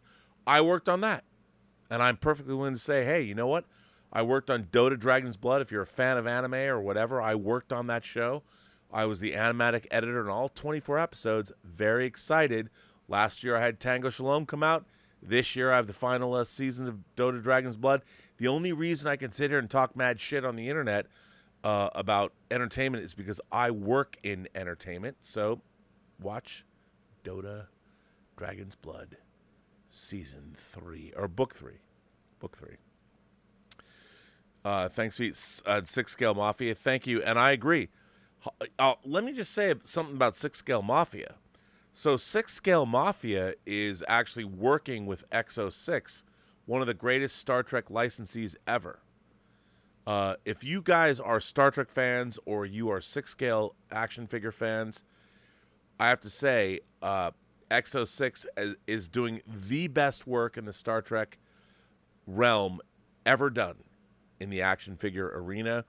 They're putting out figures. They pre-order. They put them up for pre-order. They get them out in 3 months or whatever, and they're dealing with whether it's Voyager, whether it's Deep Space Nine, whether it's Star Trek the Motion Picture or Star Trek II: The Wrath of Khan, whether it's the original series. They're doing an incredible job. They have Mirror Sulu, and the face sculpt of Mirror Sulu is it's from a very specific scene on the bridge of the Enterprise. And it's gorgeous. And the fact that it's just great that it exists. So congratulations, Six Scale Mafia. And everybody, check out XO6 if you're a Star Trek fan. Arjun Athwal says, I honestly think making Taika Waititi the next theatrical Star Wars movie director could potentially cause Star Wars to only be on Disney Plus TV. Look, I have to say, if Taika Waititi is making a Star Wars movie, they have to rein him in. He needs a producer. He you know what? He had a lot of great success. He went too far. And Kevin Feige allowed him. I mean, and this is the thing, when creatives get you get an Academy Award, you get to do what you need to do. You've earned it. So don't fuck it up. Taika Waititi, in my mind, fucked it up. And by the way, the box office proves it. Thor: Love and Thunder is not going to come hundreds of millions of dollars within the box office of Doctor Strange. That says something. So Taika Waititi, hey man, you flew too close to the sun. Your wings melting, but you can get back there. I'm a huge fan of his, so hopefully it'll be great. V says Martin Scorsese's comments might be more to do with what you were complaining about and where there is more money, just because the brand, people get lazy or don't care and ride the train. Well, V, that's a little obscure, and then V goes on to say, and then it's ditched and created another one. It happened in horror in the past. I think if I can reframe what you're saying. Here's what's happened with movies. Franchise and IP are products to be manufactured and sold. Storytelling was never just an IP. And cinema was created to tell stories. In my mind, cinema is the greatest storytelling medium of all time. Picture, sound, literature, it's the greatest storytelling medium of all time. Now, it used to be that movie making was the great confluence of art and commerce, money and storytelling, and it was of a piece. Nowadays, it's not. Nowadays, it is a product. That's it. And analytics and marketing and all this stuff. And when Martin Scorsese and all these other people talk about cinemas, well, there's no storytelling. There isn't. It's only, the studios are only making a product. The fact that you used to be able to do a literary adaptation like Tom Clancy's Hunt for Red October and spend $65 million. John McTiernan, Jan de Bont, fucking great, you know. And people loved it, and that movie might make 300 million or 400 million worldwide. That was good. That was good enough. Not anymore. Now it's like every movie has to make $1 billion, which, by the way, is a stupid business model. So stupid. And the studios used to be able to. I'll tell you a story. So I produced a horror film for Warner Brothers called The Hills Run Red, and I worked on Superman Returns, and I purchased a lot of material for Warner Global Brand Management. I made a lot of branding videos because I was doing the DVD special features, but I was embedded in the production, so I could also make partnership videos, which ingratiated myself to Diane Nelson, who during the time was promoted to the head of Warner Premiere, which was their direct-to-video division. And Warner Premiere was going to work with Joel Silver's Silver Pictures to do 10 direct-to-video movies that were going to be a combination of sequels to things they'd already made, like The House on Haunted Hill. And the first movie they did under this deal was Return to House on the Haunted Hill. The second movie of the 10 that they were going to make was our film that I developed with director Dave Parker, that was brought to us by Fever Dreams, John Carcietta, and Carl Morano. They brought this thing to my company, my DVD company, and I wanted to produce a horror film, so we developed it. And Warner Brothers bought off on it, and because I'd worked for Diane Nelson on Superman Returns, she signed off on it. We made this movie for I'll say it. It was $4 million. $4 million film. Shot it in Bulgaria. It was the second of a proposed 10-film series. The third film, which was in prep, was called Cheerleaders in Trouble. Now, eventually, they scrapped Cheerleaders in Trouble, and Warner Brothers decided, why should we be making $4 million movies that make $20 million when we can make $100 million movies that make $1 billion? I get it. It ain't show friends, it's show business. I get it. The problem is, right now in Hollywood, there's a list. There used to be a list of about 30 people that a studio could hire to direct a film. How many people are left on that list? How many people have cultivated a career where you can have them make a $200 million movie? Not a lot. I mean, even somebody that I love, Robert Eggers, who goes from The Witch to The Lighthouse to The Northman. The Northman cost $90 million. One of the most exciting filmmakers with a vision. Incredible. The Northman made no money. Is Robert Eggers in director jail now? Is he going to go back and start directing TV shows? What's he going to do? Who in the next... I mean, Taika Waititi became one of those rarefied directors until Thor Love and Thunder, even though it made $600 million, $700 million, still seen as a disappointment. He still has a soccer movie he made that is unreleased. So I thought that when I was working on a film, we made a $4 million movie that did everything it was supposed to do. I said to the studio, I said, hey, You know, there's a lot of horror film festivals, like a film festival, my favorite film festival, the Sitges Film Festival in Barcelona, or just outside of Barcelona, Spain. That's in Sitges, Spain, 20 kilometers south of Barcelona. It's my favorite film festival. I've been there 5 times. It's only for science fiction, fantasy, and horror films. And I said, hey, I wanted to take the Hills Run Red to Seattle because I grew up there, so I wanted to go to the Seattle Film Festival, which they allowed me to do, but they thought I was crazy because it's a direct-to-video movie. I'm like, you guys don't know. You don't know. No one at these studios knows anything. I mean, they're smart people, but when it comes to genre cinema, they don't know shit. They don't know fuck all.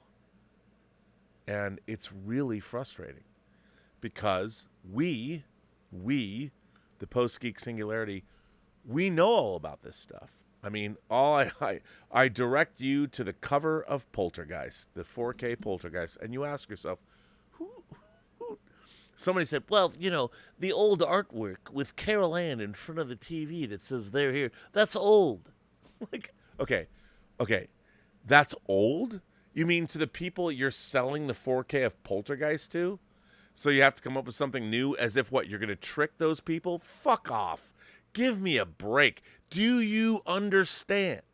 If I'm going to buy a 4K of Poltergeist, which I pre-ordered, I want to see Carol Ann in the artwork, the actual key art, her looking at the TV, and it says, they're here. Give me that steelbook. I will fucking buy it. Don't redesign it. You haven't even watched the movie yet. And yet you're making a horrible fucking cover. Have you seen the cover for The Lost Boys? I mean, look, I am no fan of The Lost Boys key art. It is the vampires on red. Sleep all day. What is it? Sleep all day, party all night, never grow old, never die. It's fun to be a vampire. And then it's got Billy Wirth that every girl loved. I mean, it was Billy Wirth and Sebastian, what's his name? You know, from Skid Row. Every girl I met in the late 80s, they loved Billy Wirth and the Lost Boys, and they loved Sebastian, I want to say, help me in the chat. You know what I'm talking about. Anyway, what am I don't even know what I'm just ranting. No one knows anything. It's just ridiculous.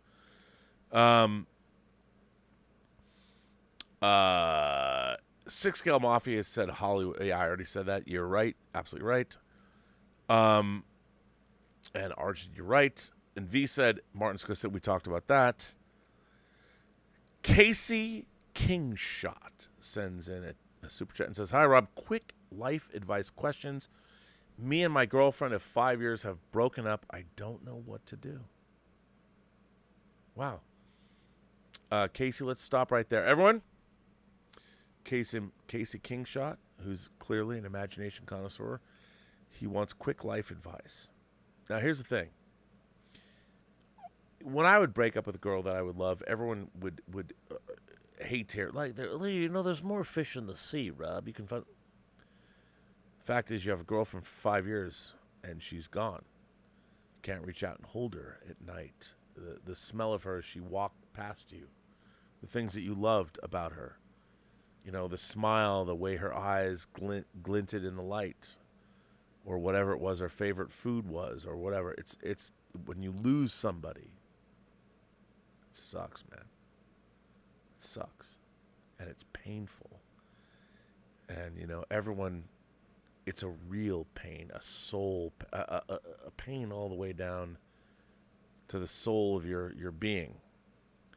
And you ask for quick life advice. All I can say is that, look, man, I broke up with this girl. Actually, she broke up with me. I mean, I knew it wasn't right or whatever. And it was right before Inception came out. And when I saw Inception, I was like, oh, my God, this is the story of this is how I feel about this relationship. It never goes away. Here's the advice. You got to go through it. Whatever it is, you have to go through it. You have to feel the pain. You have to go through it. You have to take it. Anger, it's like death. Anger, denial, bargaining, depression, acceptance. The 5 stages of death, as codified by Elizabeth Kubler-Ross. And that's what you have to do. You have to go through it. You can't, it might suck. But at the end of the day, the fact is if you broke up, the relationship probably wasn't great anyway. And you probably deep down knew it had to end. But after the anger, the denial, the bargaining, the depression, and acceptance, what you have to concentrate on is the rebirth. You got to ask yourself the pain of what you're going through right now. What can you learn from that? How can you change? What can you find? What you can find, if you dig down, you can realize what you didn't do right, or you did do right, or maybe you did do wrong or didn't do wrong. The fact is, it didn't work out. It wasn't resilient enough. And put it this way, don't blame anyone. Look at yourself. Everyone wants to blame everyone else. No, man, you got to look at yourself and go, what did I do wrong? What did I do right? And what would I change? Because you know what wasn't working. You know what wasn't working. You do. But you got to go through it. Anger, denial, bargaining, depression, acceptance. Let yourself feel it all. Be angry, be mad, be sad, be depressed. Be whatever you have to be. Go through it all. But know this. Your next relationship, if you do that work, your introspective or whatever, will be better. Will be better. And I can say that, but you got to do the work. But it's going to suck. And don't let anyone tell you it's not, because it will. It's going to suck. V just sends in a super chat sticker, and hey, man, thanks. Appreciate that.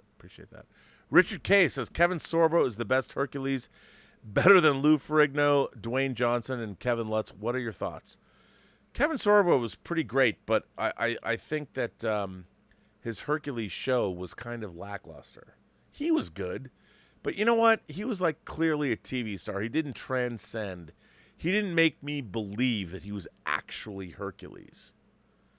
But then again, neither did Lou Ferrigno or Dwayne Johnson or Kelly and Lutz. I don't know, but not so bad. Richard K goes on to say, best Stephen Boyd movie I'm currently watching, The Fall of the Roman Empire. I know he was also in Ben-Hur and Genghis Khan with Omar Sharif, but Richard K, you're a crazy man. You're watching some obscure shit. I don't know. I mean, I would say that of those, I like The Fall of the Roman Empire. We talked about classic films earlier. I would say, look, Ben-Hur to me Ben-Hur's epic. You can't go better than Ben-Hur, right? Right? Isn't that true?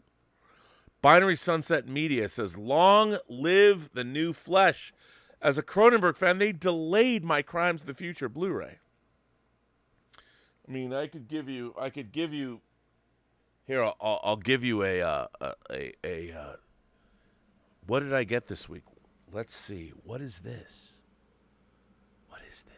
Oh, I'll show you. That's going to be on Let's Get Physical Media on Sunday. Anyway, so I know you guys are waiting. Should I let some randos come into this show? You want me to? You want to be on the show? As many people who know, or maybe you don't know if you've never watched the show, I'm going to throw a link into the live chat where you could be on this show. V, hang on. V says, sorry for not articulating. I have Asperger's, but I wish I could talk to you on the show where you bring in people. Well, V, hang on. Let me see if I can report remove, put it, add moderator, hide. I don't want to hide you. Put user in timeout. V, I'm going to drop this link. If you want to come on the show, V, you can right now. Okay, ready? V, I want everyone. How about this? Anyone in the live chat, I'm going to drop in a link right now to be on this show live with me at this moment. I want everybody to do not go to the link right now, except V. V, I'm going to put the link in now, and then once V is in, then I will give out. I'll say, hey, anyone else who wants to come on, come on. So V, V, do you have a camera? You have a good camera and a microphone? If you do, ready? I'm going to drop this in the live chat. Now, don't, by the way, anyone else who comes on, unless it's V or whatever, I'm not going to let you do it. And V, I don't know what your real name is. So here it goes. Here it is. It's in the live chat. Let V, if you, V, you want to do it, maybe you're chicken. I don't know. But we'll see. Here it is. 1, 2, 3. It's in the live chat. Let's see if V can come on. We'll see. Just give him a chance. Let whoever. Oh, okay, okay. Joe, are you V? You're not V. Hold. You know you're not V, because I know you. Oh, you had me muted. You're not V. Hold on. I mean, I like you, so I'm going to keep you here. Now, I'm waiting to see if V will. I was trying to get V. He said he wanted to come on live. I was trying to give him a chance. No, you stay on. You got the great V glasses. I love it. We'll see. I don't see V coming on, but you're a great guest, so I'm going to put you on. Don't worry. And because I love talking to you. As a matter of fact, so, I don't see, no one else has come on. I've got no V. V, I've offered you an opportunity. V, what can I say? Well, we got Ron C. V has not come on. All right, well, we did lost. Oh, wait, hang on, hold on. 6 scale, look, you guys, 6, Anthony. Wait, where's V? Hold on. You can't come on. You can't come on yet. Hold on. I'm disconnecting you for just a second. Hang on. I'm waiting for V. V is not coming on. Just hold. All right, fine. I can't. What can I say? I mean, I tried. I've tried to allow people to come on. I'm going to let Joe come back on because, Joe, you're a great guest. And why not? I haven't talked to you in a while. It's good to see you. I'm going to put you on, but I'm waiting for V. And Anthony, come back on if you want. It's fine. V didn't come on. V has let me down. I don't know what to say. We'll see. You know what else I have? I got Mike Alito, and he's always. Now I got a great. I've got a great group now. I've got a bumper crop, as they said. Hang on, but Mikey, you gotta mute or hold on. Okay. I can still hear me talking, Mikey. Yeah. Hang on. I'm going to put you all in. This is going to be a good show. I can still hear, but that's okay. It's okay. I'm putting you in anyway. This is going to be a good group. All right. Mikey, Joe, you guys ready to come on to this Midnight Musings episode? No, you sound the dulcet tones of your voice. You sound delicious. Okay, ladies and gentlemen, boys and girls, please welcome Joe and Mikey Alito to the show.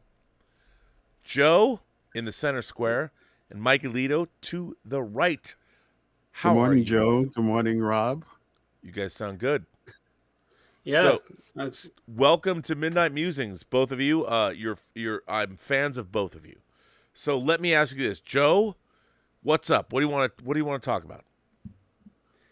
I mean, we can talk about your question if you want a little bit. Okay. I watched Elvis today. I saw it in theaters, but I rewatched it. My dad was a huge Elvis fan. Well, he is a huge Elvis fan, and it was interesting because he's not. I've always been more into, pop culture and movies than he was. He likes rock. He likes the Rocky franchise, and almost no other movie I show him. I literally showed him Citizen Kane, and he was just like, that was awful. By the way, that movie is one of the most entertaining movies ever made. Citizen Kane.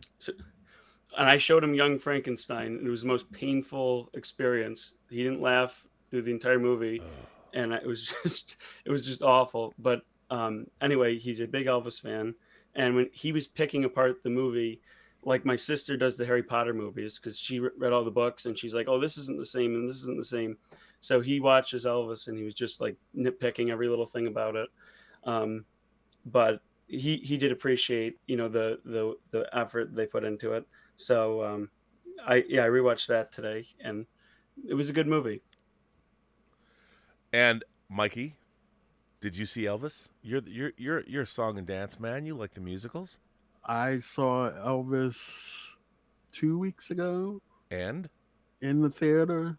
Well, Rob, I have prejudice against Elvis. Elvis died the day after my 24th birthday. Oh, man. So every year I have to deal with the ghost of Elvis on my birthday and around my birthday. But I went and saw the movie anyway. I loved the performance by Austin Butler. I thought he was fantastic. The rest of the movie, not so much. I mean, I'm a Baz Luhrmann fan, but what was interesting to me was, he's developed that editorially a very staccato style, and you can't breathe. And that movie had no breathing room, to quote Kirk, quoting the Germans. It was so fast and furious all the time that you never could catch your breath. And it seems somewhat non-linear to me, in the sense of, I don't recall, perhaps I'm mistaken, Joe would know because he watched it recently, but prior to him going into the military, I don't recall any mention of the Hollywood films that he had already made. No, they were not. I think a lot of that was, they took a lot of liberties with the story, and like they blew through the war, and they blew through his whole film career.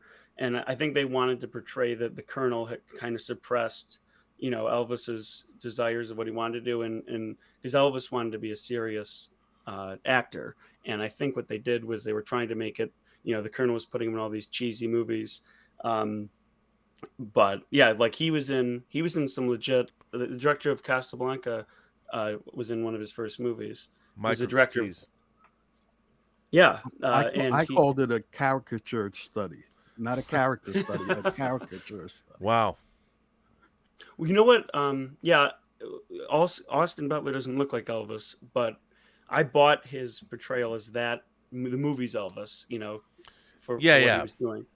I agree with you. But I just thought that, it's funny because Baz Luhrmann has a style. He's developed a style. It's the quick cutting and all that. The transitions were cool. I mean, it was really cool. But I also think that there were times when his style became a little monotonous. And it made the film feel much longer than it actually was, because when you're cutting so much all the time, you're causing your audience to be fatigued. That there's only so much. Yeah, you're right. Yeah, that's a very good point. And I mean, it is a 2-hour and 40-minute film, but one of the interesting things is that Elvis's career was so, it was so just boom, boom, and especially in the beginning in the 50s. So to me, that kind of worked. What was weird to me was that we do this like little montage through his film career, but that's, he gets big in like the mid 50s and he's dead in 77. Yeah. So it's only like a 20-year period or so. And they just they skim through so much so that like, I know like his life a little bit more than some other people, but if you're watching it, it's like, wait a minute, he's 10 years older and it's only been like, 30 seconds. Right. And they didn't really, I mean, I get the feeling they were kind of trying to not portray any of the uncomfortable parts of Elvis's life too Which far. is really unusual for a 2-hour and 40-minute film. Yeah. Right. Well, for example, like Priscilla was 14 when they met, which is a little bit, in today's society, and even it's an uncomfortable subject, to get to, that when they met in the war, she was 14 and then he waited until she was of age to marry her. So and there were some other things with Elvis's life that they didn't touch that they could have, but they didn't really make him look as old and like he put on a lot of weight. He looked really unhealthy for the last like 7 years of his life. So, and Austin Butler didn't look much older, so Right. you didn't really. It's actually kind of weird when you think like he's supposed to be a 40-year-old man, and he's supposed to be like 18 in the beginning, and he really looks pretty much the same throughout. Well, I have a question for you, Joe. What did I'll you do my think of best. the performance of Tom Hanks? Okay, so I'm not. My dad knows more the Colonel better than I did. I thought it was interesting. He disappeared into the role. Like nobody watches that. My mom is a big Tom Hanks fan, and she's a casual moviegoer. She saw it and had no idea it was Tom Hanks. So to that end, he did his job, but some strange decisions, I guess. I think he was a little too cartoon villain, especially That's exactly the word that Yeah. especially in the whole like Christmas, because I said they take liberties. Like for example, the way that they had them meet at the carnival, and Elvis gets kind of trapped in the mirror funhouse scene. I kind of liked that, where they made it like they made it like a cool way that they met and around the Ferris wheel, and that transitions into the record spinning. But then there's the whole Christmas sweater thing, where this is like a multi-million-dollar production that they spent years planning, and they were acting like they bamboozled the Colonel into thinking that it was a Christmas show, and it wasn't. And he was just so silly, and he's like storming up and down the stairs, and they went a little far. Like that's what I'm saying. It seemed like they were trying to protect Elvis a little bit more. But it's an interesting thing, because you're trying to tell this big, legendary figure's story. So it's already 2 hours and 40 minutes. Like, what do you do to make it paced better? Let me ask you both a question. I'm a big fan of biopics. We've got a lot of great music biopics recently. Stuff like Walk the Line I liked. What is the responsibility of a filmmaker? I think that when you're dealing with biopics, it's kind of the same story. There's not a lot of diversity in these tales. It's the way they're told where you can really change things around. Mm-hmm. How much? I mean, like one of my favorite movies of all time is Amadeus. And you're dealing with, even though it's a musician, a classical musician, but and it's clearly a phantasmagorical story of his life, and it's not a biopic. It's something else entirely. But I love it. I really love it. And then there's things like Litzomania and even Pink Floyd The Wall. Alan Parker's Pink Floyd The Wall it's an examination. It's a fictitious examination. It's an encapsulation of an album which has some truth in it. But when you're making a musical biopic,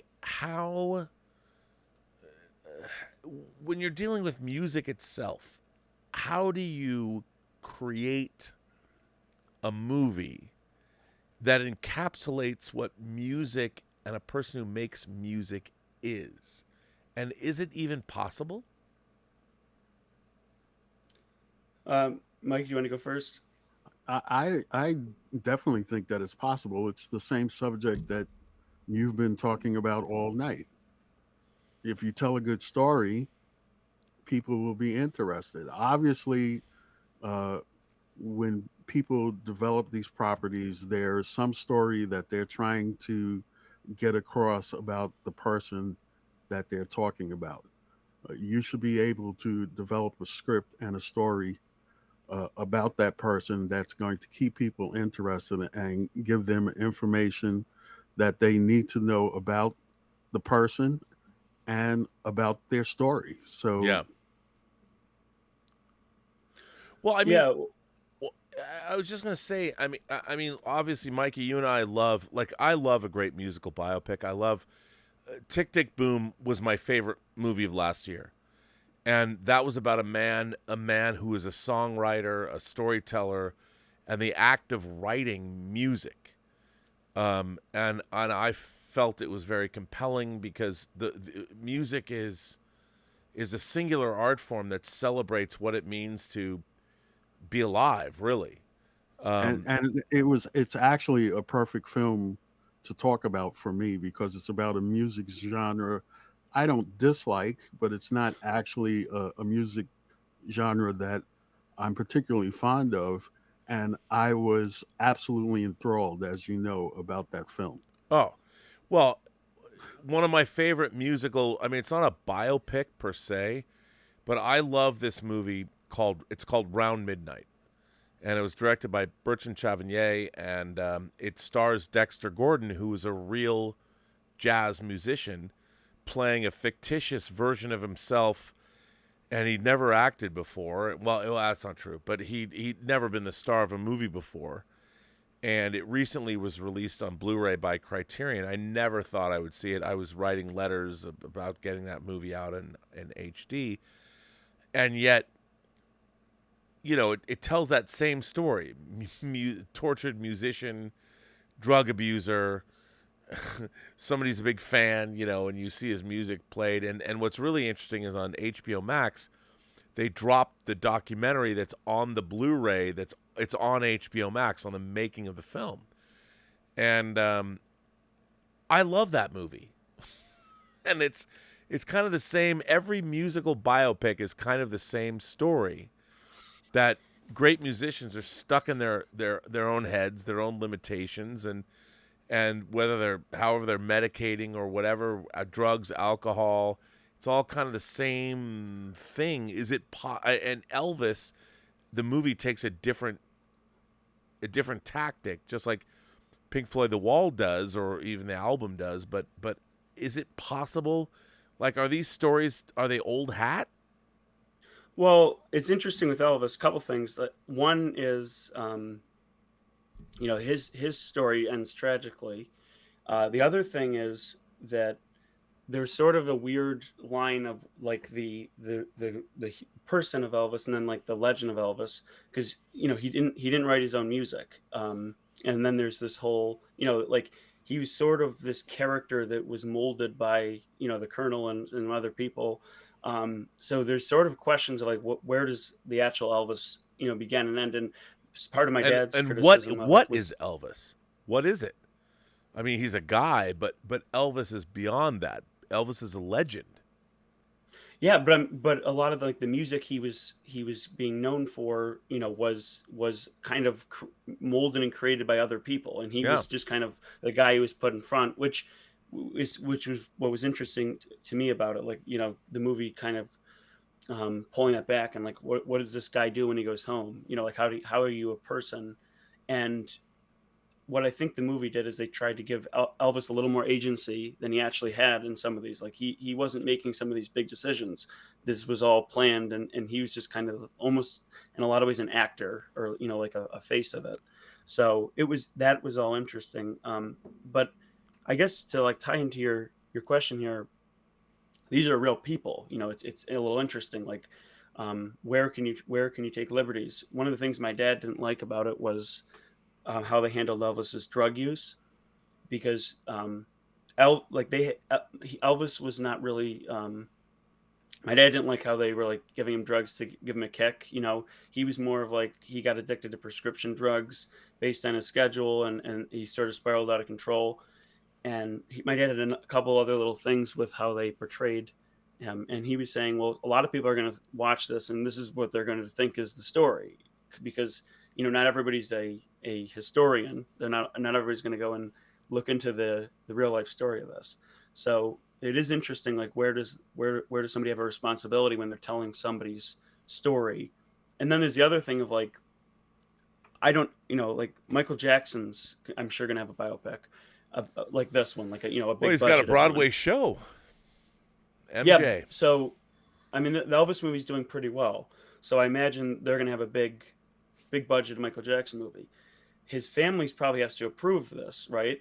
Like, so they're probably not going to go into anything that happened in the early 90s, because that's a very uncomfortable topic. Like, you know, especially in like a movie, you know, who wants to be hearing about like, there was that Finding Never or is Leaving Neverland. Finding Never, no, yeah, It was Leaving. Leaving Neverland. Leaving Neverland. I watched that entire thing, and it was. I'm smirking because I'm just sitting here thinking maybe Lisa Marie has to approve it. Oh right, yeah, that's funny. But I mean, she was, but yeah, also she was Michael kind of Jackson's true. ex-wife.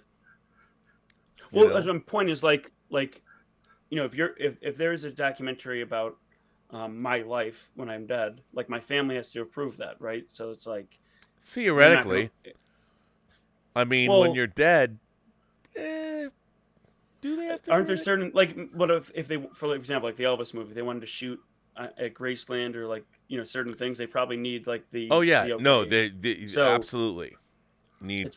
And they probably don't want Elvis's family coming out and saying this movie's a sham. This is all But doing all this a stuff. public figure, if someone is a public figure, you can make a movie about them. That's why somebody can make that movie about Dick Cheney. They're Right, they're, and they- well, that's another movie. That's Vice, right? That one, the Adam McKay movie that just came out. yeah. That's yes, right, exactly. So that's another good example. Like, so that movie, I was really excited for it. I thought the trailer looked great, and The Big Short was a really good movie. I'm obsessed with The Big Short. It's one of my favorite movies of all time. I can watch it forever. I don't know why. I mean, it's very quotable. It's got a Just the way it's shot, pace everything to about it. The Big Short. It's the least. I don't know why I'm obsessed. Elizabeth does not understand. In our entire relationship since it's come out in the last 7 years, I have never tired of watching YouTube clips of The Big Short, and she's like, "Why is it?" And for me, it is in terms of its filmmaking, the actors, the whatever, the verisimilitude, all of it. It is magic. It is complete alchemy, and I don't understand how it was done, even though I can tell you exactly how it was done. Right. Love that yeah. film. No, I agree with you. But Vice was just like, it was basically Adam McKay just saying, "I hate Dick Cheney. I hate Dick Cheney," over and over again. And as the movie went on, I was just like, all right, we get it. Like, you don't like Dick Cheney, but the movie, is kind of being sacrificed for the fact that the movie's about you not liking Dick Cheney. It wasn't really about Dick Cheney No. by the end of it. It was And just what's a really statement. interesting is now his daughter has become a defender of the realm. And Oh yeah. and it's a really interesting thing. I mean, I don't think it does anybody any good to vilify a human being, because human beings are not all evil or all good. And I think, like, you look at a guy like Elvis. To me, Elvis Presley was somebody who was never a self-actualized person.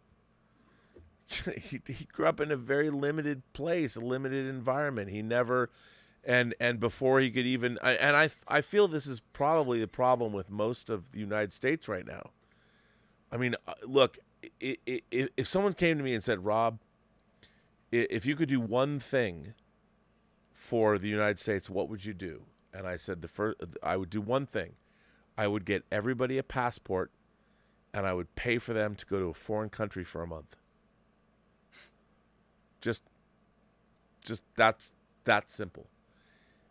Go somewhere that is out of your comfort zone that you don't know anything about, and just go experience another culture. And that would be it. And a guy like Elvis never got to do that. Not as a young person, not as a. And I think right now everyone thinks, "Oh, I have the whole world in my hands on social media." It's not like walking down the street. No, it's worse. I mean, because you're having these very superficial, meetings with people, and people are very. Twitter, like, the more I really don't like it, because it's just like there's so much smugness and like trying to get people and and snark, and I just really I haven't liked the way that it is. It's not a good platform for discussion. It's good for like little bites of news, but it's then the thing you think about it. I'm sorry, but no, it's all right. Like the news that we're getting, like, is this stuff we really have to hear about? Like, we're hearing about all these little things that we never used to care about, like 30 years ago. this type of stuff wouldn't bother us. And obviously there's big stuff on Twitter, but there's all this little stuff that people get mad about now, and it's not healthy. What I was going to say is it's characteristic of the society at large. Oh yeah, it's 100%. You're for this, well then I have to be for this. I'm against this instead of that. Instead of Tom and I have been on this campaign lately. I've started. I don't have my graphic handy, but my thing these days is watch content, form opinion. There is so much nonsense going on. I have a stream that hopefully that I will get set up and do this weekend. You know, I'll be 69 on Monday, so I don't feel an overwhelming desire to necessarily produce content streams. But if I get the stream out, I have a stream that I want to do on engineering toxic fandom. Wow. Okay. Because that's exactly what's going on today. People are deliberately setting out to set up a narrative where something that looks like this is really like this, and hopefully I will get some gumption and produce it. See, the lascivious guy in me goes, dude, 69, bro. Yeah, I know. 69. All right. I mentioned that just for you. Oh, thank you. And you know what I mean? I mean, wherever you're coming from, 69 is always good. It just takes a little bit more work. But I think though that I think you're right. I mean, what's interesting is there's been some people that have reached out to me that were stalwarts of this channel that have said, you know, I don't like where you're going. They perceive me as skewing more negative, and I'm like, huh. I mean, maybe that's because I've been talking about Star Trek too much. But there's I do want to take you down on one thing that you said today on the Campia show. Please do. Ooh. And that is, you were talking about Kevin Feige versus David's The guy they were. Greg Berlanti. Oh, Greg Berlanti, yeah. And you and John were kind of like poo-pooing Greg Berlanti. So what I want to say to you, my friend, is before Iron Man, the very first Iron Man, Kevin Feige wasn't Kevin Feige. No. However, he did produce 14 Yes, Marvel properties. I'm aware of that, and I agree, and I absolutely agree with you because you're one of the few people that mention that all the time, and that's kind of what my point is. I agree with Chris Carr. Berlanti doesn't have all the budget and everything that he would have to produce feature films, but he does have a lot of experience producing DC content. Yes. And he's at the same point now where Feige was just prior. Well, I think to the Iron level Man. of That's what I'm trying to say. I think the level of production is the difference because Yeah. Oh, of the course it is. CW's a very cheesy teen audience. It's really it's kind of tough because and this is what John was saying is that I did see this clip. He's done a good job for that, and you kind of have to put these in their own little boxes of like CW good, and then like my DC only point is give him good. a chance. Give him a chance to produce one film. You don't know what the man will Well, be able to yeah, do. I would say here's the thing. Here's what I would say to that, and it was funny because I don't think I had a hard time articulating. Like I didn't know how to articulate what I wanted to say. A television sensibility is very different than a feature film sensibility.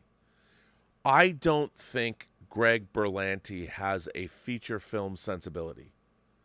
I think he's got a great TV sensibility, and I think the Arrowverse and beyond what he's doing in DC superhero realm, I think he's overextended. I think he's built his own empire. I think that he has a lot of other people that are paving his way for him. I think Kevin Feige is a singular force. He's the king of his own realm. Greg Berlanti is a custodian of a realm. And I think that's a very different thing. And that's just an opinion. I think that Greg Berlanti does not have a feature film sensibility, nor do I think he has the kind of power.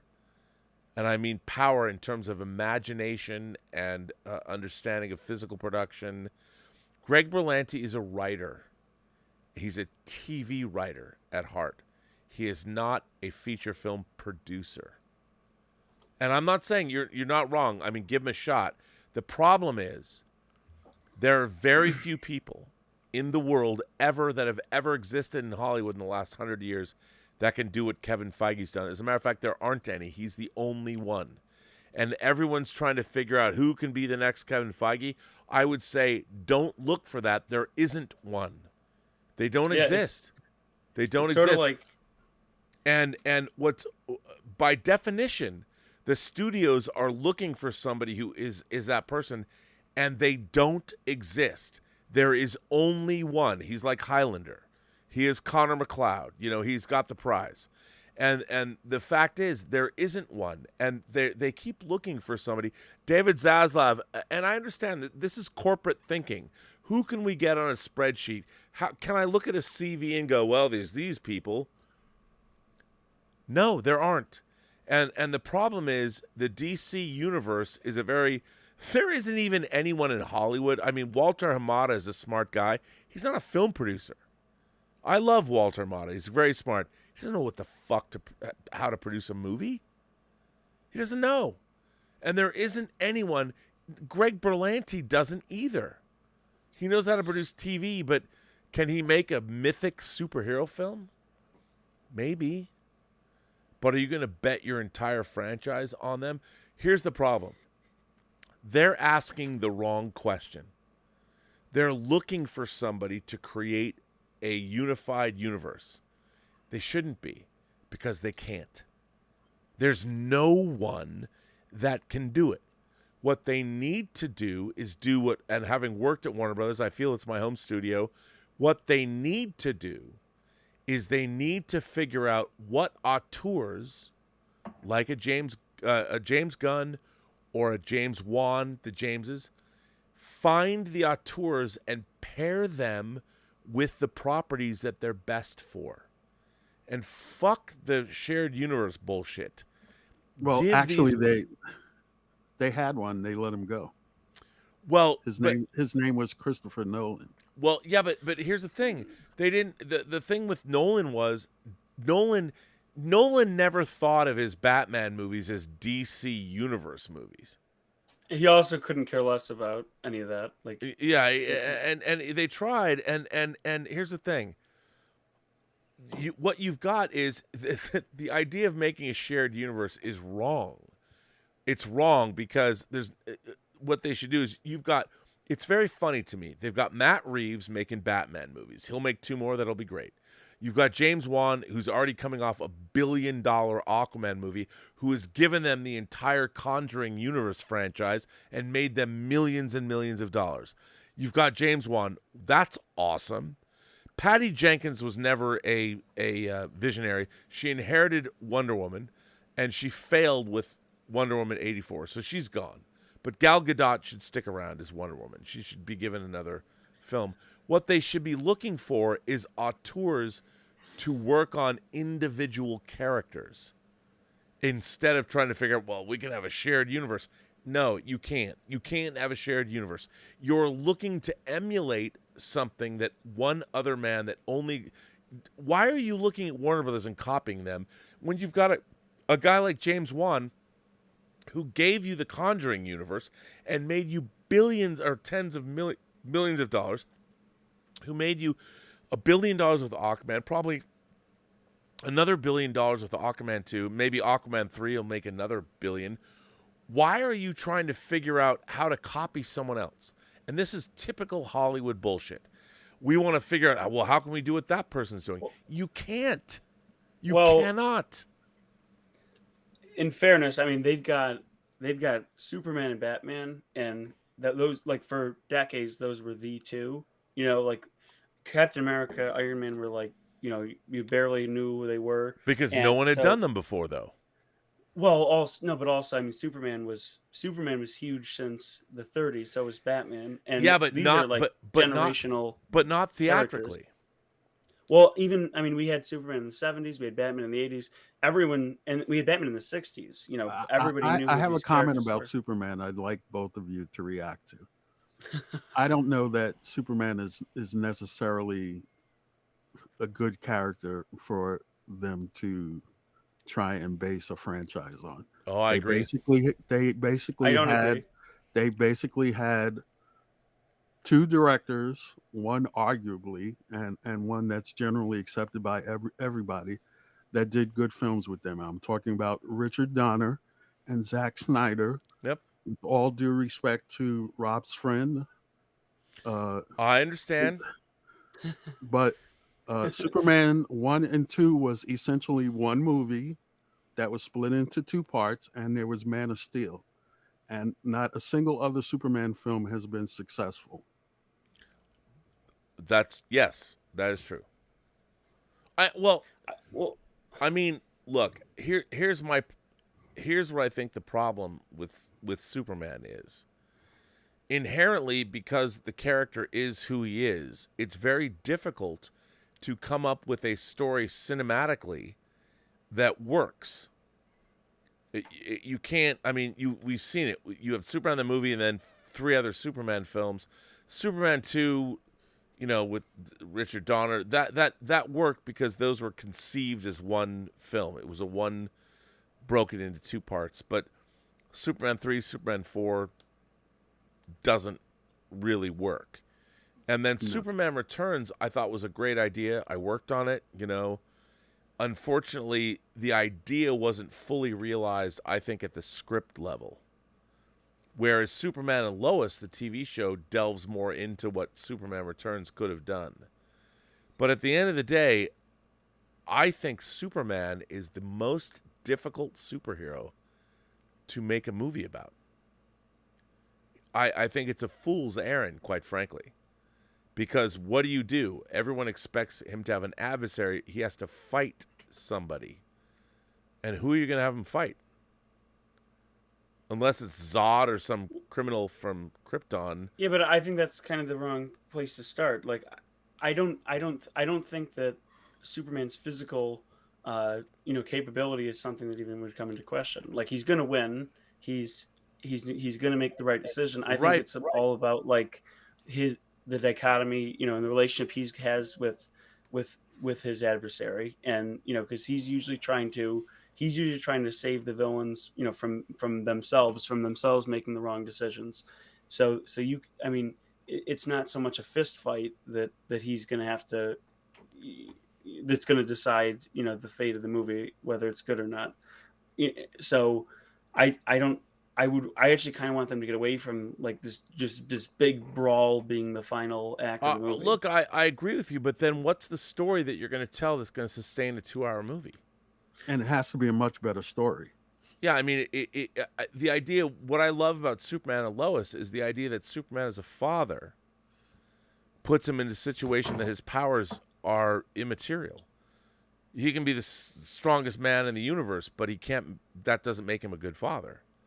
And I think that becomes inherently really interesting. But does somebody want to see a Superman movie about Superman trying to be a father?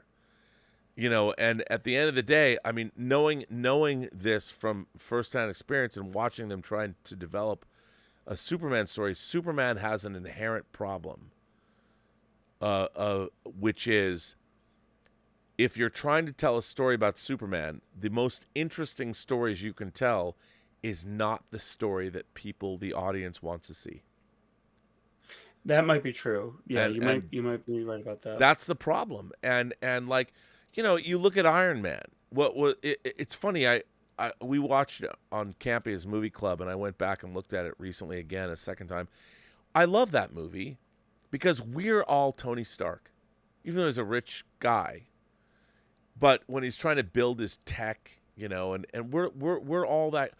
All of the great movies, I feel, put the audience in the position of the protagonist, where we're always asking ourselves, what would we do if we were that person? How would we respond? How would we react? Said another way, Clark Kent is a much more interesting character than Superman.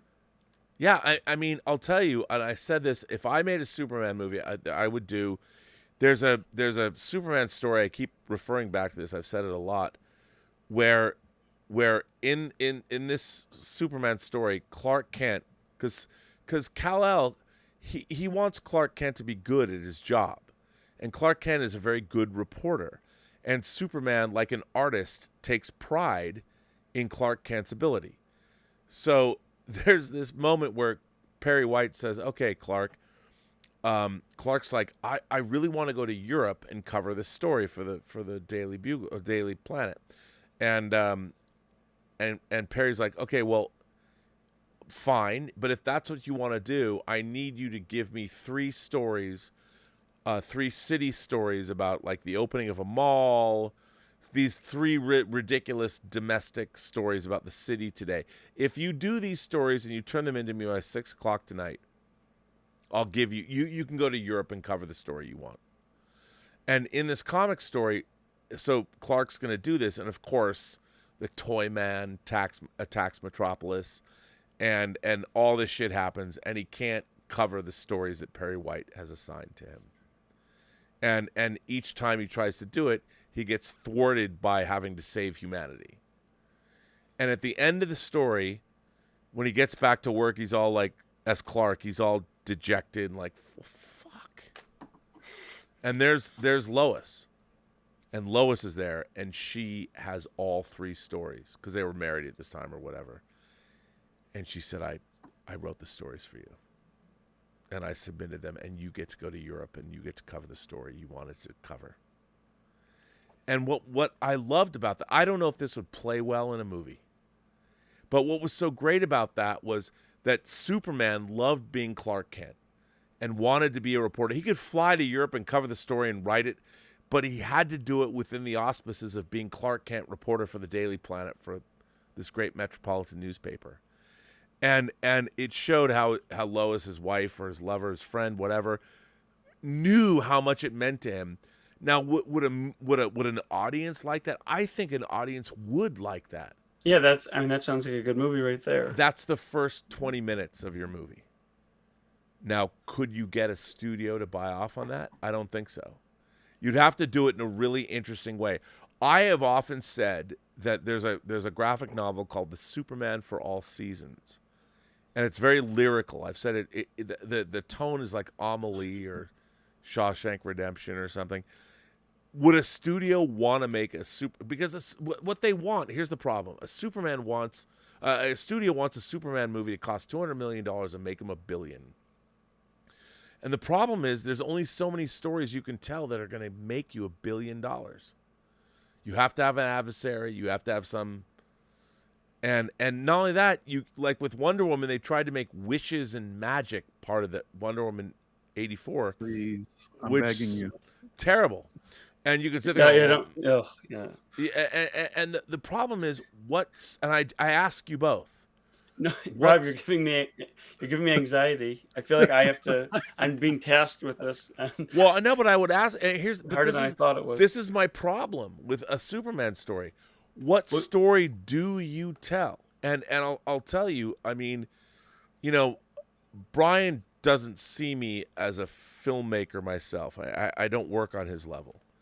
But after Superman Returns, I had pitched him an idea about Brainiac coming to Earth, and what he does is what we don't realize is he's going to basically assimilate Earth like the Borg. But the story was he discredits Superman, and the whole point is what happens when Jesus is discredited by somebody when Jesus shows up and says, "Hey, why is this person not changing your lives? Why isn't he curing cancer? Why isn't he using the technology?" And it starts out where in Brainiac, you don't know he's Brainiac yet. He's another Kryptonian, and he stops a conflict in the Middle East where he stops one army. He just decimates an army, the invasion of Kuwait, destroys, and Superman's like, what are you doing? You can't do this. And Brainiac and this guy's is like, sure I can. Don't we want to make this planet better? You haven't done shit for these people. You have the technology. You can cure cancer. You can give them incredible technology. You haven't done anything. And I have the power. I can change this planet. I can irrevocably change them for the better. And he does. And he discredits Superman entirely. And the entire planet. That's pretty cool. Yeah, right? And then, of course, what you find out is that Brainiac wants to live. He's a machine. He wants to live. And he's gone by the time Superman, all the time that Superman took to get to Earth, Brainiac, you see the destruction of Krypton, and you find out that Brainiac, the Kryptonian elders told him the planet was going to be destroyed, and he's like, yeah, it is. And Brainiac leaves the planet. You see the Richard Donner explosions, and you see the one ship leave. Brainiac's, he controls, it's an AI that controls all of Krypton. He knew, and he leaves. And he's been going, what he wants is to live like any AI. I want to be a flesh and blood being. And what he's been doing is he's been making these husks, and the Kryptonian bell, the thing that was at the end of Superman Returns, the planetoid, was like a beacon. It was like a lighthouse. And he shows up at Earth and he's like, oh. And what does he want to do? What all of these beings have not been able to live with him inside them. But Superman has a son, so he corrupts that son, who becomes Mordred, and Brainiac inserts his own intelligence and takes over Superman's child from Superman Returns. And, after Superman has been discredited, our character would battle him for... This was a sequel to Superman Returns? You read it? Yeah, and it was based... It came out of the animated version, and, I pitched it to Brian. The problem was... I didn't have the credibility, the business credibility. I mean, even though I'd known Brian for a long time, you're a character in the movie. Yeah, I mean, I know, but it's when you're working with people at a certain level, you are seen. And that's how for the way first impressions work is people generally think of you the way they first see you. So I'm just a fanboy geek that creates documentaries. I'm like, hey man, what's up? And that's a thing. And it's that's all. But the problem remains. How do you create a Superman movie that becomes both compelling to an audience? I mean, I don't understand. I've never understood why people don't like Man of Steel more than they do. I mean, I get why they don't. Well, all right, yeah, it's interesting. Like in one end, I liked the idea of Man of Steel. Like what would this actually look like if this guy came here, and how would he react to how the world treats him? Would people accept him?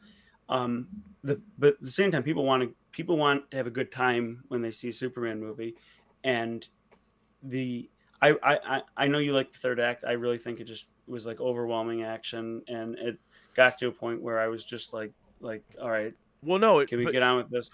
When I initially saw the film, I thought that the third act was a little bit overdrawn until I saw the opening sequences of Batman versus Superman. Yes, 100%.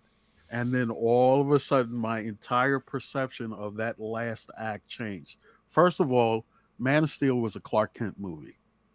Yeah. I don't think people really understand that. I've heard Rob and even my mental nemesis, John Campia, have both said he was Superman for like a week, right? A day. That bothered me when people were like, why isn't he? That's why the movie's called Man of Steel. I mean, the opening parts of the movie was about him finding out about his identity. Lois figured it out because she's a great reporter. It was about him and the relationship of his mother. Until Zod came on the scene and started threatening Clark's family, he was Clark. Yeah. Well, 100%. And I mean, I'm like the what's so interesting to me about what happened there. It's not like Man of Steel was unsuccessful. It's just that Warner Brothers thought, well, we're making here's my problem with modern Hollywood. They thought because we're making a Superman movie in the wake of what Marvel was doing, that they're just going to make $1 billion. And it's like, bruh, you don't just get $1 billion because those people over there are doing something. They don't understand that it doesn't matter what you've done. If they're making an Iron Man movie that makes $500 million, just because, well, we have Superman, the most noticeable, the most amazing character. No, it doesn't matter what you think. You have to make a great film. You have a character that has an amazing legacy, that has a huge history. Fuck all that. You have one chance, and you have 2 hours to tell a story. That's all you have. Nothing which came before, or came after, or came since, or whatever matters. You have this 2 hours to tell that story. And everybody, because corporations own these studios, they're making all their decisions based on spreadsheets and marketing and this, that, and the other thing. They don't understand, and then they're bewildered. Well, our marketing told us that this character is most famous science fiction superhero character in the world.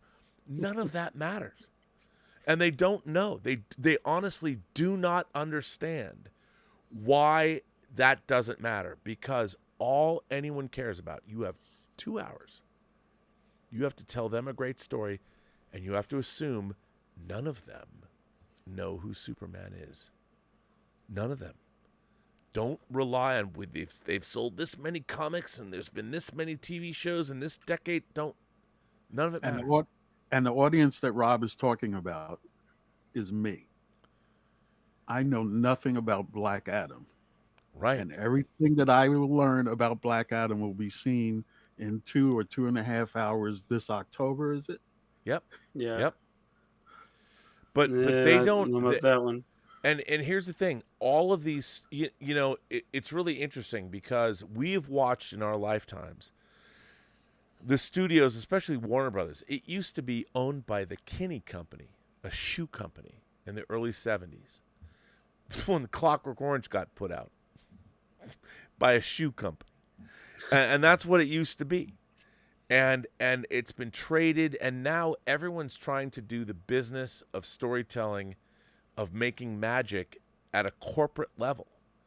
And the problem is that corporations and the way corporate business is run has nothing to do. They cannot quantify storytelling at all. Well, I think part of the expectation was that the Dark Knight trilogy had just come out, and they were grossing $1 billion, because like Batman Begins, was in like the $300 million gross range. So, and then it was like Dark Knight $1 billion, Rises $1 billion. Yep. So they were like, well, we got Nolan producing, we got a Superman, we're right there.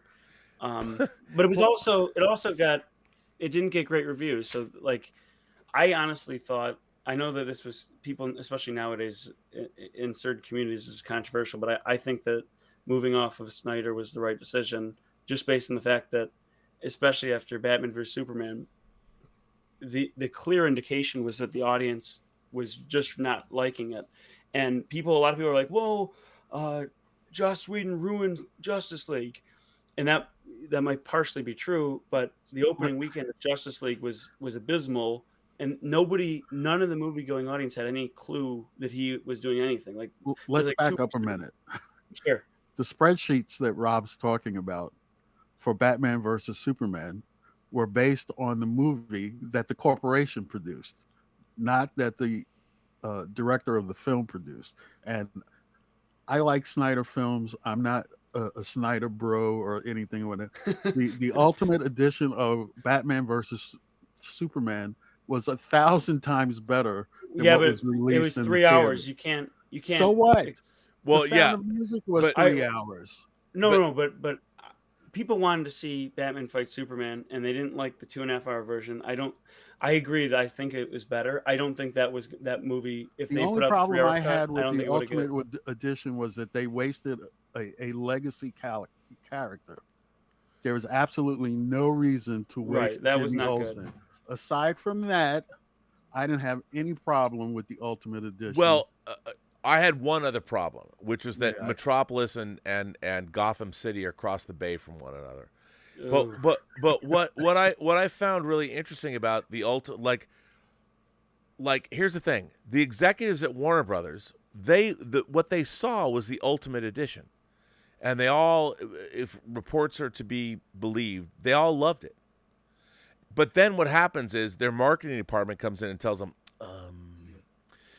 this movie's 3 hours long. We can't release it, so we have to cut it down.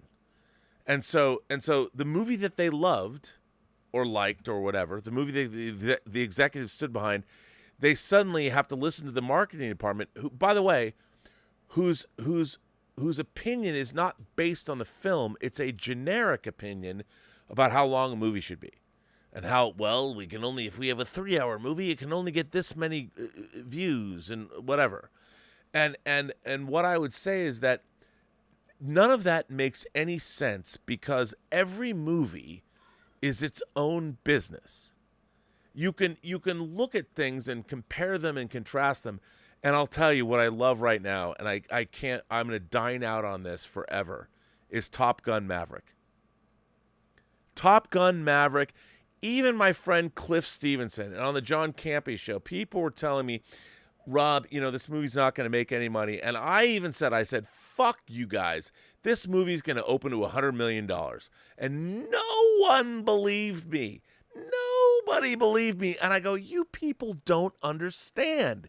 You don't get it. And by the way, I had not seen the movie. I didn't know. I understood that this film, the fact that it exists, it's unique among movies. There is no other sequel like this. It doesn't have the legacy. It doesn't have Tom Cruise. This movie was unique. There's only one, and people are like, well, there's this thing. I'm like, guys, you don't understand. Top Gun is not a movie. It's a state of mind.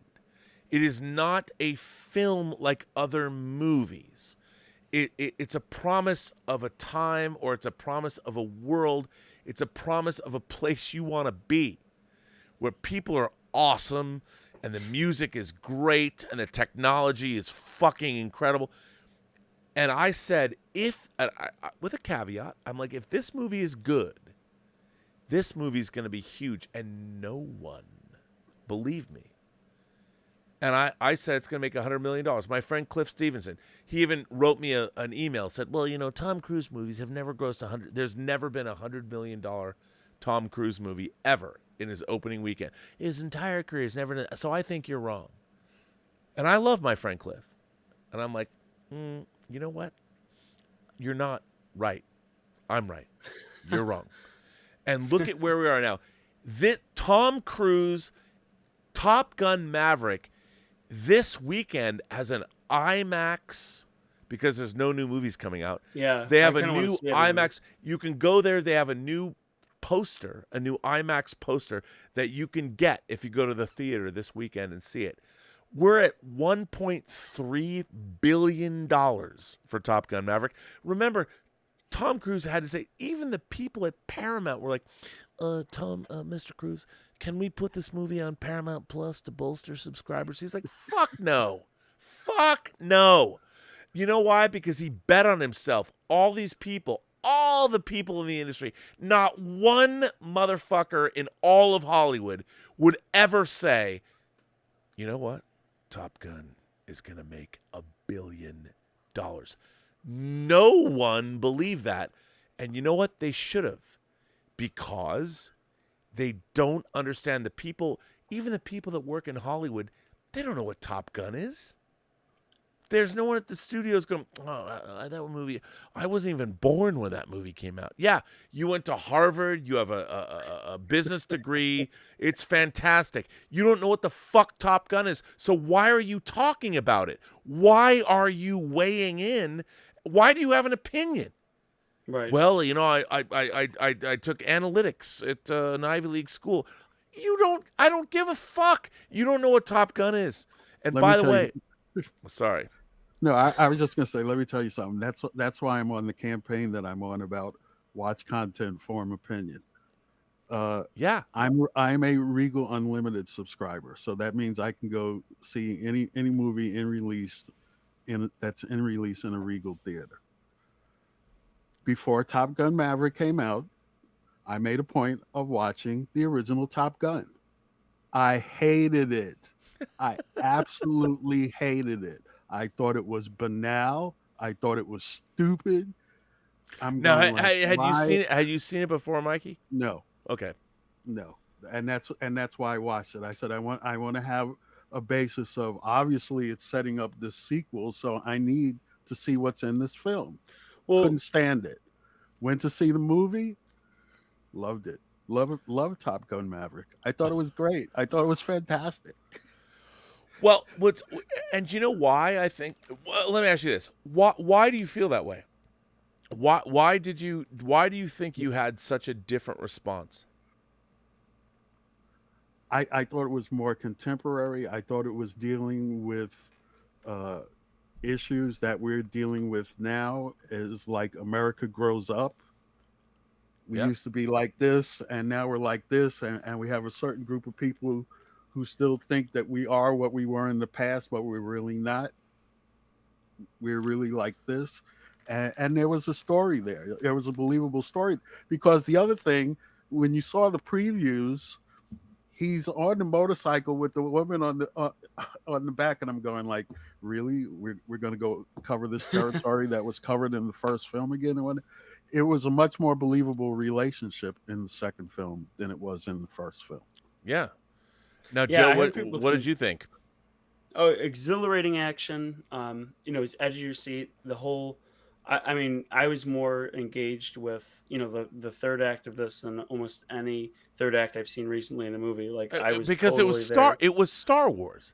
They were it was attacking Star the Wars, Death but they Star. also, but unlike these modern franchises, like I actually was like, are they gonna kill him? Like Right. like, And then they and did. then when then when they had the ship when he flew his ship in front of Rooster, I was like, oh my god, they just killed him. Like that's gonna happen. So yeah, like and I too, I thought this movie had bomb written all over it, but the way you just eloquently explained it is Top Gun. It's a wish fulfillment. It's a feeling, and people wanted to recapture that. I mean, it's kind of like I hadn't thought of it this way, but because I saw the original when I was younger. My dad showed it to us, and I remembered bits and pieces of it, but I didn't have like a fondness for it. So I was like, why are we making this? This seems so pathetic to like try to drag this up. And but Red Letter Media, they made a video about Indiana Jones and the Crystal Skull, right? And they basically said like the Indiana Jones is a wish fulfillment character. Like he's good looking, he's got a new girl in every movie, he's going on adventures. He's got all these abilities. You don't want to see that guy as a 60-year-old man like that. You want to see him as a 30-year-old man, and you want to like wish he's the guy you want to be. He's you don't want to be 60, struggling to climb up the mountain and have Well, your you son kind of do around when no- you get to be 60. You're like, well, You'd rather be that than a regular 60-year-old. But I'd like to be able to go to bars and pull some hot young thing. You know what I'm saying? Mikey, even- you yeah, know like- what I'm saying. Come on, what's up? I absolutely know what you're saying. Well, I'm not there yet. Maybe when I get there. But the point is, like, the character is not. It's not so much like the grand, Shakespearean character of Indiana Jones. It's more of like the fun, adventurous thing. So, the idea of making Indiana Jones when he's 80, like, what are we doing here? Why are we making that? Right. Why, if anything, either make a new character, recast. It seems a little bit strange. Like, what are we trying to do? Because there was a little thing with his dad in the third movie, but we haven't really got much of like the character of Indiana Jones. He's got a personality and stuff, but it's like it's that wish fulfillment. And that was actually, my dad had a bit of a problem with the new Top Gun because he thought like, I don't want to be Tom Cruise when he's pushing 60. I want to be the younger Tom Cruise. Like, so Yeah, but here's the thing that I would say is the difference. The difference between those is that Indiana Jones as an older man cannot physically do what he was doing as a younger man, whereas Tom Cruise is flying in a plane. His ability to fly is not going to change as much as he ages. You could say Right. maybe his reflexes are different or whatever, or you can say that, look, as somebody who has a skill, whereas Indiana Jones literally is running and jumping Swinging. and fighting and swinging. And what they've tried to do is keep him the same. And what I thought would have been really interesting with Kingdom of the Crystal Skull is if you turned Indiana Jones like, and this is why I can't stand Star Trek Picard until the 3rd season, which I can't explain why I love it. But Star Trek Picard is a show where you took a character and to get Patrick Stewart to be in the show, you had to make the character Patrick Stewart, not Jean-Luc Picard. Which is Hey, by the way, can I turn this over for you for just a couple of minutes while I go? I have to piss like a racehorse. I've been sitting here for 5 hours. I have to drain the main vein. I'm turning it over to the two of you. Can I do that? Yeah, sure. Sure. All right. Have a It's good- you have a good guys. time. So what else are you watching these days, Joe? Oh man, I've watched more movies in theaters this summer than than in many years. I guess I felt bad, coming out of the pandemic. So I saw quite a few films. I was with. What were you on Thor Ragnarok? I was with Rob. I really didn't like it. You mean Thor: Love and Thunder? I meant that, but I didn't like Ragnarok either. But let's just go to Love and Thunder. Ragnarok I liked. Thor: Love Right. and Thunder, I didn't hate it. Mhm. Here's my problem with Thor: Love and Thunder. I thought it was episodic. And what It I was, mean yeah. and what I mean by that is the Marvel Cinematic Universe, especially in feature films, they are supposed to move along this narrative of whatever Kevin Feige has set up wherever he wants us to go. And the only thing that I thought Thor: Love and Thunder did was separate Thor from the Guardians of the Galaxy. That was it. There wasn't Right. anything else in the movie that moved the MCU narratively forward. So if you like funny jokes and like you could sit through 2 hours of whatever it was that Taika Waititi was doing, it was fine. I didn't rate it badly. I haven't watched it again. I have no overwhelming urge to watch it again. Yeah. I mean, that's kind of what a lot of these movies to me is my trouble. They're fine.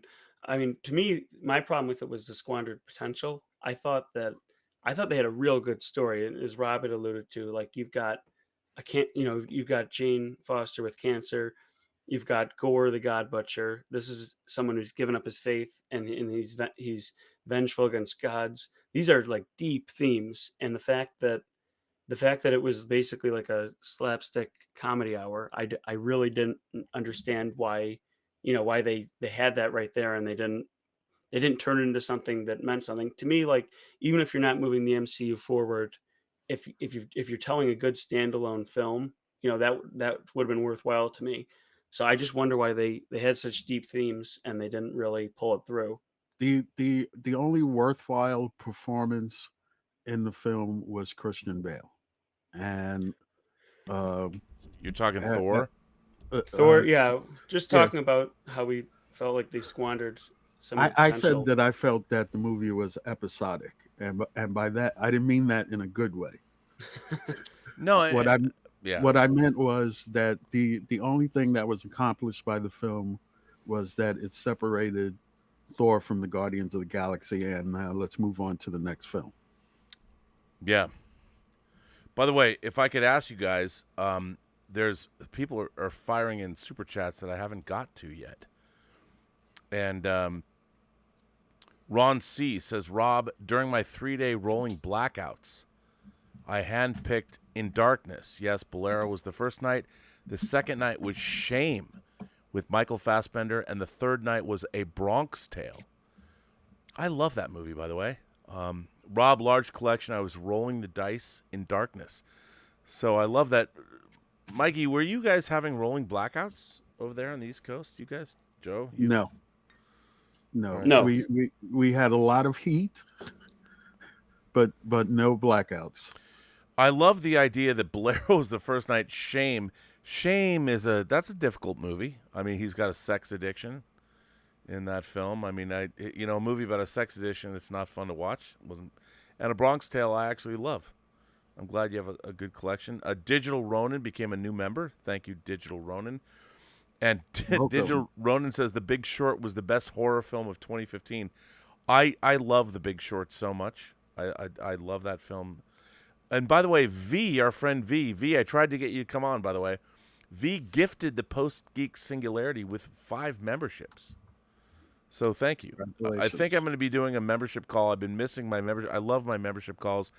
Today, I'm going to do a Designing Hollywood podcast that I have to drive. It's funny because now that I live where I live, I have to drive 90 miles one way to do the interview. Drive. Yeah, I mean, I'm going from Redlands to, which is fine, and then but it'll be worthwhile. And then V sends in something to chat with, which thank you, V. I've got my great dog Sebastian here. Darth Plato says we have a shared love of action. Amen, Rob. As the Romans used to say, homo sum humani nil ami elimu puto. I am human. I regard nothing human as foreign to me. Nor should anyone. That's why I don't understand why human behavior is such a mystery to everybody. I don't get that, but Darth Plato, thank you for that. I agree with you. Stub McShave says, I've noticed that the marketing of movies and TV shows is often leaning into the progressive social aspects more than what the actual movie or show is. Prey is an example of that skewed marketing that's so common now. It's so funny because I thought Prey was good. Did you guys, Joe, did you like Prey? No, I haven't seen it yet. Mikey, did you see it? I have seen it. I did not see the Comanche dub, which Tom is all over the chat recommending, but it wasn't available when I watched it. But I watched it as soon as it dropped last Friday. I thought it was fantastic. Yeah, I mean, it's... And here's the solution to the marketing problem. Don't watch the marketing. I don't watch any marketing. Well, I think it's really frustrating, and I have to say, let's just say that I saw some marketing today that someone sent me to get my opinion about that has to deal with a franchise that I love that's going to be shown at an event in September. And I looked at it and I said, who the fuck made this? And the people that made it were very Tiffany priced marketing concern. And I have to say that people that are marketing, here's my problem. The people that are selling us our stories, that are marketing us our stories, don't know what they are. They just don't know.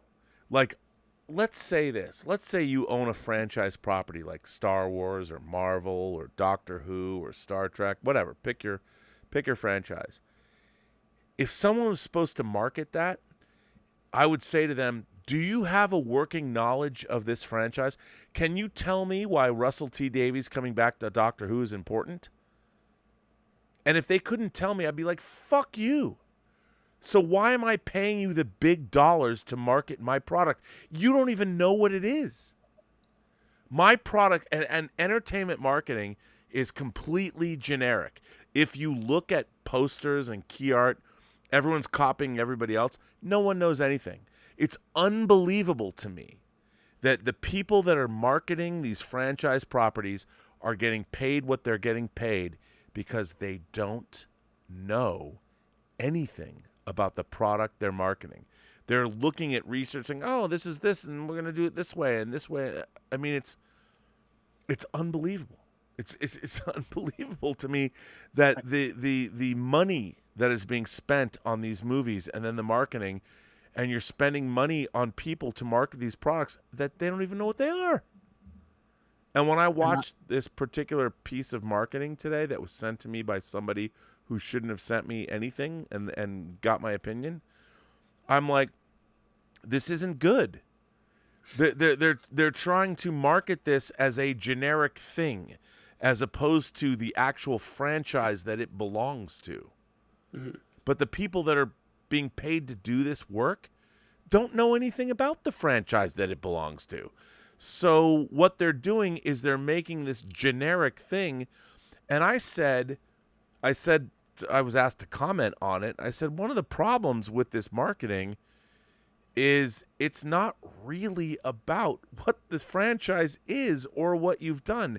It is a generic action adventure genre piece from, say, whatever franchise it's from. It's generic. And you could plug in any franchise into this, but it's not unique to the franchise that it is, and that's why it's bad marketing. Is this in a world kind of marketing? It's not. No, I would say it's grim dark. Okay. They turn this into this dark, generic, Oh, dark, I'm so sick of that. dun. And I'm like, Oh. and the funny thing about what this thing is, there's lots of really great character interplay. And I'm like, there's no, and I kid you not, there is an adversary in this thing, and at the end, they have the adversary going, ha, ha, ha, ha, ha, ha, and they have this laughter go. I'm like, really? This character has so many great lines of dialogue, and they're just gonna laugh out the thing? Like, I like that. That's at least like, I appreciate that. That's a callback to like classic villain. it's generic villain. Oh, it's terrible, but It's, like, I mean, and I'm like, this character says all kinds of cool shit. Let them say one line of dialogue. Like if you were, if it was Star Trek, for instance, there's an episode of Star Trek called Day of the Dove in the 3rd season. And there's a Klingon saying in Day of the Dove, which is, only a fool fights in a burning house. That's the fucking end of a trailer. Show some shit, whatever. But if you knew that that's your villain, and the villain says, only a fool fights in a burning house, people don't even know what the fuck that means. It just sounds cool. Just end it that way, so then people walk away, not from, ha, ha, ha, ha. They actually get a line of dialogue that they can go, only a fool fights in a burning house. People will repeat that shit. they did that. I remember The Last Jedi had pretty good. They had Luke saying it's time for the Jedi to end. That was kind Yes. of Yeah. cool. Yeah, it's dialogue, and you're like, what does that mean? You're all excited Yeah. about it. And then people were really upset about what that meant. I want to read you one line of dialogue. Mm. We begin in the waking world, which humanity insists on calling the real world. Mm. I heard that line and I was in. I Dude. knew absolutely nothing about the Sandman. Nothing. You guys have been talking about it for weeks. I heard that one line and I said, let me Okay. sit down, let me relax, let me get a little drink here. And now, have you watched it all? I'm up to, I have another line here. I'm up to the part to, Which episode? I think it's 7. So you've watched the episode with when you meet Death Oh yes, absolutely. and How Hobgoblin. long do you think she'll be away? A week. But you're welcome to wait. Dude, look, the Sandman's my favorite comic book ever. I have to say that I think the Sandman, the series, is one of the greatest comic adaptations of all time. It's fantastic. I can't wait to finish it. I hope that what's interesting is, so the first season represents the first 16. The comic book is 75 issues. And it's an anthology. All the characters that you've met come back into play later. I'm glad you said that, because that's exactly what I wanted to say. That the structure of the series, it's like an anthology series, even though it has a through line from beginning to at least the point to where I'm at right now. Oh no, it absolutely does. And everything that happens in the comic, in the series, is in the comics. It all comes into play later. All the characters you meet, everything that happens has ramifications, and they all come back. So I think it's fantastic. No, I mean, You it's, talked about the episode of the guy sitting in the diner, oh yeah. and I definitely wanted to see that because my dad has taught me to observe people in what people would think are ordinary situations, and it's absolutely fascinating sometimes to just sit down and watch people. And then the episode where he comes back to the same place every 100 years. Hobgaddling. Yeah. I know that's coming back in the future. I could tell just by the way that it was written. So Oh, I'm and enthralled with this film, with this series. So the Sandman, you know, I've said it before, I'll say it again. I was saying it earlier. I mean, it's my favorite comic series of all time, and I got rid of all my comics. So this is basically the entire series. The first season. This is and this is a leather bound, you know, the it's huge. And although I will say this goes to issue 21, which is the first. So there were 16 episodes in the first season. And God, I love the way it smells. I feel like I can smell it. Oh my god! When you held it out, it was like Oh 3D. God, it's so good, dude. It's so good. And by the way, I've had this for at least, when did I buy this? 15 years ago. It still smells incredible. And then I showed it earlier, but the comics themselves have 4 of these books, and these are annotated. I mean, this is a huge book, and this book covers Sandman 57 to 75. It's the annotated Sandman. It's my favorite comic of all time. This adaptation, even though they've made changes, you know, I think it's the greatest comic adaptation of all time. I really do, because it's so faithful. You know, people talk about race swapping or gender, don't care. It's so well done, and the spirit, the same way adaptation has to retain the spirit of what it is adapting. I have not seen any better adaptation of anything than this. I mean, people forget, in the book Jaws, Matt Hooper has an affair with Sheriff Brody's wife. People are like, wait, what? Yeah, Yes. I like that. Yes, they do. And they're like, come on, man. But no, the Sandman it's incredible. And if they do the second season right, it's going to be the greatest greatest season of TV maybe ever of fantasy, because the material is fucking fantastic. If they do a Midsummer Night's Dream, I mean, they introduce Shakespeare with Hobgaddling in episode 6. Mm-hmm. There is a story called A Midsummer Night's Dream that will happen in the first 2 episodes of the next season, where they have to stage A Midsummer Night's Dream for all the real fairies. And Shakespeare and his company is like, we're actually going to stage this play for all of the real fairies that we talk about. And Puck decides that the real Puck's like, you know what? I'm gonna be myself in the play. It's fucking great. It's one of the great. I mean, it's so good. It's my favorite comic series of all time. It's so good. But anyway, so let me ask you guys this before we end, because we're actually, a couple of people have said some interesting things. I'm sorry.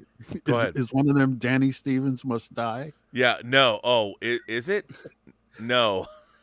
Well, the Phantasmagorium show says, hey, Rob, let's talk Sandman, which we were going to do that. No, Danny Stevens Must Die. Well, we're talking Sandman now. I mean, I can't tell people how much that comic meant to me, because it started when I moved to Los Angeles in 1988, and it debuted in 89, and the Vertigo comic line, I mean, it's incredible to me to see it finally happen. I just worry. Thank God it debuted at #1, but it's very Baroque. And I think what's really interesting about this series is that the first 6 episodes, the Sandman has different books, and the first 6 episodes are preludes and nocturnes, and the second book is A Game of You. I mean, pardon me. It's not. It's The Doll's House. So there's preludes and nocturnes, and then there's The Doll's House. Then there's The Dream Country, and then there's a Season of Mists, and then A Game of You. The Barbie character, believe it or not, with Mr. Tenbones, the Barbie character comes back in A Game of You when her fucking philandering husband, she moves to New York and becomes a huge, and Joanna Constantine comes back. I mean, it's fucking great, man. Joe, have you seen any of this series yet? No, this is not part of the Sony villain verse, I'm assuming. No, you haven't seen Sandman. Do you have Netflix? Yeah, I have no idea. Like this, I feel right now like I did when I was in high school and all my friends were talking about Breaking Bad. You really have to watch it. Okay, so here's the thing. Here you go, Joe. So when God created the universe, he created 7 aspects of creation. He created dream, death, I'll be right back.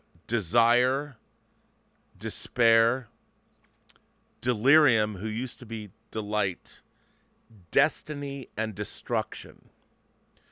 And those ideas were anthropomorphized into beings that were a family called the Endless. And those characters, like Dream, for instance, Morpheus, Onieros, known by many different names, Dream presides over the dream realm, and any being that exists who dreams, animals, human beings, aliens, every person, every entity who dreams comes into Dream's realm every moment that they dream. Okay, so I like that. Yeah, so like Death, who is Dream's sister, she's Death. She visits every entity that's self-aware. Whenever you die, basically, she shows up and takes you to the next realm. Desire is that character, whatever Desire, and Desire is a non-binary character, as was written in 87, 88 in the comic book. Desire has their own realm. And then there's Despair, who is kind of a sad sack chick, and she's exactly who you think she is. And then there's Destiny, who has the Book of Destiny, where everything that ever happens is written in his book. And so the Sandman is about that family, but the main character is Morpheus, the Sandman, the Lord of Dreams. And it goes from there. And that's what the show's about. That's cool. I like whenever people do these mythical, explanations for things. Like I even liked in the new Doctor Strange movie when they had, like you can, like they were having like transporting through their dreams, and they were making it like you're seeing some other version of yourself. Yep. That's cool to me. It captures my imagination. You'll love this. You'll love it because in the Sandman universe, all the pantheons of gods were real. They all existed. And when belief waned in those gods, they drifted out of existence. And even the Judeo-Christian god who comes into play next season is a real entity. The Egyptian gods, the Norse gods, the Japanese gods, all the gods. So if you can accept this, then you've been talking a lot about the MCU, how, they've got the Egyptian gods, they've got the Norse gods, they've got all these different, belief systems clashing, and they don't really address that. So what is, you seem to think it doesn't work, but now it looks like there's a story out here that does have them all. Well, that's my problem. Is that in the Sandman it worked?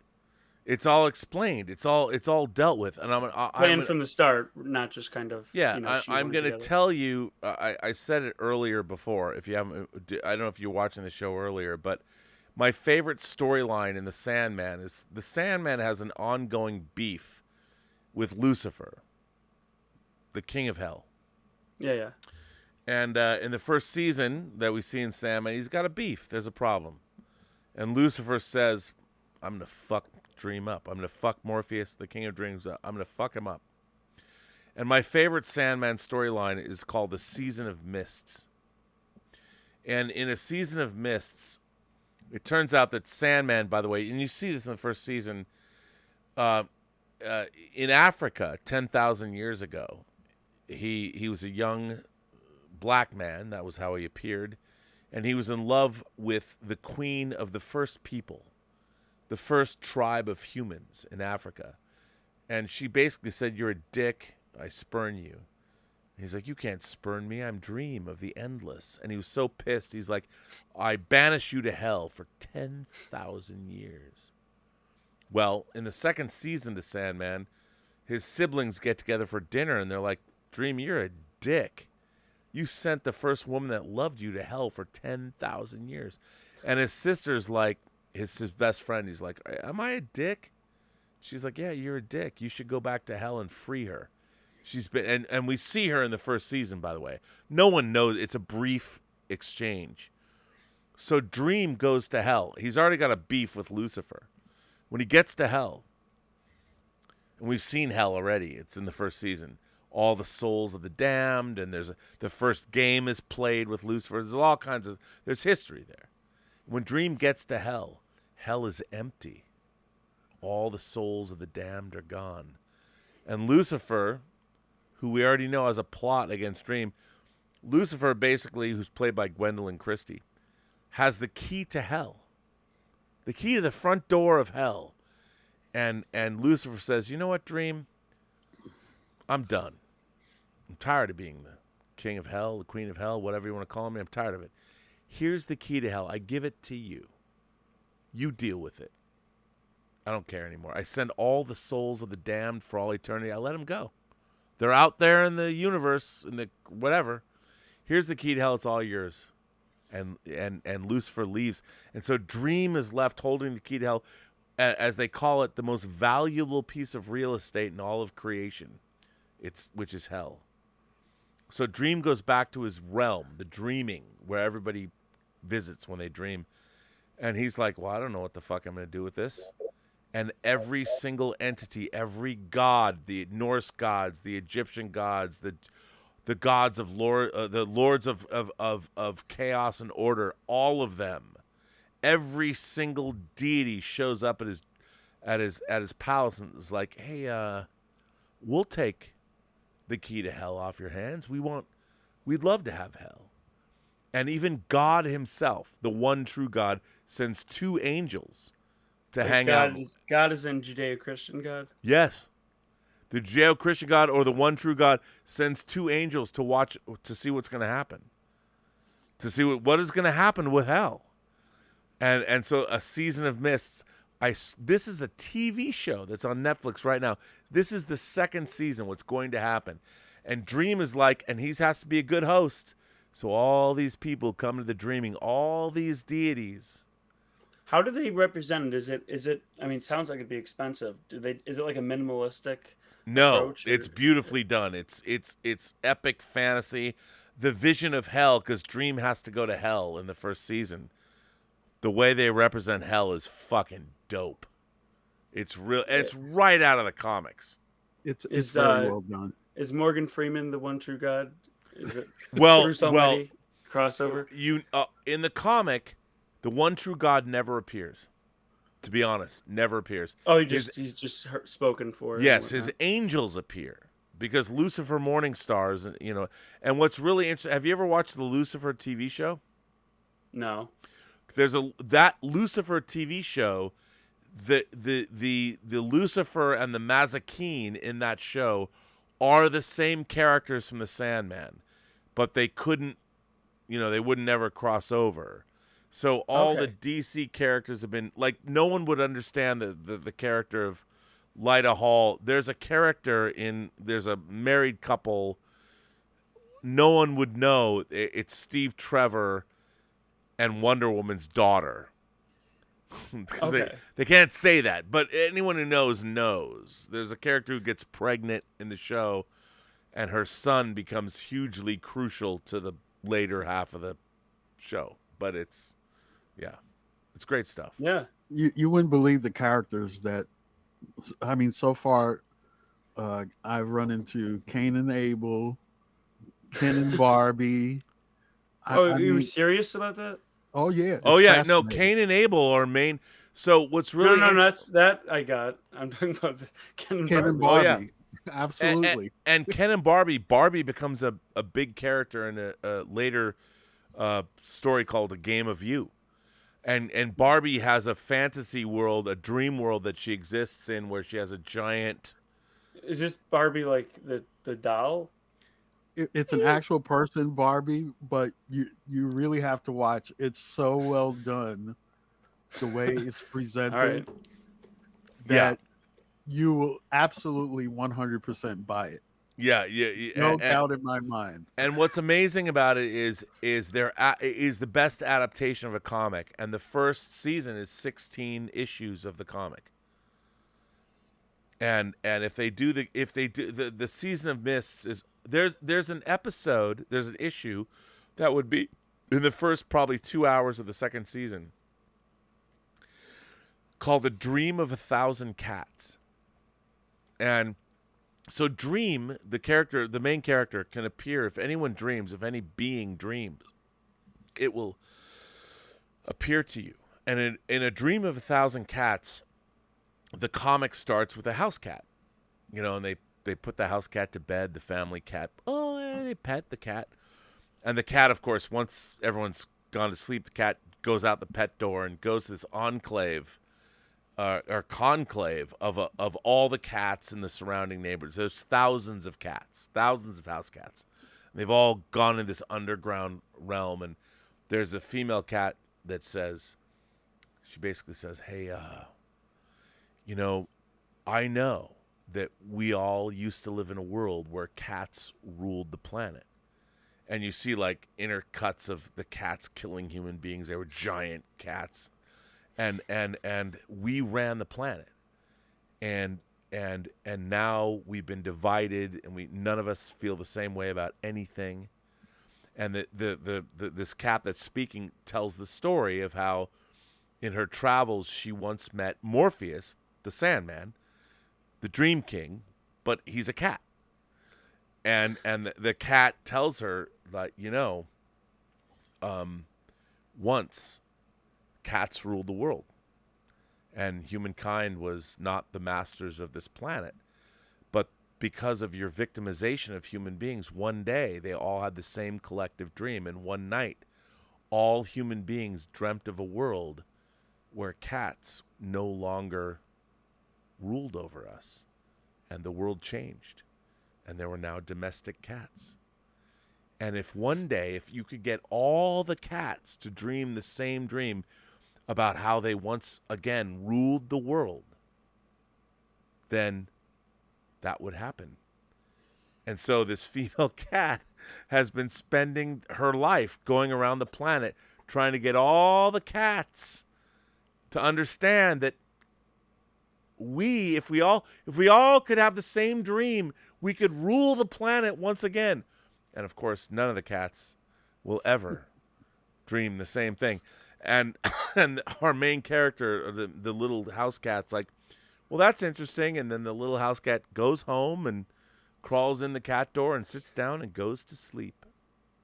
This sounds like the most bizarre show I've ever heard of.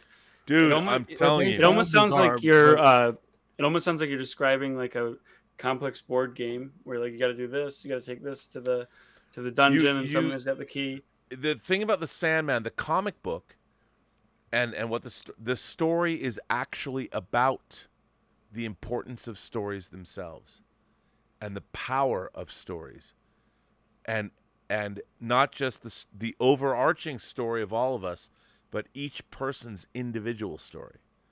And I have to tell you, it's so funny. The whole point of the channel, I had forgotten, because the Sandman's my favorite comic book series of all time.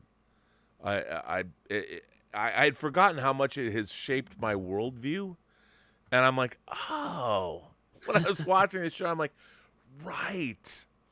And I'd forgotten it. But that's this. If there are two things. If you've ever seen the movie Amelie, I'm like, I have not. No. well, you should watch it because I know you've talked about it on other shows, so I know.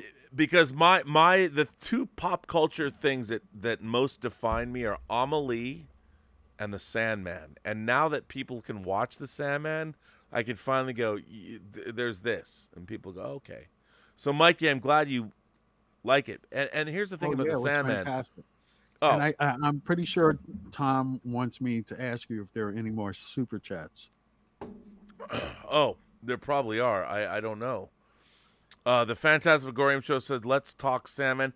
The Norwegian Kryptonian says, in Prey, the characters went from speaking native to English, and it took me a little bit out of it. Other than that, pretty good movie. And then, of course, well, what do you guys think about that? I mean, you can watch it in English or you can watch it in Comanche, right? Yes, I watched it in English. When the day that I went to stream it, the Comanche dub was not available. I will go back and watch the Comanche dub, but the English dub was fine. I thought it was fine.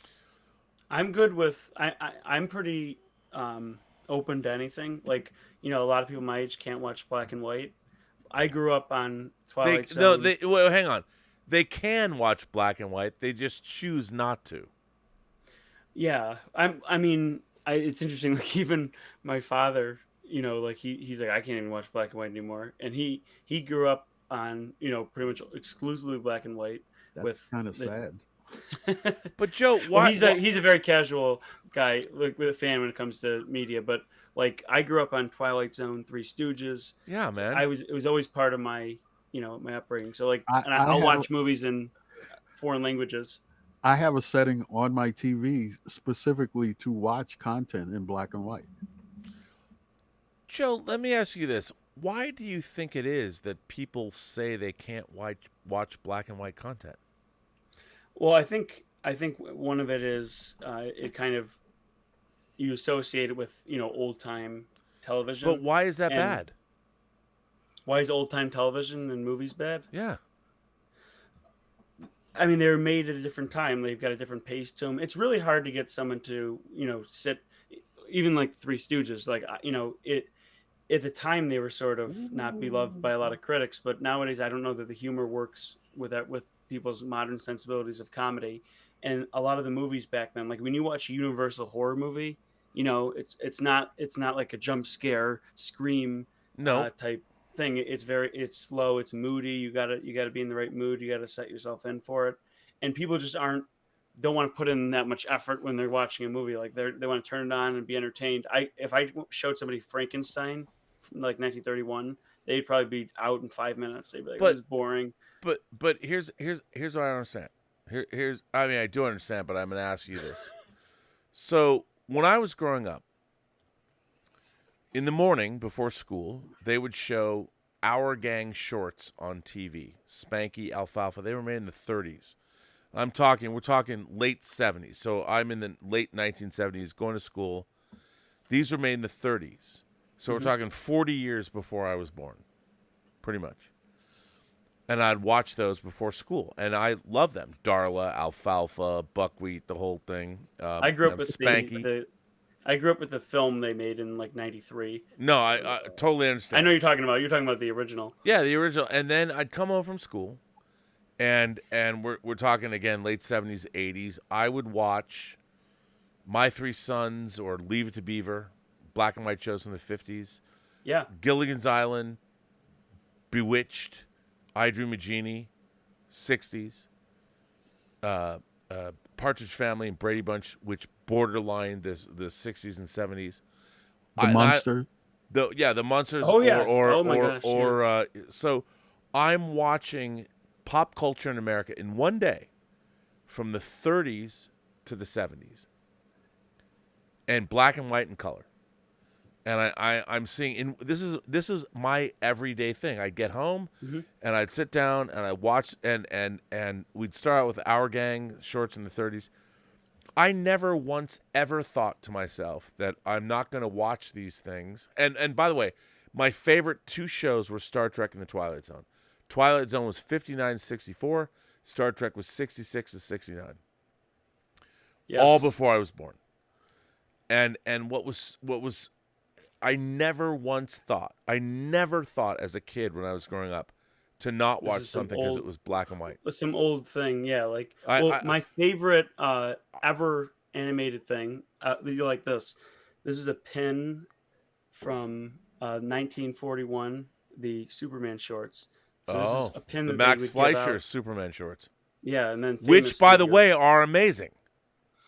I had no idea they were made in the 40s. I thought they were coming out when I was little. I thought I was watching new releases almost if it was like a show made in the late 90s. So this was a pin that they gave out as like a giveaway for the first, the original one that came out in 41.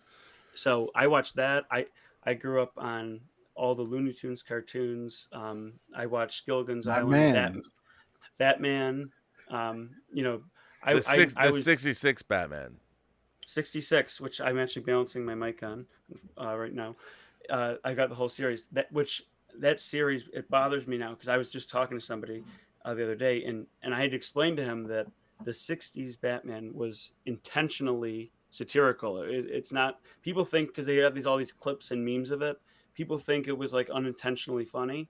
Right. It was a smart, very well done comedy spoof.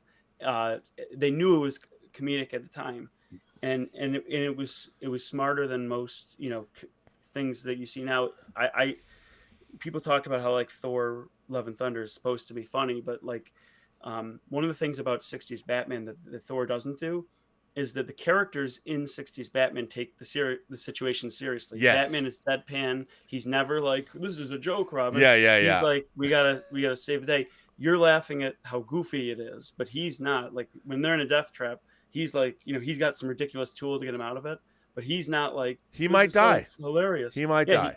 And Robin's all, got a catchphrase, but he's all worried too. And that's where people don't get is that the characters in a life-threatening situation should not be, unless you're Spider-Man or Deadpool, they should not be, throwing out all these one-liners. They should be like, we gotta figure this problem out. But let me ask you this. Why is it like when I was a kid growing up, these things were readily apparent to me. Like I understood I was born, by the way, I'm old. I'm not as old as Mikey. Sorry, Mikey. I was born. Right. I was. It's so funny when I say this. It freaks people out. I was born in the 60s, man. Mm-hmm. I mean, I was, and I grew up. I know people are like, what? They're gonna be like unsubscribe, but the thing is, when I was a child of this incredible. I was there. I was 10 years old to see Star Wars opening weekend. Changed my life. Mm-hmm. And we were at a place where, and I really think one of the problems with the modern age, especially with young people, is there hasn't been anything revolutionary in the last 30 years. And I say this all the time, like Other than the fact social that we're- media, and it's, Well, even our Sorry, I movies, didn't mean like, what do you mean you say this all the time? What were you going to say? well, like we're remaking all of our movies, and I joked before, like what if in the 60s we just made a Wizard of Oz, years later sequel, and we brought back all the cast? Like they didn't do that; they made Jaws instead. Yes. Like, they were making new stuff. The biggest movies of the past year, we had another Jurassic Park, another Star Wars, the Marvel movies.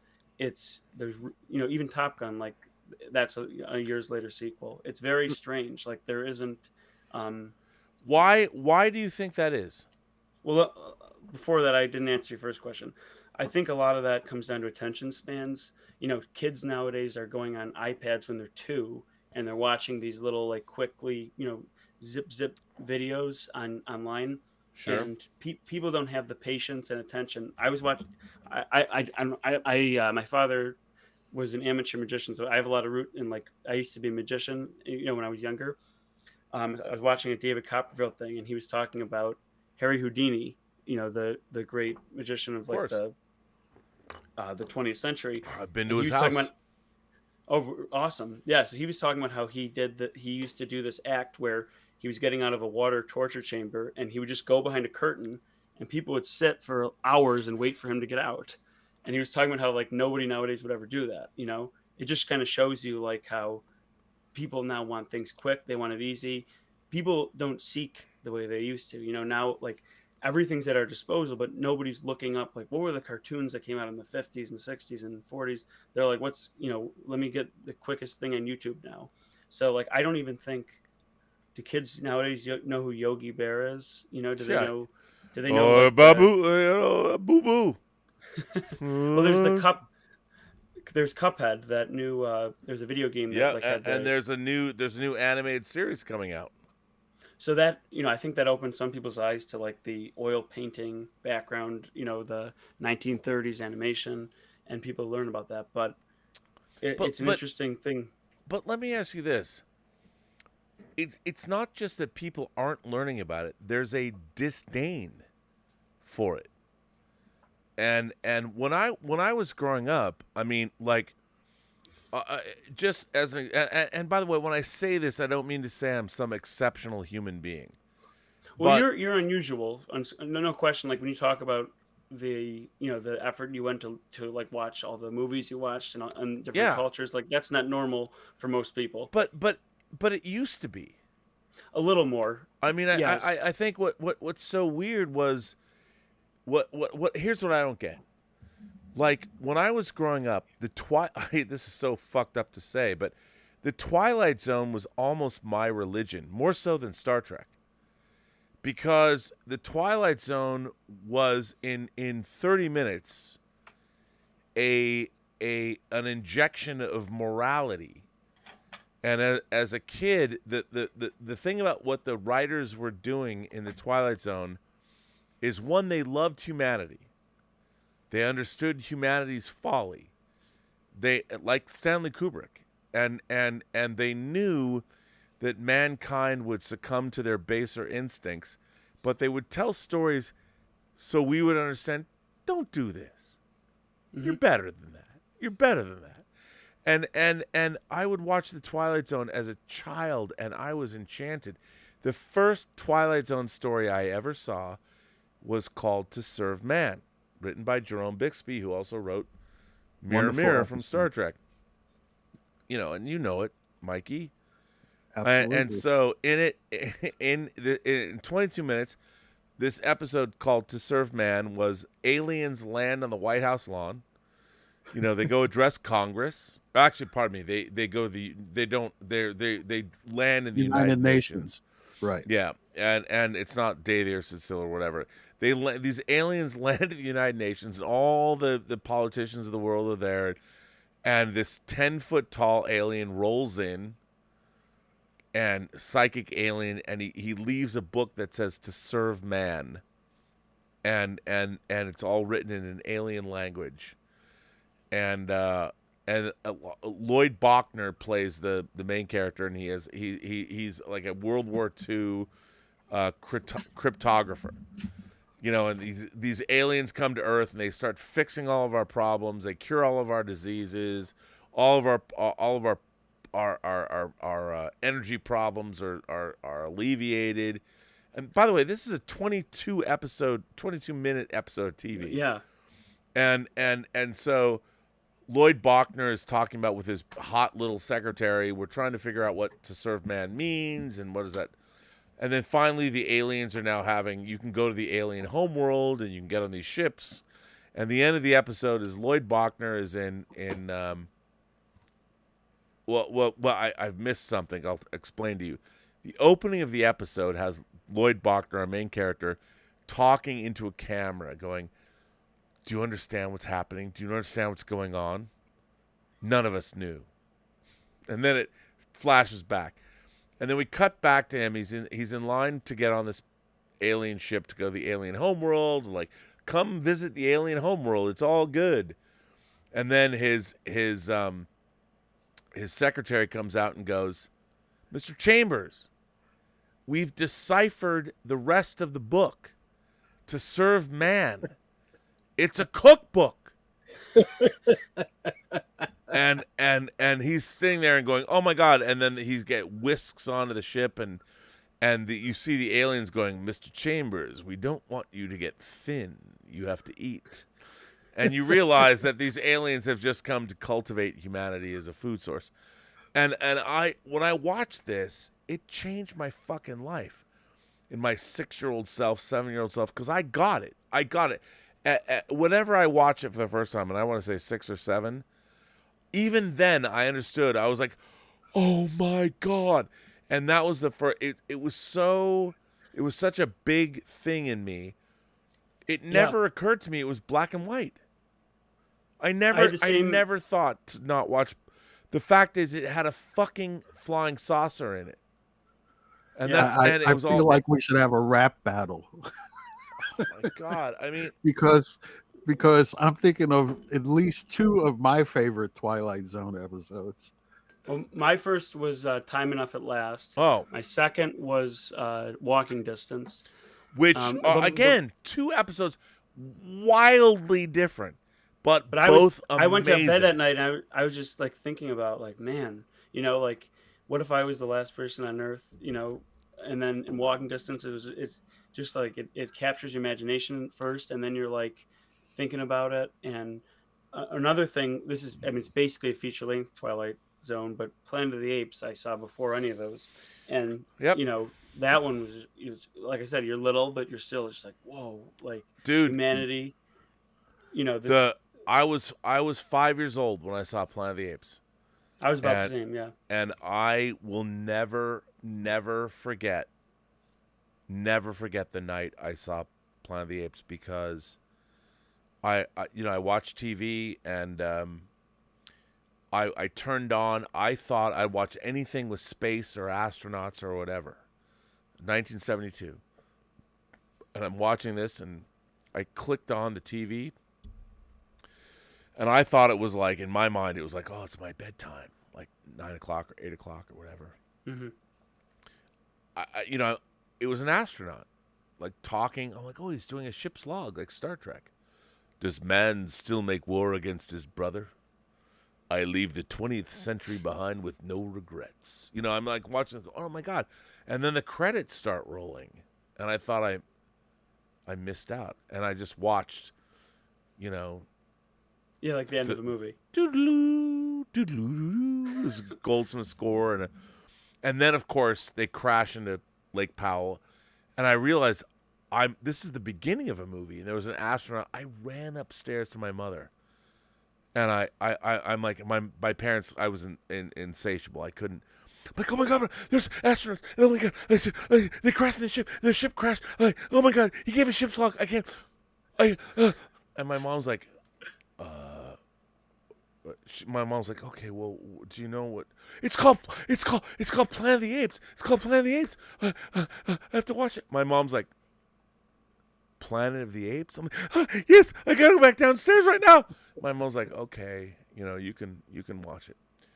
And I go down and I watch, and they go through the Forbidden Zone and the whole thing. And here's what got me. Here's what literally the moment that changed my life, that made me an imagination connoisseur. At the beginning of that movie, when they go into the glade where the humans are eating, and you hear and then the apes come in on horseback, and there is the first reveal of the ape. There's a snap zoom, whoosh, and then Goldsmith scores. Wow, wow, wow, wow. I was like, oh my God! That was it. That was the moment. I was already a Star Trek fan, but that was the moment. That snap zoom with the reveal of the ape. Yep.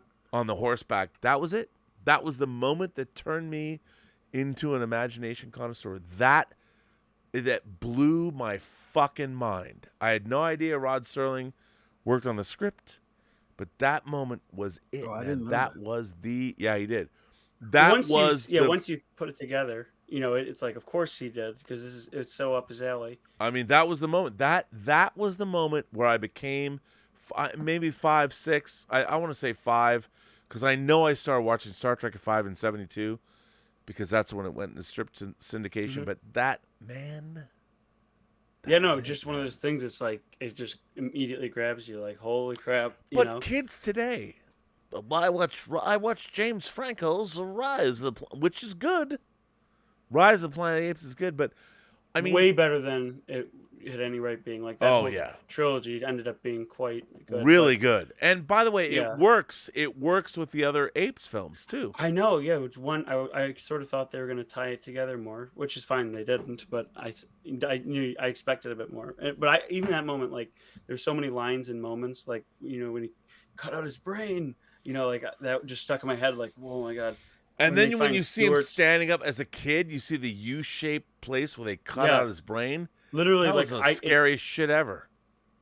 I didn't see that movie again for like at least 10 years, but like I had that burned into my memory. Like I knew that when they see Stewart at the beginning, like all that stuff was just like, So it was, I gotta ask oh, let me Mikey. get, Oh no, go sorry. ahead. Yes, sir. No, go. I was going to say that to answer that question, I think that what happened is back then, children used to be just like little versions of their parents, for the longest time up until like the 50s, 60s. And then what happened is now we've really like been segmented and not just in our lifestyle, but in our entertainment. So little 2-year-olds now are watching stuff that I've never heard of. I'm watching stuff that my parents have never heard of, and they're watching stuff that I've never heard of. And it's it's weird. And this is one of the things like that interested me about Elvis is that he was such an icon for everybody. Like everyone knew who Elvis was. And you might hear like a passing reference to like this Baby Shark song that your 2-year-old listens to, but it isn't the same thing where like everyone's Planet of the Apes is something that you show your kids now and they all watch it. They're not interested in that because they're growing up on their own little thing, and everything else that your dad's interested in. Like you want all that, way away from you. So I think that's a big part of it. But here's the thing: when I was a kid, and I have to ask Mikey this because here's what. When I was younger, when I was a little kid, television, it wasn't that it was new; it'd been around for 25 years. But what we got was independent TV stations. There wasn't just ABC, right, NBC, and CBS. There was independent TV stations that would show things in syndication, like all those sitcoms I watched, whether it was Leave It to Be. I would have one channel, Channel 11. We had 5. We had the 3 networks, PBS, and 1 indie station when I was a kid. And the indie station was where I saw everything I wanted to watch. Star Trek and Twilight Zone. All those sitcoms at the end of the day. Or I'd come home from school. It was like one thing. You just leave it on and watch it. Now, Mikey, I would ask you, you're a little older than me. 69. Yes, I have 2 feet in the grave. 69, bro. Come on, man. You're still virile. You know what it means. I'm having a great time. Yeah, there you go. That's what I'm talking about. You know what it is. You drop the D plus, as we talked about on the John Campea show. But here's the thing. I would ask you this. Like when you were growing up and watching television at the time, what was it like? I mean, how was it for you as a kid? It was and what exactly were you watching? the same experience that you're talking about. We had 3 independent stations in New York, still do. Channel 5, which was the local Metro Media station. Channel 9, which was the RKO General station. And Channel 11, which was a station that was licensed to the New York Daily News, and which every night at 6 p.m. Monday through Friday, just like in Seattle, we would watch Star Trek, what is now known as the original series. Yeah. And that's where we picked up Star Trek from. We used to have the East Side Kids comedies with Leo Gorcey and Hunts Hall and all that gang. We had the You kids. had the 4:30 movie too, right? We had the 4:30 movie, the 2:30 movie, Picture for a Sunday Afternoon on the local CBS affiliate. We had the early show, the late show. There wasn't all this news. Right. We used Well, to that's have the thing. all- There wasn't news. I mean, news was a half an hour thing. Right. News was at 6 and 11. That's Yeah. it. National news at 6:30. Yeah, And be done with it. So Do you think that's part of it though? Like I grew up when I was little. It was I sort of lived through that whole period where it sort of felt like the 90s for up until like 2005, and then it was like totally different once there was iPhones and stuff. Like when I was little, um if I was still young enough that like if I saw something on TV, I wouldn't know what it is, and there was internet, but it wasn't quite as developed as it is now. So like I remember, it's kind of embarrassing, but I saw like a bit of this Batman movie that I thought looked so cool, and it had Batman, Robin, and Batgirl in it, and then that turned out to be Batman and Robin, yeah, which is like a considered one of the worst movies ever. But you're I saw it so when I was like young. I saw it when I was really little, and I was like, "What is this movie?" I need to find out what it is. So there was almost like a discovery of like, let me discover what this is and go find it. And the same thing happened. Like there was TV Land back then. They had the Gilligan's Island Batman on Yep. it, so you'd see like a little bit of this show, and you want to learn about it. And then I saw like they were on the Brady Bunch against each other in one of the episodes of the Brady Bunch from like that era. So like it was almost like you're this artifact that, but now it's so easy. It's almost like there's no reason, you don't have to do any of the seeking. So it's just there. Well, So number one, you don't have to get up and walk across the room to turn the TV on or off or change the channel. yeah. And I don't know if That's I could definitely right now, something that we had to do. I could list off every episode of all these shows without moving my leg. I can just, go over to my computer and look everything up. It's so easy. Well, that's what I find. I think you just defined the biggest difference of all is that, like, for me watching The Twilight Zone, it wasn't until I got Mark Scott Zakri's book, The Twilight Zone Companion, in the early 80s, which might be one of the more important books I've ever owned in my life. And I know Mark Scott Zakri, but he wrote this book where he did an analysis and interviews every single episode of The Twilight Zone. He broke it down, synopsis, he interviewed the people involved. And when I got that book was like the Bible. And I read it incessantly. I couldn't get enough. And having it, the fact that someone wrote it meant that the Twilight Zone wasn't just my thing. It meant something to other people, which meant I had a friend. Like my love of the Twilight Zone, I had friends that talked about it. Like we'd talk about it at summer camp. Like, well, what's your favorite episode of the Twilight Zone? We would do that, but it was still not a tangible thing. But as John Campea says, the tangibilization of something, to get that book, The Making of the Twilight Zone, was a seminal moment in my life because there was Stephen Whitfield's The Making of Star Trek. But that Twilight Zone book was different because it felt different. Like the person who wrote it, Mark was a fan who wrote it, but and to get that and to read that, to have it, you could pull it up, and I'd pull it off my shelf and I could take it downstairs with me. And because they aired the Twilight Zone, I mean, for me it was on for years, and whenever they aired it, I could just go in the index, like, oh, here's the episode. It was the first show. Even the Twilight Zone, I mean, even the Star Trek books did not do what the Twilight Zone Companion did for me. And to go through and look at it, and I mean, it wasn't Wikipedia. I had this book, man, and I had to have bought it, and I brought it downstairs and, had it. And it was a big deal. It was a big deal. Yeah, I mean, I know the feeling because I was in the same boat in the sense that I was into a lot of things that not only, I didn't have friends into it, but my siblings weren't even into it as much. So I remember I thought, this 1933 King Kong was like, just my thing, and then I got this book that was talking about the King Kong. And I'm like, whoa, and I'm learning about how they made the movie and all that stuff. Star Wars was like the one franchise that I felt like was my thing when I was little, and then like my friends into it because the prequels were coming out. So The my, prequels. Mikey, Even- what were you? Hang on a second, Mikey. What were you gonna say? No, actually, what I'm thinking about now, Rob, is that Joe and I need to let you go.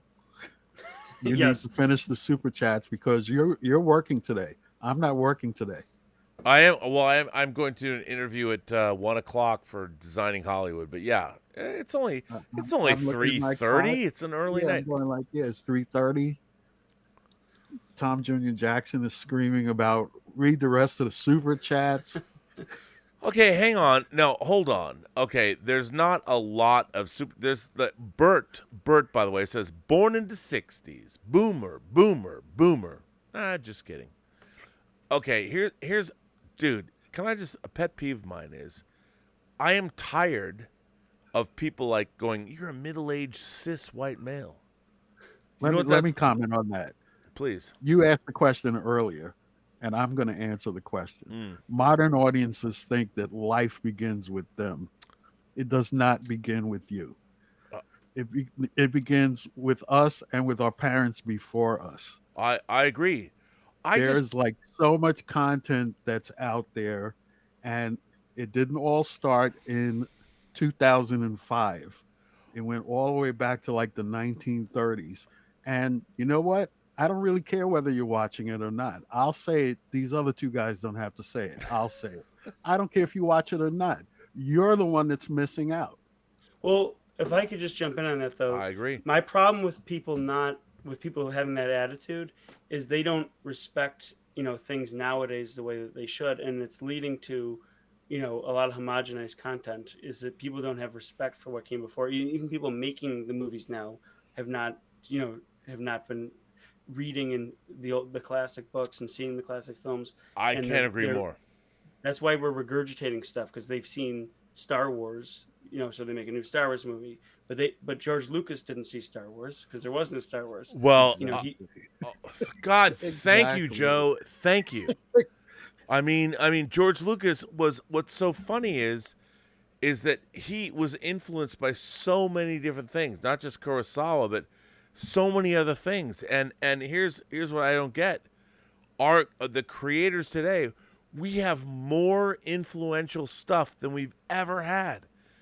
When I was a kid, when Star Wars, it's been 45 fucking years since Star Wars came out. And yet, all you're watching is Star Wars? Really? Right. Hey, Thursday, I went to see a movie that's 40 years old. In IMAX, it is absolutely the best E.T. family film that Steven Spielberg ever produced. E.T. And there's not a lot of movies in wide release this weekend. Everybody should be going to their parents, grabbing them and saying, "Hey, let's go see this movie in IMAX." It was fantastic. Dude, Yeah. can I just say, I saw E.T. the week before it opened. And here, let me give some context to people. No one knew what E.T. was about before it opened. So the summer of 1982, Poltergeist that Spielberg produced, I'm not going to get into the directing business or whatever. Poltergeist opened June 4th, 1982, the same day that Star Trek II, The Wrath of Khan opened. 2 weeks later, I want to say 2 weeks later, E.T. opened. E.T. was made in secret. No one knew what the fuck it was about. Even the trailers didn't tell you what it was about. And the week after, I want to say the week after, it might have opened on the 11th. The 11th? Was it the 11th? I might have seen it the same weekend I saw Poltergeist. There was a public screening the week before it opened. So it might have been the same. I saw Star Trek IV the first day on June 4th 4 times. I saw Poltergeist the next morning on the 5th, but it might have been the night of the 5th I went and saw E.T. at the Crossroads Cinema. And no one knew it was so done. And Steven Spielberg is making a low budget film. to put in context, this was the movie he made after Raiders of the Lost Ark, which is huge. E.T. was basically made in secret. No one knew what it was about. The poster was like lights coming out of it. You knew it had extraterrestrials. It was like Nope. No one knew what the fuck it was. I went to that first public sneak before it opened. I have never in my life had the same experience that I had sitting in a theater with a bunch of just family members. It's Steven Spielberg. Everyone was crying. I have never been in a theater where you felt that emotion. It was incredible. It was incredible. And I as a budding film fan, I was like 14. What was I? 13, 14, 15 maybe? It was a transcendent moment to see E.T. And now, Mikey, Joe, I hear from people that have never seen E.T. And they should run, not walk. Oh my fucking God. Go to the goddamn... The fact that E.T. is in IMAX... I know, yeah. I mean, the fact that if you have never seen E.T., I cannot impart to you enough. People are like, well, Rob, it's a 40-year-old movie. How good can it be? Look, man, don't listen to your Uncle Rob. Don't listen to Mikey. Don't listen to Joe. Listen to yourself. Go see E.T. It will blow you the fuck away. And I said this on a stream when I came out. I learned things, I understood things from this viewing on Thursday that never even occurred to me before. Dude. 40 years later. That's a great feeling when you go back to a movie you love and then you're just like, wow. I've seen it so many times, Joe, so many times. Yeah. And as soon as Universal announced it, it's like I was bugging the theater. When are the tickets going to be posted? When's it's going to be posted? Yeah. I just can't believe. I mean, it really freaks me out. I mean, obviously, so much has been made of the summer of 1982. Conan the Barbarian, The Road Warrior, Poltergeist, Star Trek II, The Thing, Tron, Blade Runner, First Blood. No, First Blood. Yeah, I'm right. I mean, it was because Rambo's 85. I mean, we had that summer was insane. Rocky 3 was 82. I mean, yeah, it was insane. It was the Firefox. I mean, it was crazy what we got. But E.T. and what people forget was the Poltergeist and E.T. basically take place in the same community. And that was America's suburbia. It was so crazy. And the fact that if you can go see E.T., I implore you all, because there is still magic to behold in movie theaters. And if you go see E.T. and you've never seen it before, put aside your cynicism. It is a movie that you will be enchanted by. Am I wrong, Mikey? You are not wrong. You are not wrong. You will walk out of the theater the same way that I did Thursday when I came out at 6 p.m. Were you crying? You'll be a blubbering mess. Yeah.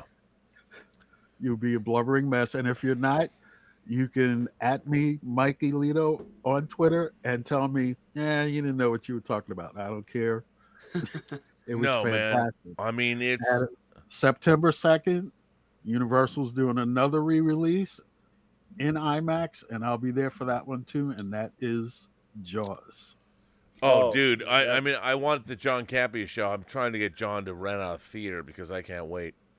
By the way, Kung Fu Hot Dog says Hollywood hates legacy, which is why we have bad takes now. I'm watching classic Robert Redford movies on Blu-ray. We were born at the right time. Cheers. Well, here's the thing. I don't think anyone hates anything. It's all about the monetization of it all. Yes. And here's my problem. You, and I'm speaking to you out there. The problem is you. Correct. You, and I will say this, you are not broadening your horizons. You are not going out and looking at the amazing. Look, there are thousands of years of human endeavor, human art, human creation.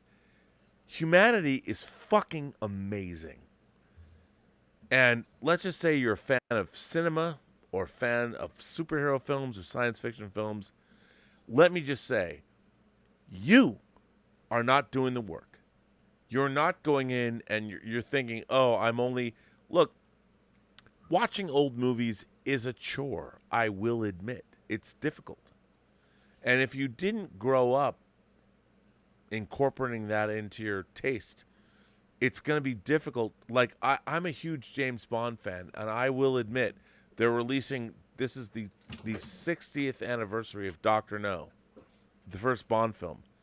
It's a rough watch, even for me. I do not love Dr. No. It is slow and boring, and it's the first Bond film, although I do have an original Dr. No one sheet museum mounted on linen in my bedroom. I still watch it. I will say this, but yeah, you can watch it. But it's not going to entertain you the way the Goldfinger. Yeah, it won't. But the fact is, I mean, you will be enriched the more you learn about history and the more you can see the progression of the art you love. If you love science fiction, if you love superhero films, and you have not seen The Adventures of Captain Marvel from the 1940s, you're missing out. Because you're going to see Shazam and go, I love Shazam. Please do yourself a favor and go watch the original in the 40s, The Adventures of Captain Marvel. You'll love Raiders more. You'll love Shazam more. It's really good. And you're also responsible for your own taste. Too many people in the audience these days listen to other people about, oh, this show is like this and this movie's like that and what have you. Go watch a piece of content that you think you're going to hate. I didn't want to see Crimes of the Future. The guy in the extreme left box, he's the one that convinced me to go see Crimes of the Future. Uh-oh. I thought I was going to hate it. Wow. I already told you this. I know. Well, yeah. But it was interesting. I might even watch it a second and third time. It was very interesting. Yeah. I saw some concepts in that movie. I wouldn't even say it was a difficult watch, because it wasn't as difficult to watch as I thought it was going to be. I thought it was strange. Yeah. But I would want to see it 2 or 3 more times and what have you, just so I can examine some of the content. But I agree. As creators, like, there's always like that one moment in a movie that might stick out at you and just capture your imagination. And it's oftentimes like it's not like the same thing that everybody else has. Like, just for some reason, something in a movie or something you read just like stuck with you. So, you don't know what that's going to be, and you could happen upon anything in any movie. And that's what I'm saying when you talk about like Lucas and Spielberg. You can go back and watch the movies that they've mentioned have inspired them, and you can see like, oh, that's that moment. Oh my gosh. And it's like, you can, that it's the education process. Like, you can see it in play. Like, this is what they did, and this is how it inspired them. And you already have the playbook of like, you go back and don't do what they did, but get yourself educated, and you'll have this wealth of knowledge to draw from. And you'll notice, like, it might even be subconscious that you're just like, you're pulling on things that you learned from your youth or from any point in your life when you learn something new. So I think more people need to do that. What is that film you said you'd seen? I think it was a Richard Donner film. You'd seen like everything in some book except one. Do you know what I'm talking about? You read every book. It was like every science fiction movie in this. You're talking about Alan Frank's Sci-Fi Now. Yeah. Okay, so What's for the movie you haven't seen? So for those of you who don't know, in the wake of Star Wars coming out, there was a lot of people writing books. There was the science fiction encyclopedia. There was all this stuff. There was one book that came out in 1978, written by a guy named Alan Frank, called Sci-Fi Now. That was a pictorial history of, it was not just science fiction, but horror films, genre cinema, science fiction, fantasy, and horror. And when I read it, I got it, I was 11. I'm like, oh my God, I'm going to see every single movie that's in this book. I'm going to do it. I'm going to see it. I did. I have. It was 1978. I've seen except one movie. And that movie is Richard Lester, who directed Superman 2, who directed the Beatles movie Help. He directed a post-apocalyptic, surreal science fiction movie called The Bed Sitting Room. The Bed Sitting Room. That is the last book, or the last movie that is in this book that I haven't seen. Now, here's the crazy part about it. I mean, I don't know what this says about me. It's so weird. It came out on Blu-ray. I own it. I bought it. I own the Bed Sitting Room. I have it on Blu-ray. I've never cracked the plastic. I've never watched it. I own it. I bought the fucking movie. And I have the book. I've got the Alan Frank Sci-Fi Now. And I'm like, you know what? I do not want to watch this film because for me it represents a time. It's so weird because this book came out in 1978. It came out 44 years ago. There has been as many science fiction movies and horror films that have been released since then than there was up until that book. But when I got that book at that time, that was it. That was what came out from 1920 or 1919 to now. That was it. That was all that was there. So I was like, I'm not gonna. So it was my childhood thing. I'm like, I was 11 fucking years old. I was I'm like, fuck you. I am not. This book. I'm gonna get everything in this movie.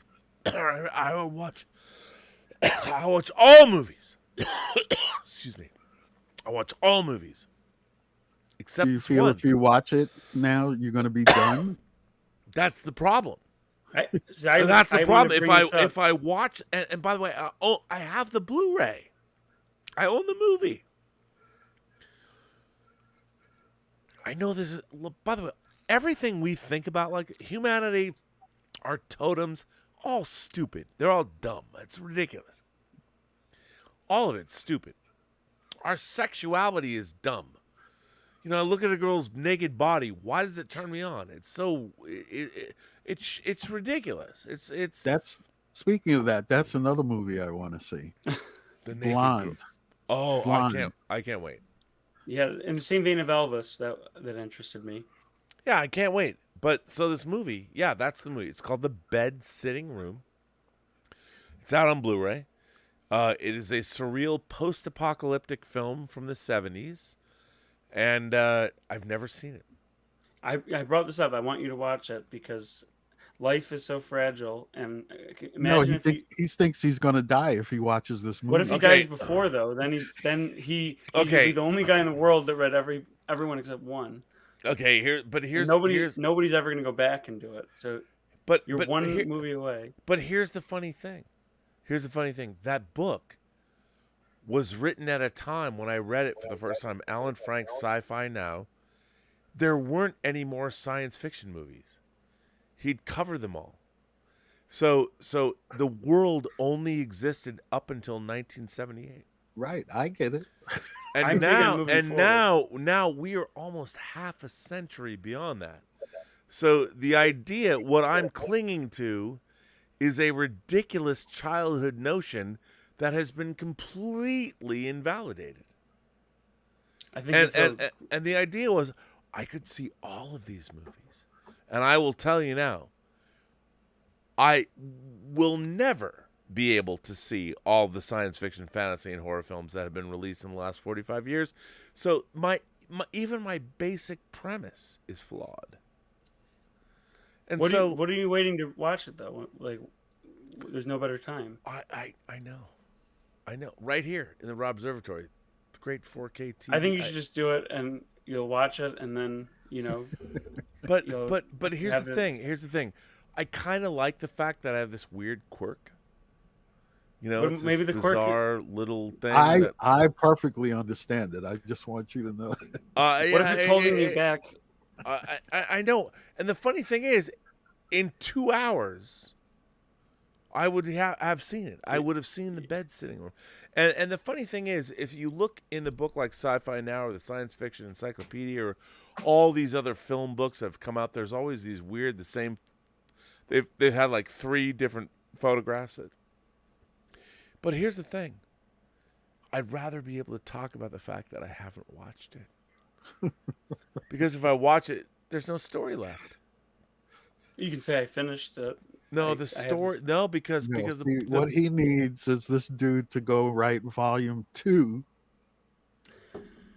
and then he could watch it. The problem is, after Star Wars came out, everyone is a fan of science fiction, fantasy, and horror.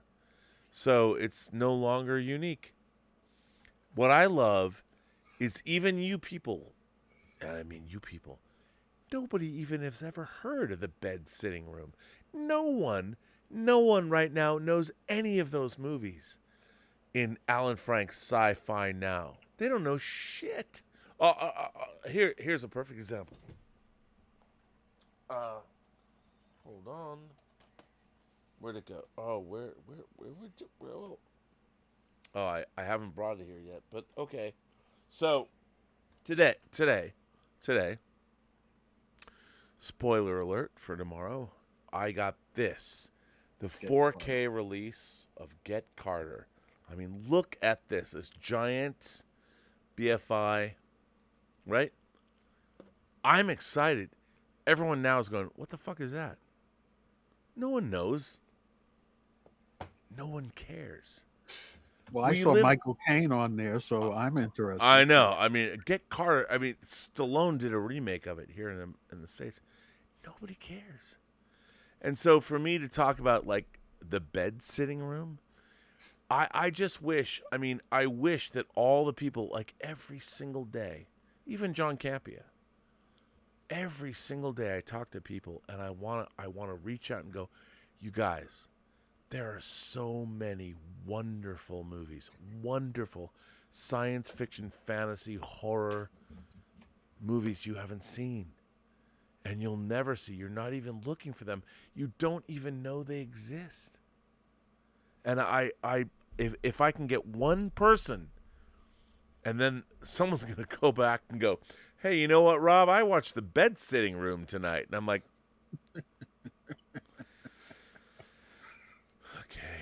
Yeah, well then how do I answer that question? How do I say, okay. But the point is, there is amazing work. There's science fiction, fantasy, and horror short films, long films, animated films, all kinds of films from around the world. And all you have to do is look for them. And they're amazing. Rob, if you don't watch The Bed Sitting Room, I'm going to watch it, and then I'm going to spoil it for you on one of the it's probably streaming now. Members chat. I'm just going to start blurting out all the plot details. Oh, man. From what I'm seeing, though, it looks like it's a comedy. It's a satirical. Well, yeah, it's a post-apocalyptic satire or something. Yeah. I mean, I'm telling you, it's what can I say? Well, listen, kids. For you guys on the East Coast, it's 7 a.m. Yeah, but I learned from the best. See, Tom Jr. Jackson taught me to take naps on broadcast day. Well, Joe, Mikey, it's so good to see you. Hang on, let's do a few And things you're right. here. The Bed Sitting Room is streaming on Prime Video and Paramount Plus. It's a click away.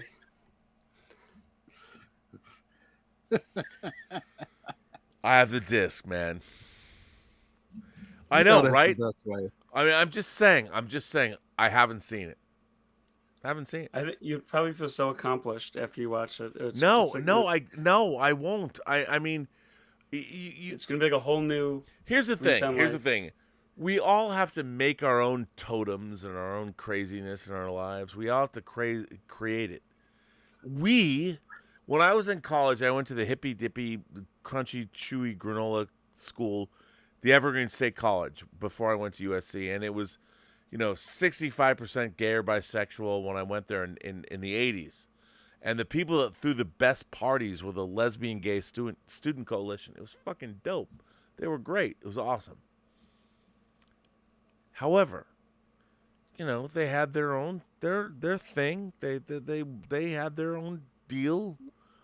And when I went to them, I appreciated what they provided to me, which was fun. They threw a great party. I even DJ'd some of their parties. All we ask, Rob.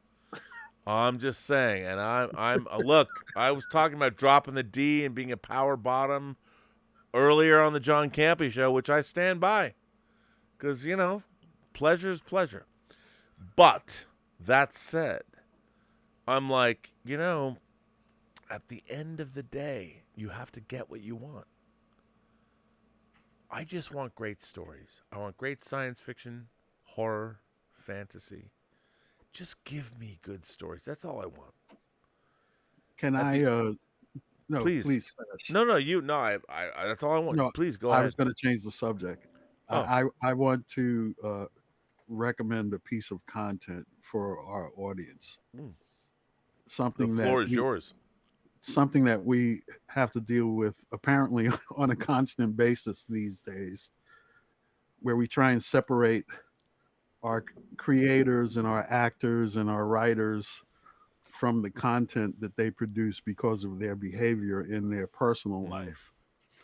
Over the last 2 days, I just happened upon a piece of content called "We Need to Talk About Cosby."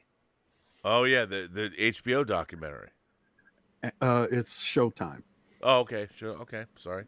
Yes, that's all right.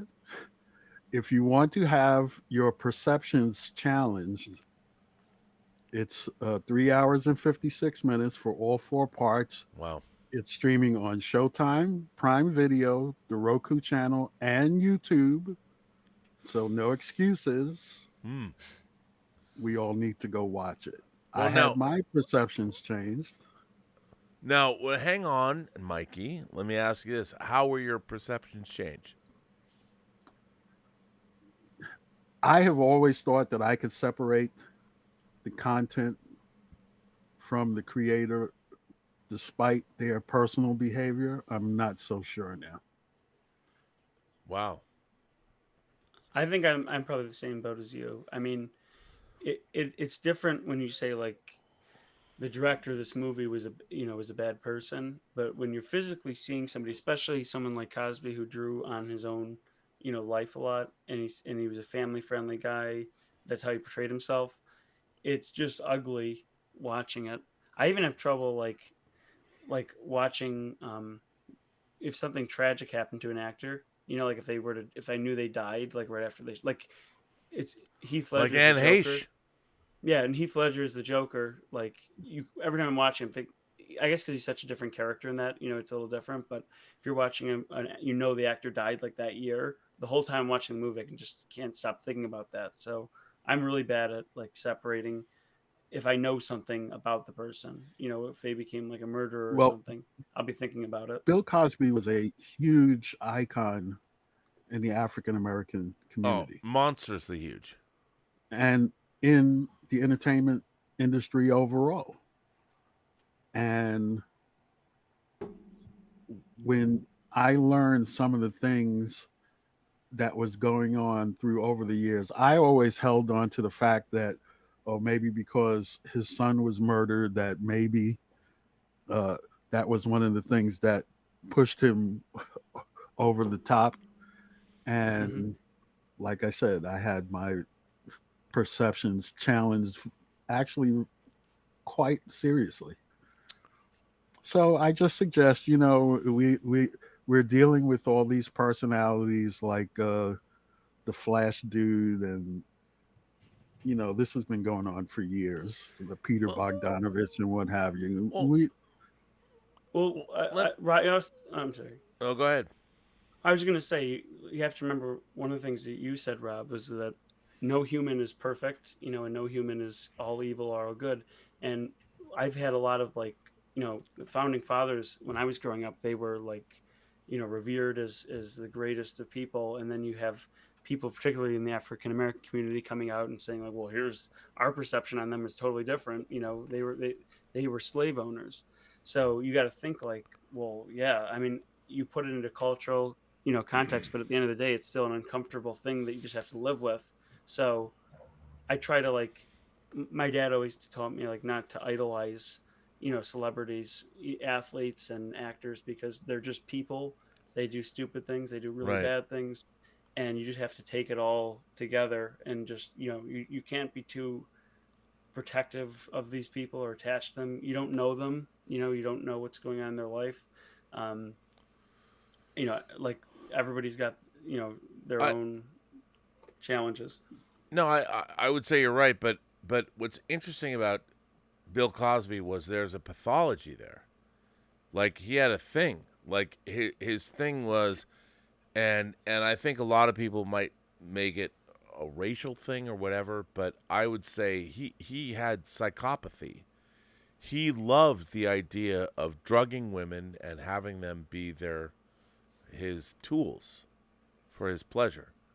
I mean, if you look at how things have been diagnosed, he had a very specific psychopathy, and and it's very clear after watching this documentary. Yeah, I mean, it was, and it had a racial component to it, but it also had a female component to it, and many male psychopaths have a specific thing that and in his case, it was very, very specific. And he because he lived, but here's what people will probably skewer me for this. I got your back, Rob. His life as a comedian and a family man and all that, I believe is true. But his sexual pathology and all that it's a different thing. It's the exact thing with the founding fathers, though. You think how could these people? Well, no. Hang on a second, though. Here's the difference. Here's the different thing. George Washington was an incredible man. If you look into his history, incredible. He lived in a world where slavery was abhorrent. It was horrible. But he lived in a world where that was normalized. It's not like George Washington could be in a position. He never even thought to himself, "Oh, well, slavery is bad." Actually, he did. But he had right. But in his world, it was normal. It had been around for 200 years. There was no world that George Washington lived in where he could be like, "Well, I could go over to the other side of the river and slavery couldn't happen." No, in his world, slavery existed. And by the way, if you really look into the African slave trade, what's really just horrifying is the American slave trade was not the biggest slave trade. The Middle Eastern slave trade was even bigger. And the horrifying part about the Middle Eastern, the same people were selling people into bondage. They were castrating the men. You had 18 million black African men sold into bondage into the Middle East, and they were all castrated. Oof, yeah. That's fucking horrifying. No one knows that. It was concurrent with the North American slave trade. So I'm not trying to be like, it was horrifying. Selling people into bondage is fucking terrible. Yeah. It's awful. It is a soul crushing horror.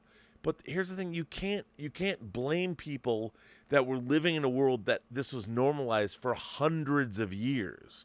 It I wasn't like guess what somebody I be like, well, George Washington's like, don't pillory George Washington because he was a slave owner. He was one of the right. first I people mean, that said this is fucking not good. it Not is a good. difference.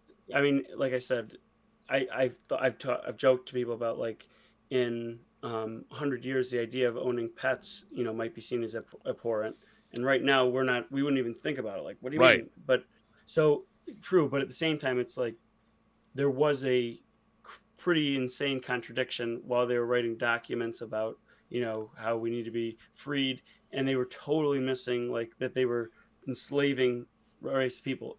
I understand. No, they weren't.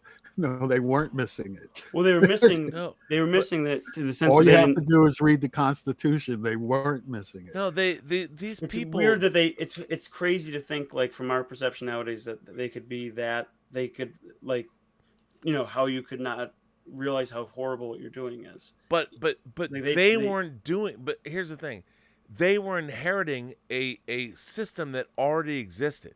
In a mindset that they grew up with. But yeah, True. that they were already normalized. It was. Think about it. The African slave trade was hundreds of years old. It was horrible, and these people that were. What's amazing about them is they grew up in a world where this is normalized, and they said no. And what's so funny is everyone's demanding on these people that they were as self-actualized as we are. I mean, these people grew up, they exist in a world where this is normalized, and it's bizarre. It's bizarre. We had the dawn of America was people going, this is kind of fucked up. This is a fucked up thing. We don't dig it. And it's like, well, he owned slaves. Of course he did, because everyone did. Mhm. It was terrible. It was an awful place. And what's so funny is we're looking at it. If you're going to go back now and go, you know what? 300 years ago, 250 years ago, whatever, these people were not as smart as we are now. So let's go after them. Like, what? Okay, go ahead, do that. I mean, the fact is we're evolving all the time, and let's make things good right now.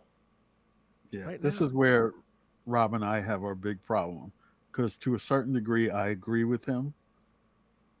Well, But the thing I keep pointing out to Rob is it keeps happening. Well, yes, and you're not wrong. but one of the Because interesting things that I want to believe that people can move forward. The problem is we can't. People are fucking douchebags, and that's the problem. Yeah. I think one I of the didn't- interesting things is to just be challenged by the different perspective, right? Like I said, everybody can understand. Like when you look back hundreds of years there was a totally different world they were living in, they had different mindsets. However, a black person is not going to revere George Washington the same way that a white person would, for many different reasons. It's not. If I found out that Unless George they Washington- lived in the time of George Washington. well, if I found out Somebody George was Washington, fighting for them at that time. if I found out George Washington murdered my great uncle or something, it would be a little bit weird. Like if I found out he murdered my listen, whole I family, wouldn't be I'd happy about it, but I'm more concerned about Rand Today. Paul and sure, what's that? as other everybody goof should be. I from mean, that other goof from Kentucky, and I'm not razzing on Kentucky because there's people down there that I like, but I'm concerned about things that are happening in 2022. I'm not Yeah. concerned about things that are happening. yeah. How about the before. fact? It's how about the happening now? I mean, And Salman Rushdie getting stabbed.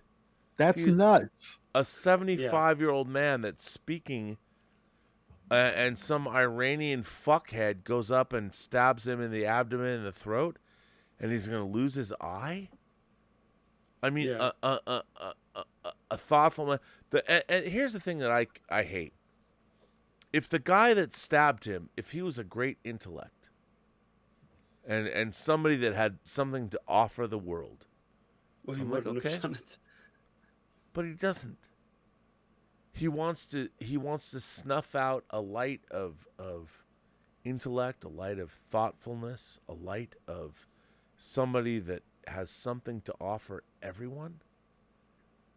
Why would you want to kill a man like that? Why would you want to get rid of him? Why are you more important than he is? And the fact is, we have an entire civilization, and it's always been this way, of know-nothing fuckheads that want to kill people that are better than them. And I'm a meritocratist. I'm like, you know what?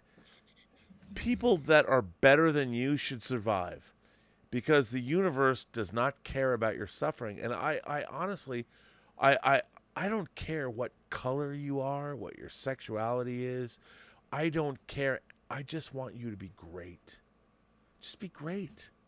Do great stuff and make the world a better place. I don't care. Fuck who you want. Be the color you want to be. I don't care. Just be great. Make humanity better. And when I see somebody, I believe, like somebody read something on, that kid wasn't even alive when the fatwa was issued against Salman Rushdie. And he literally goes to, he thought to himself, he's like, I'm going to go see Salman Rushdie and I'm going to go stab him. He jumps up on the stage and stabs him, shivs him in the abdomen and in the throat. What must that person's life have been like? I mean, seriously. He thought about it. He planned this. He spent time thinking about this. I am willing to bet you he has never read anything Salman Rushdie wrote. He did not read the satanic verses. He doesn't even know anything about Salman Rushdie's work. I mean, if you want to kill somebody, at least read their goddamn fucking book. And if you haven't, you're just another douchebag doing performance activism. And that's the problem with the world we live in. And That's a good phrase for that. Performance activism. That's all it is. It's all it is. By the way, I didn't make that up. I read that from other people. That's all it was. I mean, performance, like some guy, and what does he want? Does he want to get a place in heaven with Allah?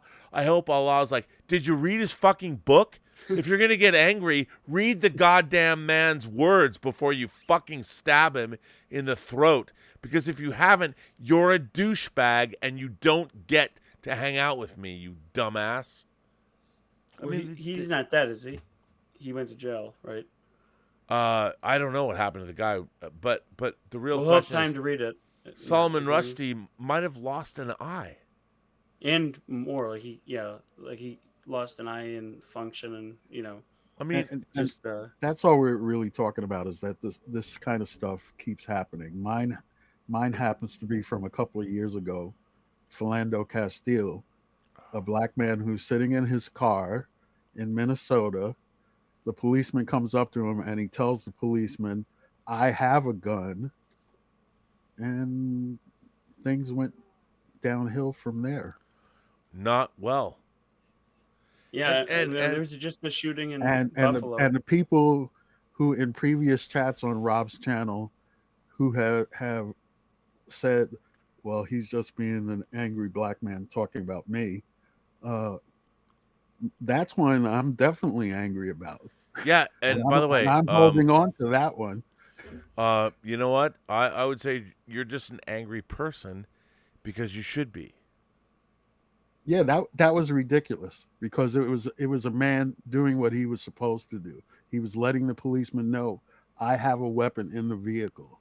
Yeah, I mean, and he ended up dead doing what he was supposed to be doing. That makes no sense to me.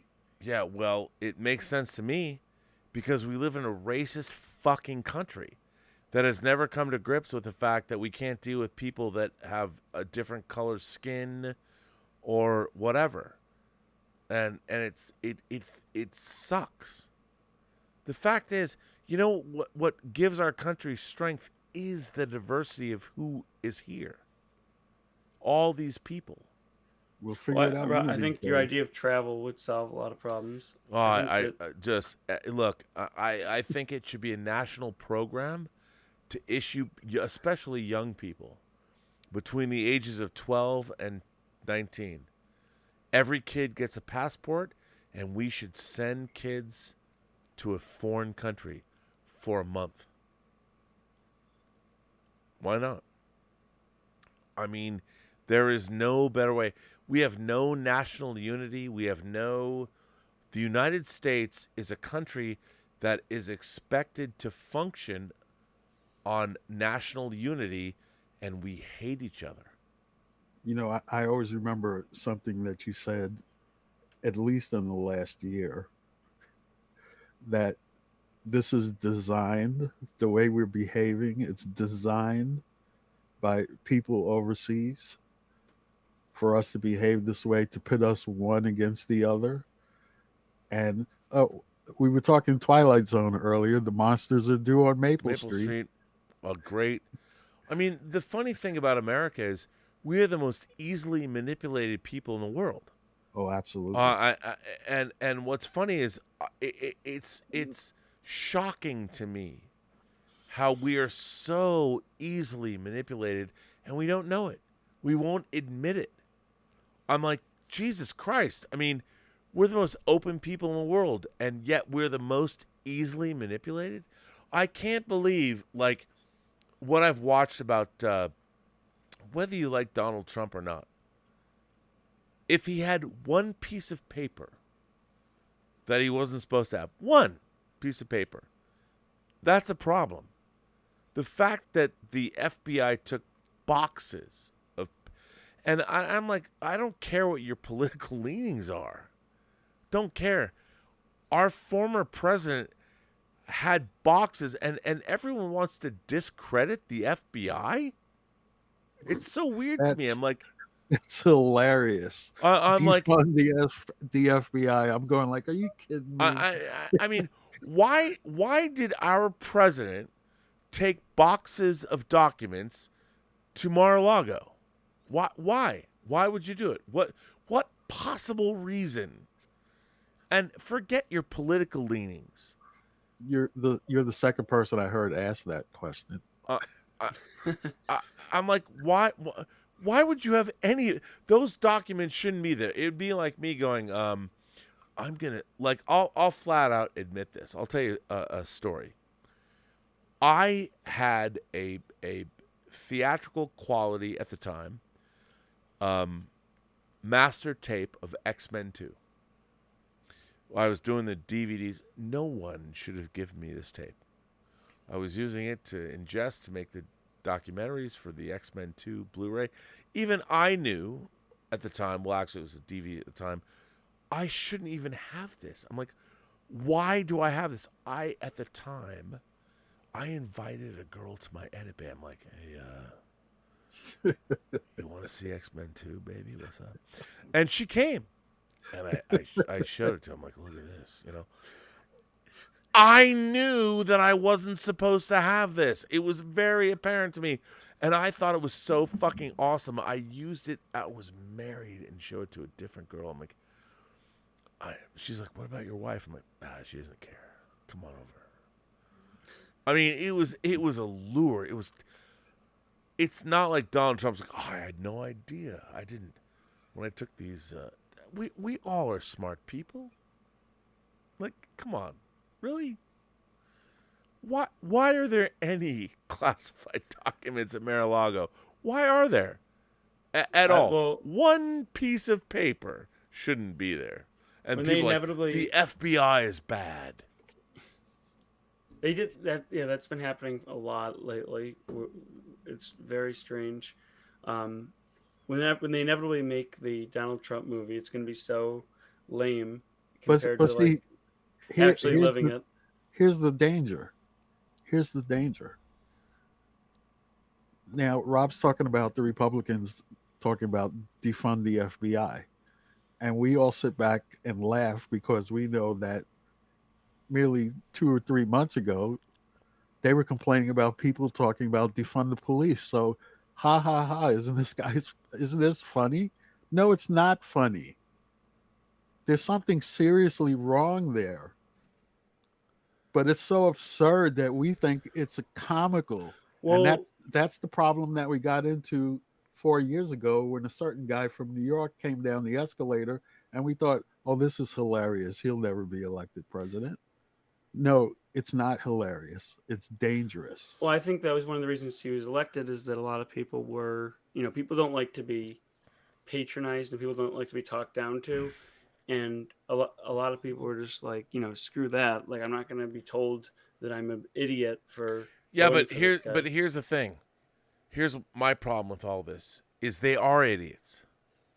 And at the end of the day, we have to stop. This country has normalized calling people out for their mediocrity. And while I don't want anyone to feel bad or whatever, we have normalized allowing people to say who and what they are despite consequences. My whole thing is this. If you're not the best of the best, fuck off. Our country needs to stop normalizing mediocrity. And what a lot of people might disagree with me, but I'm Did you just like the message in Lightyear? Because Lightyear was, sort of about accepting mediocrity. yeah, well, no, I didn't. I mean, I'm not like the United States. Here's the thing about mediocrity. It leads you to death. We'll die. If you're not good, if you didn't understand how to be a hunter or a gatherer, you will fucking die. And what we live in a country now where we would rather talk about, well, let's make people feel better. No, we can't do that. Fuck all of that. We're going to fucking die. If you're not good at whatever it is you do, and not only just good, the best at whatever it is you do, and I don't care. I will allow all ideologies or whatever. If your ideology is getting in the way of us surviving, fuck you. Because we are going to fucking die. That's Like, where we're at. Well, That's where imagine if we accepted mediocre pilots, people would be like, I'm not flying. But here's the thing. I don't understand why in America we're like, well, these people. Here's the thing. We have now decided it's more important to make people feel good. In what universe does feeling good be a thing that's supposed to be aspired to? The fact is, our universe is indifferent. And at any one moment, a solar flare will destroy all of us. If you're not the best, we should be off the planet. We should have technology that, people are making fun of Elon Musk. I'm no Elon Musk fan. I don't know him as a person.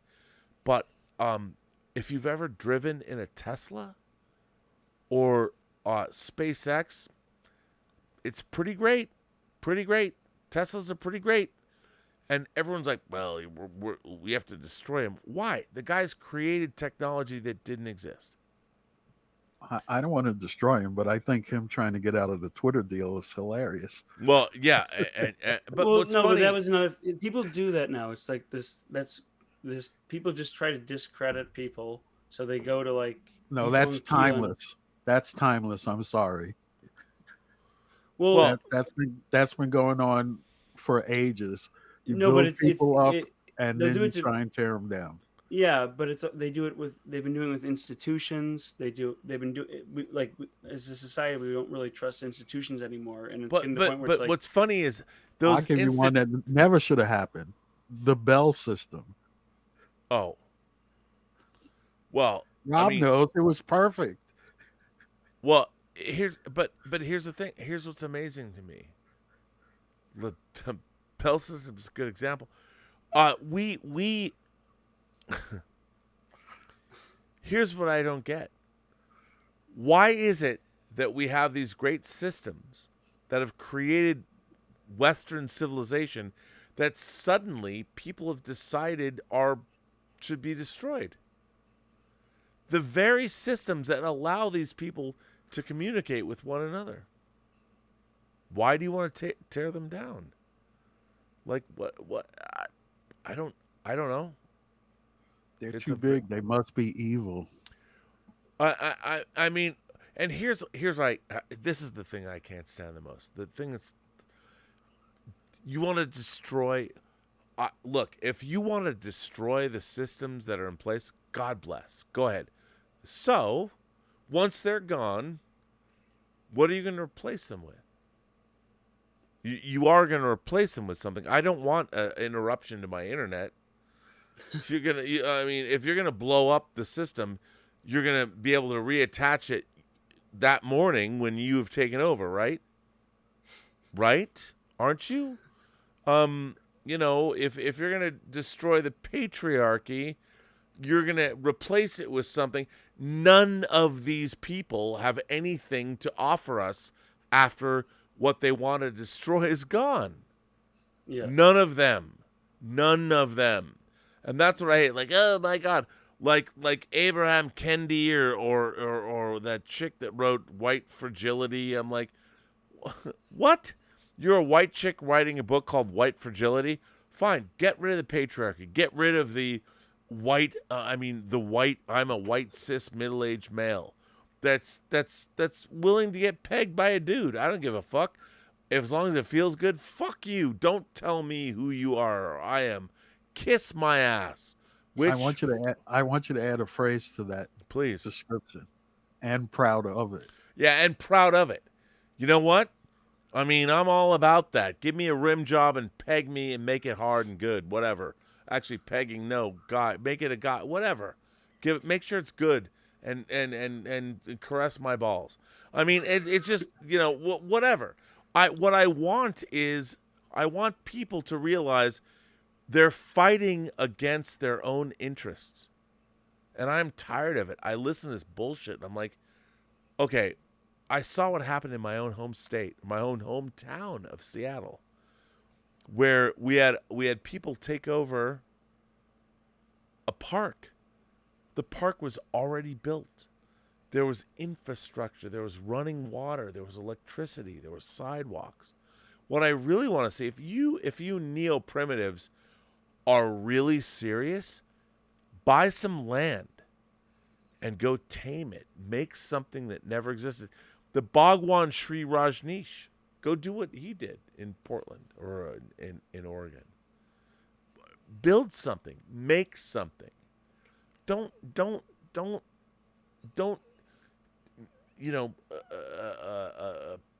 put yourself on the backs of other people that already built things that you had nothing to do with. It gets so frustrating to watch this.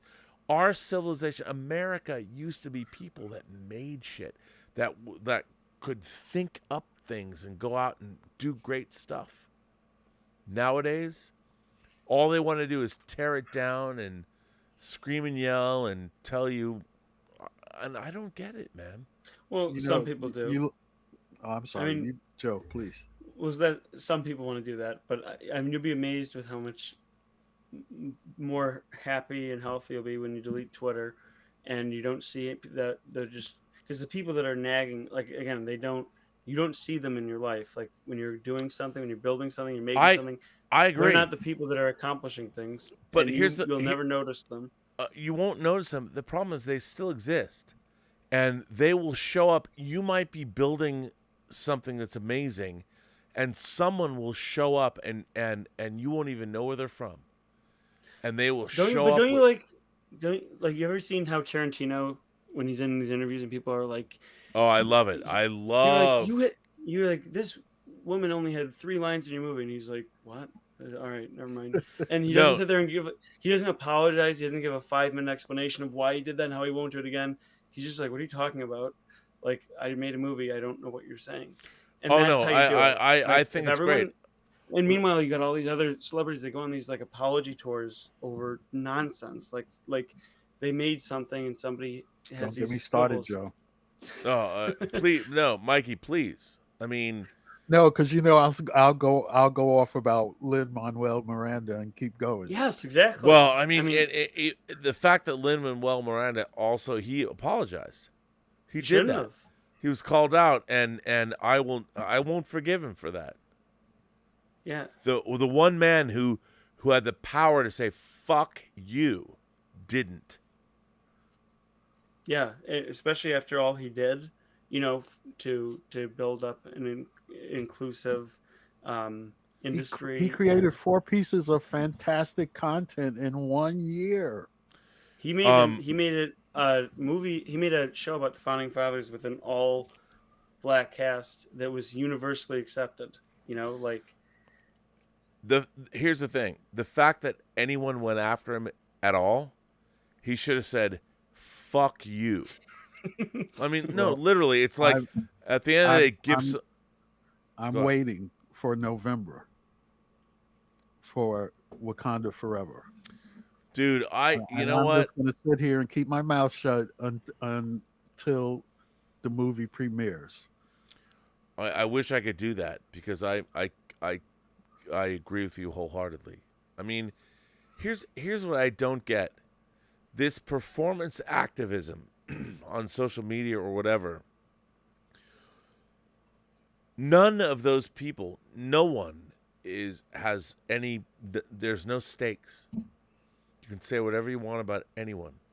You can destroy a life and not know if they have family or people relying on them. You don't know. Like for me, social media helps me augment the fact that I can pay for my girlfriend and my 2 daughters that I take care of their lives. And if someone doesn't like me, they can, say whatever they want. But there are 3 women that rely on me to do whatever. And people have come after me. And what's so crazy is my entire brand, my entire whole thing is like, I love all of you all. Bring your stories here. Let's talk about them. And yet there are people that you can't say this. I'm like, fuck you. Don't you tell me you can't say something or someone's story is less valuable. And I don't understand it. It's such a weird place to be. Try saying that to them. See what happens. Well, no, it's but here's the thing. Telling them you can't say that. Well, no, but I mean, I know. But they will, and for me, it's gotten to the point where I'm like, we live in a world where we have the technology to build bridges, virtual bridges. We have the best technology ever, where we can talk to people, invite people in, give them a voice to speak. We have the greatest technology in the world, and yet we have people that are using it to silence voices. And I don't get it, man. I don't get it. We have a technology. We can talk to anybody, anywhere on the planet. Elon Musk is trying to give Starlink, and our government's like, "Oh, no, we're gonna stop that. We don't want him to give orbital internet to everyone." Like, I would love to have someone on this show in Ukraine or in the middle of the Congo or whatever. How great would that be? You do your best. But why don't people want it? You're going to be doing 2-a-days now, huh? Well, yeah. But look at you guys. Like right now, Joe, Mikey. It's for you guys 7:35 in the morning, 4:35 for me. We are talking like, and anyone can log into this stream. Anyone. I've been doing this stream now since 9. This stream has been going on for 7 hours. Holy shit! Yeah. 7 hours and 43 minutes. Hey, I tried to get you. Okay, you know what? Let me just look. I need to go to sleep I want to explain to Tom if he's still out there. I don't have the chat up, so I can't see you screaming and yelling about. Read the super chats. He says Tom says 246 people are still watching. Tom says, "Thank you to everyone who sent in a tip. through Stream Elements. We don't see those in the chat. Well, I do. I have them right here. And I Darren can- Seeley is also there. I can read them. So Darth Plato. Here. I have not read the Stream Elements chat. I didn't. Now that I look at them, so Darth Plato says, "We have a shared love of fiction." Amen, Rob. Oh, I already said that as the Romans used to. I did that one. All right. So Stubble McShave, all the way from Sweden, says, "I've noticed that the marketing of movies and TV shows is often leaning into the progressive social aspects more than what the actual movie or show is. Prey is an example of that skewed marketing that's so common now." Well, we talked about that. I don't disagree. You know? Darth Plato goes on to say, "I have to say, Lael went off tonight. Tell us how you really feel, Lael." Well, Lael's not. He's gone. I'm sorry I didn't see that. First of all, I'm glad Darth brought that up. Yeah. Because I hope Lael and RM watched the, what do you call this? The rando segment later on, because Lael Rockwell, I want to tell you right now, I'm speaking to you directly. Very often in these conversations, you say exactly what I want to say to the audience. And I appreciate it to know, and you give a different perspective on what's going on in fandom. And most of the time, I didn't agree with you tonight, but most of the time, I agree with you, and you say almost exactly what I want to say, and I appreciate it. And of course, you know I love RM, so. Well, Mikey, all I I mean, need to say to her is hi. actually, it's funny. Joe, you too. I mean, the two of you, it's fun to have you both here because I would say both of you are kind of foundational members of this channel in the sense that, Joe, you've been here a lot. Mikey, of course, you know, you're a huge part of this channel. And I think you and I should do a show together. We should start a show, maybe a weekly show. And it's great to have you guys here. I mean, it's really interesting because, you know, going through the whole pandemic and now what people don't understand, like, well, Rob, you sold out, you're working for John Campy. I'm like, well, it's a job. I mean, I like working with John. We got a house. We had to buy a house. And by the way, we had to buy a house. And like, do I want to? No, I didn't want to do this. It's a huge burden. And I told Elizabeth, I got really upset the other day. I said, listen, you know, I liked when we rented a house. I didn't feel a burden at all. It was all taken care of and all that. It sucks. You know, every day there's some new horrible expense and all this, and I hate it. The stuff that the landlord had taken care of before, now you have to take care of it. It's terrible. Hello, audience. He has to pay a mortgage. Oh my God. And you know, John, all the work that we do, it's just it's endless. And like I liked it better when the renting there was no stress.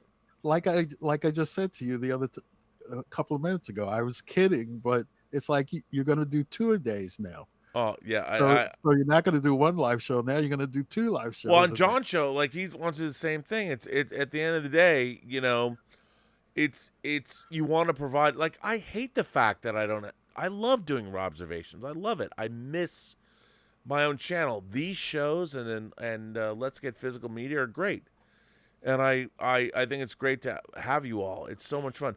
By the way, I have to end this show. I realize it's 4:40 in the morning. It's 7:40 for you. I must end this show. I must end the stream. I need to go to bed because I have to drive. Get this, where I live now. I have to drive. I lived out there, so you know I know. Yeah, I have to drive 90 miles into Hollywood one way. I have to do an hour-long interview and drive 90 miles back tomorrow. Is actually today any better on Saturday? No. Well, a little bit. I'll take the 210 into Hollywood. We'll see. Forest Lawn Drive. It's going to be interesting because it's a new studio. I've never been there, but it's 4:41. So if I sleep for 5 hours, it's 10:41. I need to leave here by 11:41, which is 6 hours from now. You need to get off. Oh my Yeah. God! Well, I need to get off. We all need to get off. We don't get It's off enough. 7:41 No, I've had a here. nap, so I'm fine. Well, you know what I mean. I'm not talking about It's 7 naps.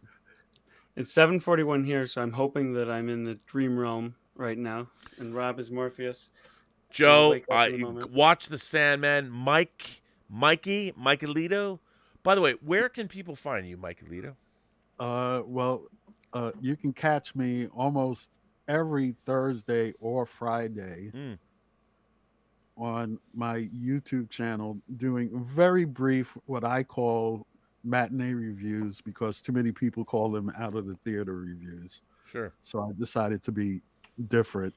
And it's just like 5 or 10 minutes on the movie that I saw today. So there's one there from Thursday about E.T. and from the previous Thursday about Bullet Train. And it's all on the Mikey Lito live channel. Nice. If you go to the URL MikeyLito.live, it'll take you directly to the YouTube channel.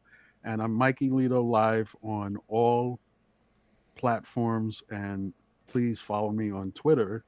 Wait, Joe, you guys, you're on Give Me a Minute. You have to do some, please perform for me. Talk to the audience. Okay. Okay. Joe, I wanted let's to hear- ask you one question. How Yeah. old are you? I'm 25, going to be 26 this year. 25. Are you a parent yet? Not yet, no. I want to be a parent before I'm 30, so I've got 3.5 years. Okay. The reason I asked that question is that I think my generation's parenting skills leave something to be desired, which is one of the reasons why we're in the situation that we're in. And hopefully your generation does a lot better with that, because you have the ability. I'll give you an example. Disney Plus. Everybody's going crazy about Disney Plus. Oh, are they going to run R-rated content on Disney Plus? Are they going to run TVMA content? You know, there's a thing on there called parental controls. Right. And all parents have to do is use them, and then you don't have to worry about it. Instead of plopping your kid in front of the TV set and letting them watch whatever they want to watch without the parental controls. So that's the reason that I asked that question. Mm-hmm. Yeah, I mean, I'm going to model a lot of my parenting and my father's and my mother's job they did. I thought, they were, they were big on moderation and raised us with really good values. My brother's a doctor. My sister's a lawyer. So I'm sort of the oddball in terms of higher education, but I went to school for entrepreneurship, so I'm a business owner myself. So fantastic. Yeah, thank you. I don't have a YouTube channel or anything to plug like Rob wanted to, but I produce children's educational content for libraries across the country. So that's where I fit into the whole. That wouldn't be any of the libraries that people are trying to close right now. Well, it's on a streaming platform owned by a larger distributor. So I mean, I don't know. I don't know every single library that plays it right now. But we're in that was a way for me to sneak in a little political content. I love it. Oh no problem. I'm back. By the way, this is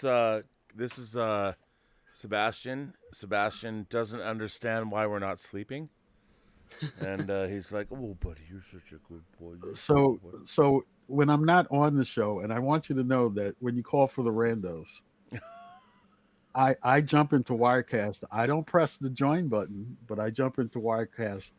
So I'm always there. I want you to know that. I love it. And by the way, when you say let other people on, I let other people on. So well, Joe and Mikey, let me just say that V didn't come on. I asked, everyone was respectful. I muted. I had it muted. I didn't know that he wanted to be on. So No, I mean, everyone's respectful. First of all, I want to give it up to both of you. I want to thank you for being on this epic 7 hour, a little over seven and a half hours. My God. I got to jump back and watch the first hour. Well, you should. It's good. I want to thank you both, Joe and Mikey. You've been longtime fans and members of the channel, and I've always appreciated having you both here. And Mikey, of course, you mean a lot to me. Your family, the film, my Polly Murray. Yes. So for those, I mean, it's hard. I feel like I'm not speaking correctly, but your aunt, My Name is Polly Murray, is Yes. an incredible documentary about your aunt, that a person you grew up with who is an incredible figure in American history. If you don't know their history, really incredible stuff. And even before I knew you, I didn't know that was getting made. That was something that happened after I knew you. Yeah. But it's incredible. You've been a great friend, a great fan of the channel, and to be able to have that kind of a film to promote. For those of you who don't know, I think it's on Amazon now, right? Correct. It's called My Name is Paulie Murray, and it's on Amazon Prime. And hopefully one of these days, Amazon will put it on DVD. So, because let's say I wish it was more widely distributed. I'll put it. Hang on, DVD?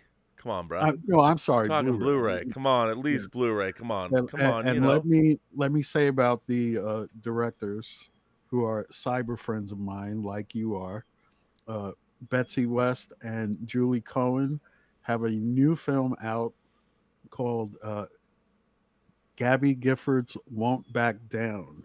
Right. And it just hit video on demand, digital HD. So by all means, go and support that film as well. And it might still be in theaters, but I understand it's a very good film. I haven't seen it yet, but I will as soon as the price drops just a little bit, because I am a retiree on no money. Right, but how cool is it? I mean, anyone who sees My Name is Paulie Murray, it's an incredible film, and wow, in terms of, it has so much to say about America and race relations and gender and the Supreme Court is now trying to undo her work, and I'm not happy about that. No, I mean, it's so frustrating. So, Joe, what about you? Where Yes. can people find you? Well, I was just talking to Mikey about that. I don't have a YouTube channel or anything to plug exactly. I do. I create children's television content for libraries. We just partnered with a distributor, so we're going to be on a platform called Boundless in November. That's incredible. Congratulations. Yes. Thanks. Yes. So they're the largest distributor of media content in libraries across the country. They do schools also, I believe. But they have they're gonna have thousands of ebooks, e-magazines, comics, all sorts of great stuff, and then they've got video content also. So they're gonna be housing everything that we produce moving forward. Is this just for children, or? Yeah, so it's so I make a show which is kind of in the vein of like Reading Rainbow, Magic School Bus type thing. It's got an adventure feel to it. It's fun. But it's about books and reading, and then we also have a show where we read a full story. So we partner with them, to read their books, to talk about their books, and get just children interested in reading and learning. But they're going to have stuff on there for adults also. But just in terms of what I do, it's children based. Well, that's great to hear, and I have to say, both of you have been around for a long time. And I want to thank you for being a part of the channel and coming on tonight. I mean, it's great to have conversations that I feel are worthwhile and really get at the core of what the channel is supposed to be about. So I want to thank you both for coming on, and Thank you for having us. Yeah, I'm sorry if I kept you long. You know, I can get going on anything. You keep No, No, me no, you here no. all day. don't This ever. is his this is his responsibility because Yeah. we joke with him about the long. We sit and chat and talk about the long goodbye every single stream. So No. I gave him an out at least an hour and a half ago, and he Oh no, didn't take it. you gave him one about 3 Yeah. hours ago, I think. Listen. So You know what? If I didn't have to sleep, I'd go on for 24 hours. Yeah, I would say that there's nothing that delights me more than to have great, cogent conversation with people about all this stuff. I mean, I want to do more of it. is Not Dave that. still doing his movie? What's that? Is Dave still doing his movie? Oh my God, Dave Parker. Yes. Oh, he did his movie.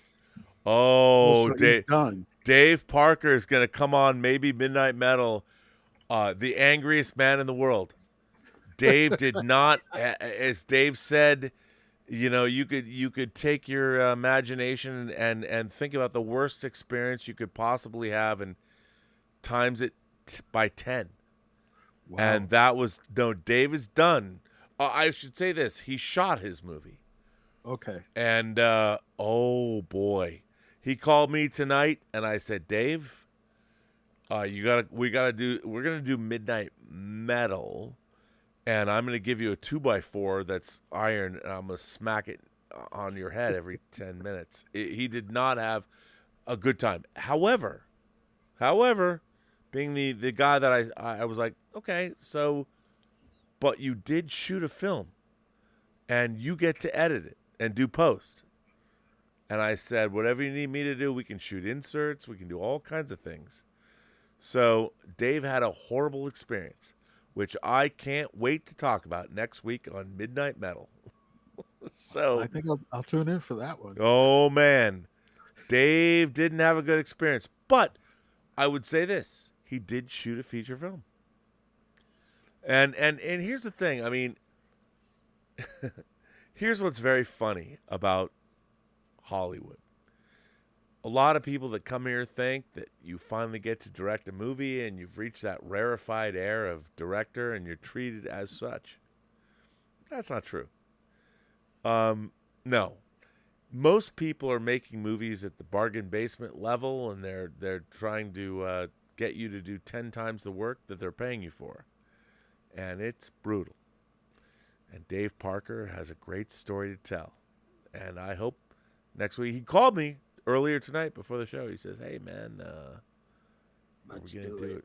it. Yeah, next week. I think Dave Parker, next week is not going to be Midnight Musings. Dave Parker is going to be doing Midnight Metal. And I hope he can do it here. I want to have him here. I mean, to be honest, you know, you can't really tell.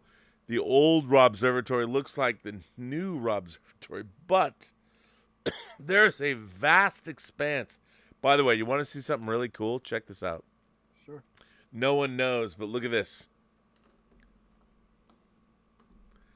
I have all kinds of new technology that you can't see, but and I have Very cool. I have two of these, and one of them you are going to see the return of Elizaviews. Let's Get Physical Media. Elizaviews, not actually. It's going to be just Elizaviews, not Let's Get Physical Media. Whining About Movies is coming up, and I got her own microphone, her own camera, and we're going to start with Everything Everywhere All at Once. Well, that's a fantastic movie. No, she hasn't seen it, but Elizaviews is coming back. It's been like a year, and Elizabeth was like, "You don't love me anymore." I'm like, "Okay, yes I do, but if a YouTube show is exactly what you need, fine, we'll do it."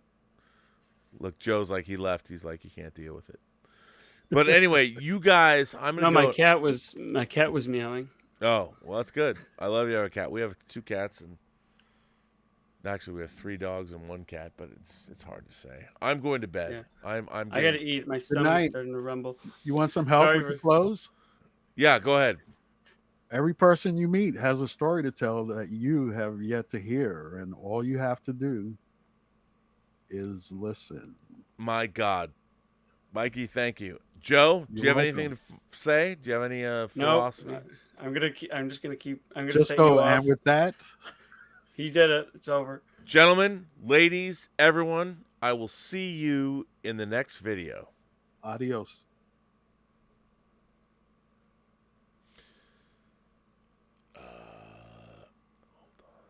All right, kids. I will see you. People can still hear me. I will see you both later. This was a great show. Thank you so much.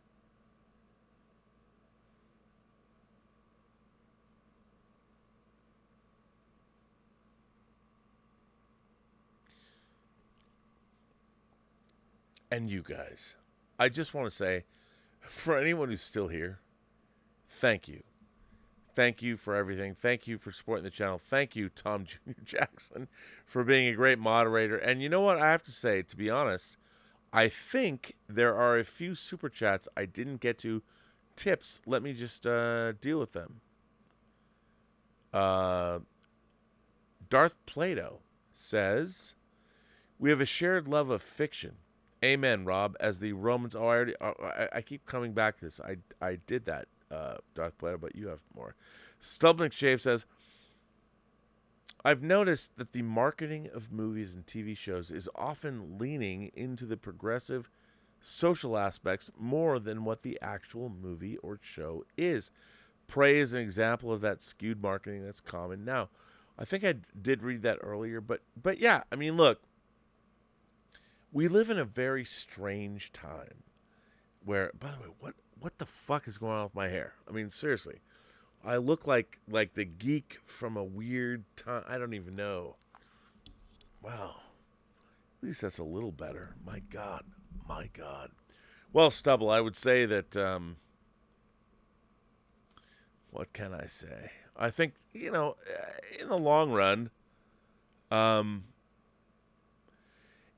look, I understand the idea about being progressive. I do. But what's weird is that people want to, impose progressive attitudes on history. As if history didn't happen. This was not a patriarchal society, but it was. It was. It's so weird. There's nothing wrong with portraying a civilization from 400 years ago the way it was 400 years ago. And everyone now is like, well, we can't do that. I'm like, really? It's fucking bizarre and dumb. But, what can one do? I don't know. Darth Plato says, I have to say, Lael went off tonight. Tell us how you really feel, Lael. Well, what I love about streaming with Lael Rockwell is he never says, yeah, I'm not going to punch. He always punches. I love that about him. Stub McShave, all the way from Sweden, goes on to say, an attack upon our ability to tell stories is not just censorship, it is a crime against our nature as human beings. Salman Rushdie said that. You know what? I have to say, on a personal note, I am a fan of Salman Rushdie's. I've seen him speak many times. I've watched videos of him talking. I've read his books. That some douchebag motherfucker would jump up and stab him and try and quash his voice is an anathema to me. It's here's the thing. Before anybody tries to quash someone else's voice, make sure you have a voice of your own, because you are going to have to fill the void left by somebody who is much better than you. And that's what I can't stand. I can't stand that we live in a world where people that are great are victimized by people that aren't. Man up. Woman up. Step up. Do the work. If you're not going to do the work, fuck off. And get the fuck out, man. Because you are causing the rest of us to not move forward the way we should. Anyway, I want to thank everybody for supporting the channel via Super Chat tips and memberships. I want to thank my moderators, Tom Jr. Jackson, and everyone else. Thank you so much. I am going to go to bed. And if nothing else, I'll see you tomorrow with Dieter Bastian on Let's Get Physical. Oh, now I have to cry and think about Olivia Newton-John. But thank you all for being here. I very much appreciate it.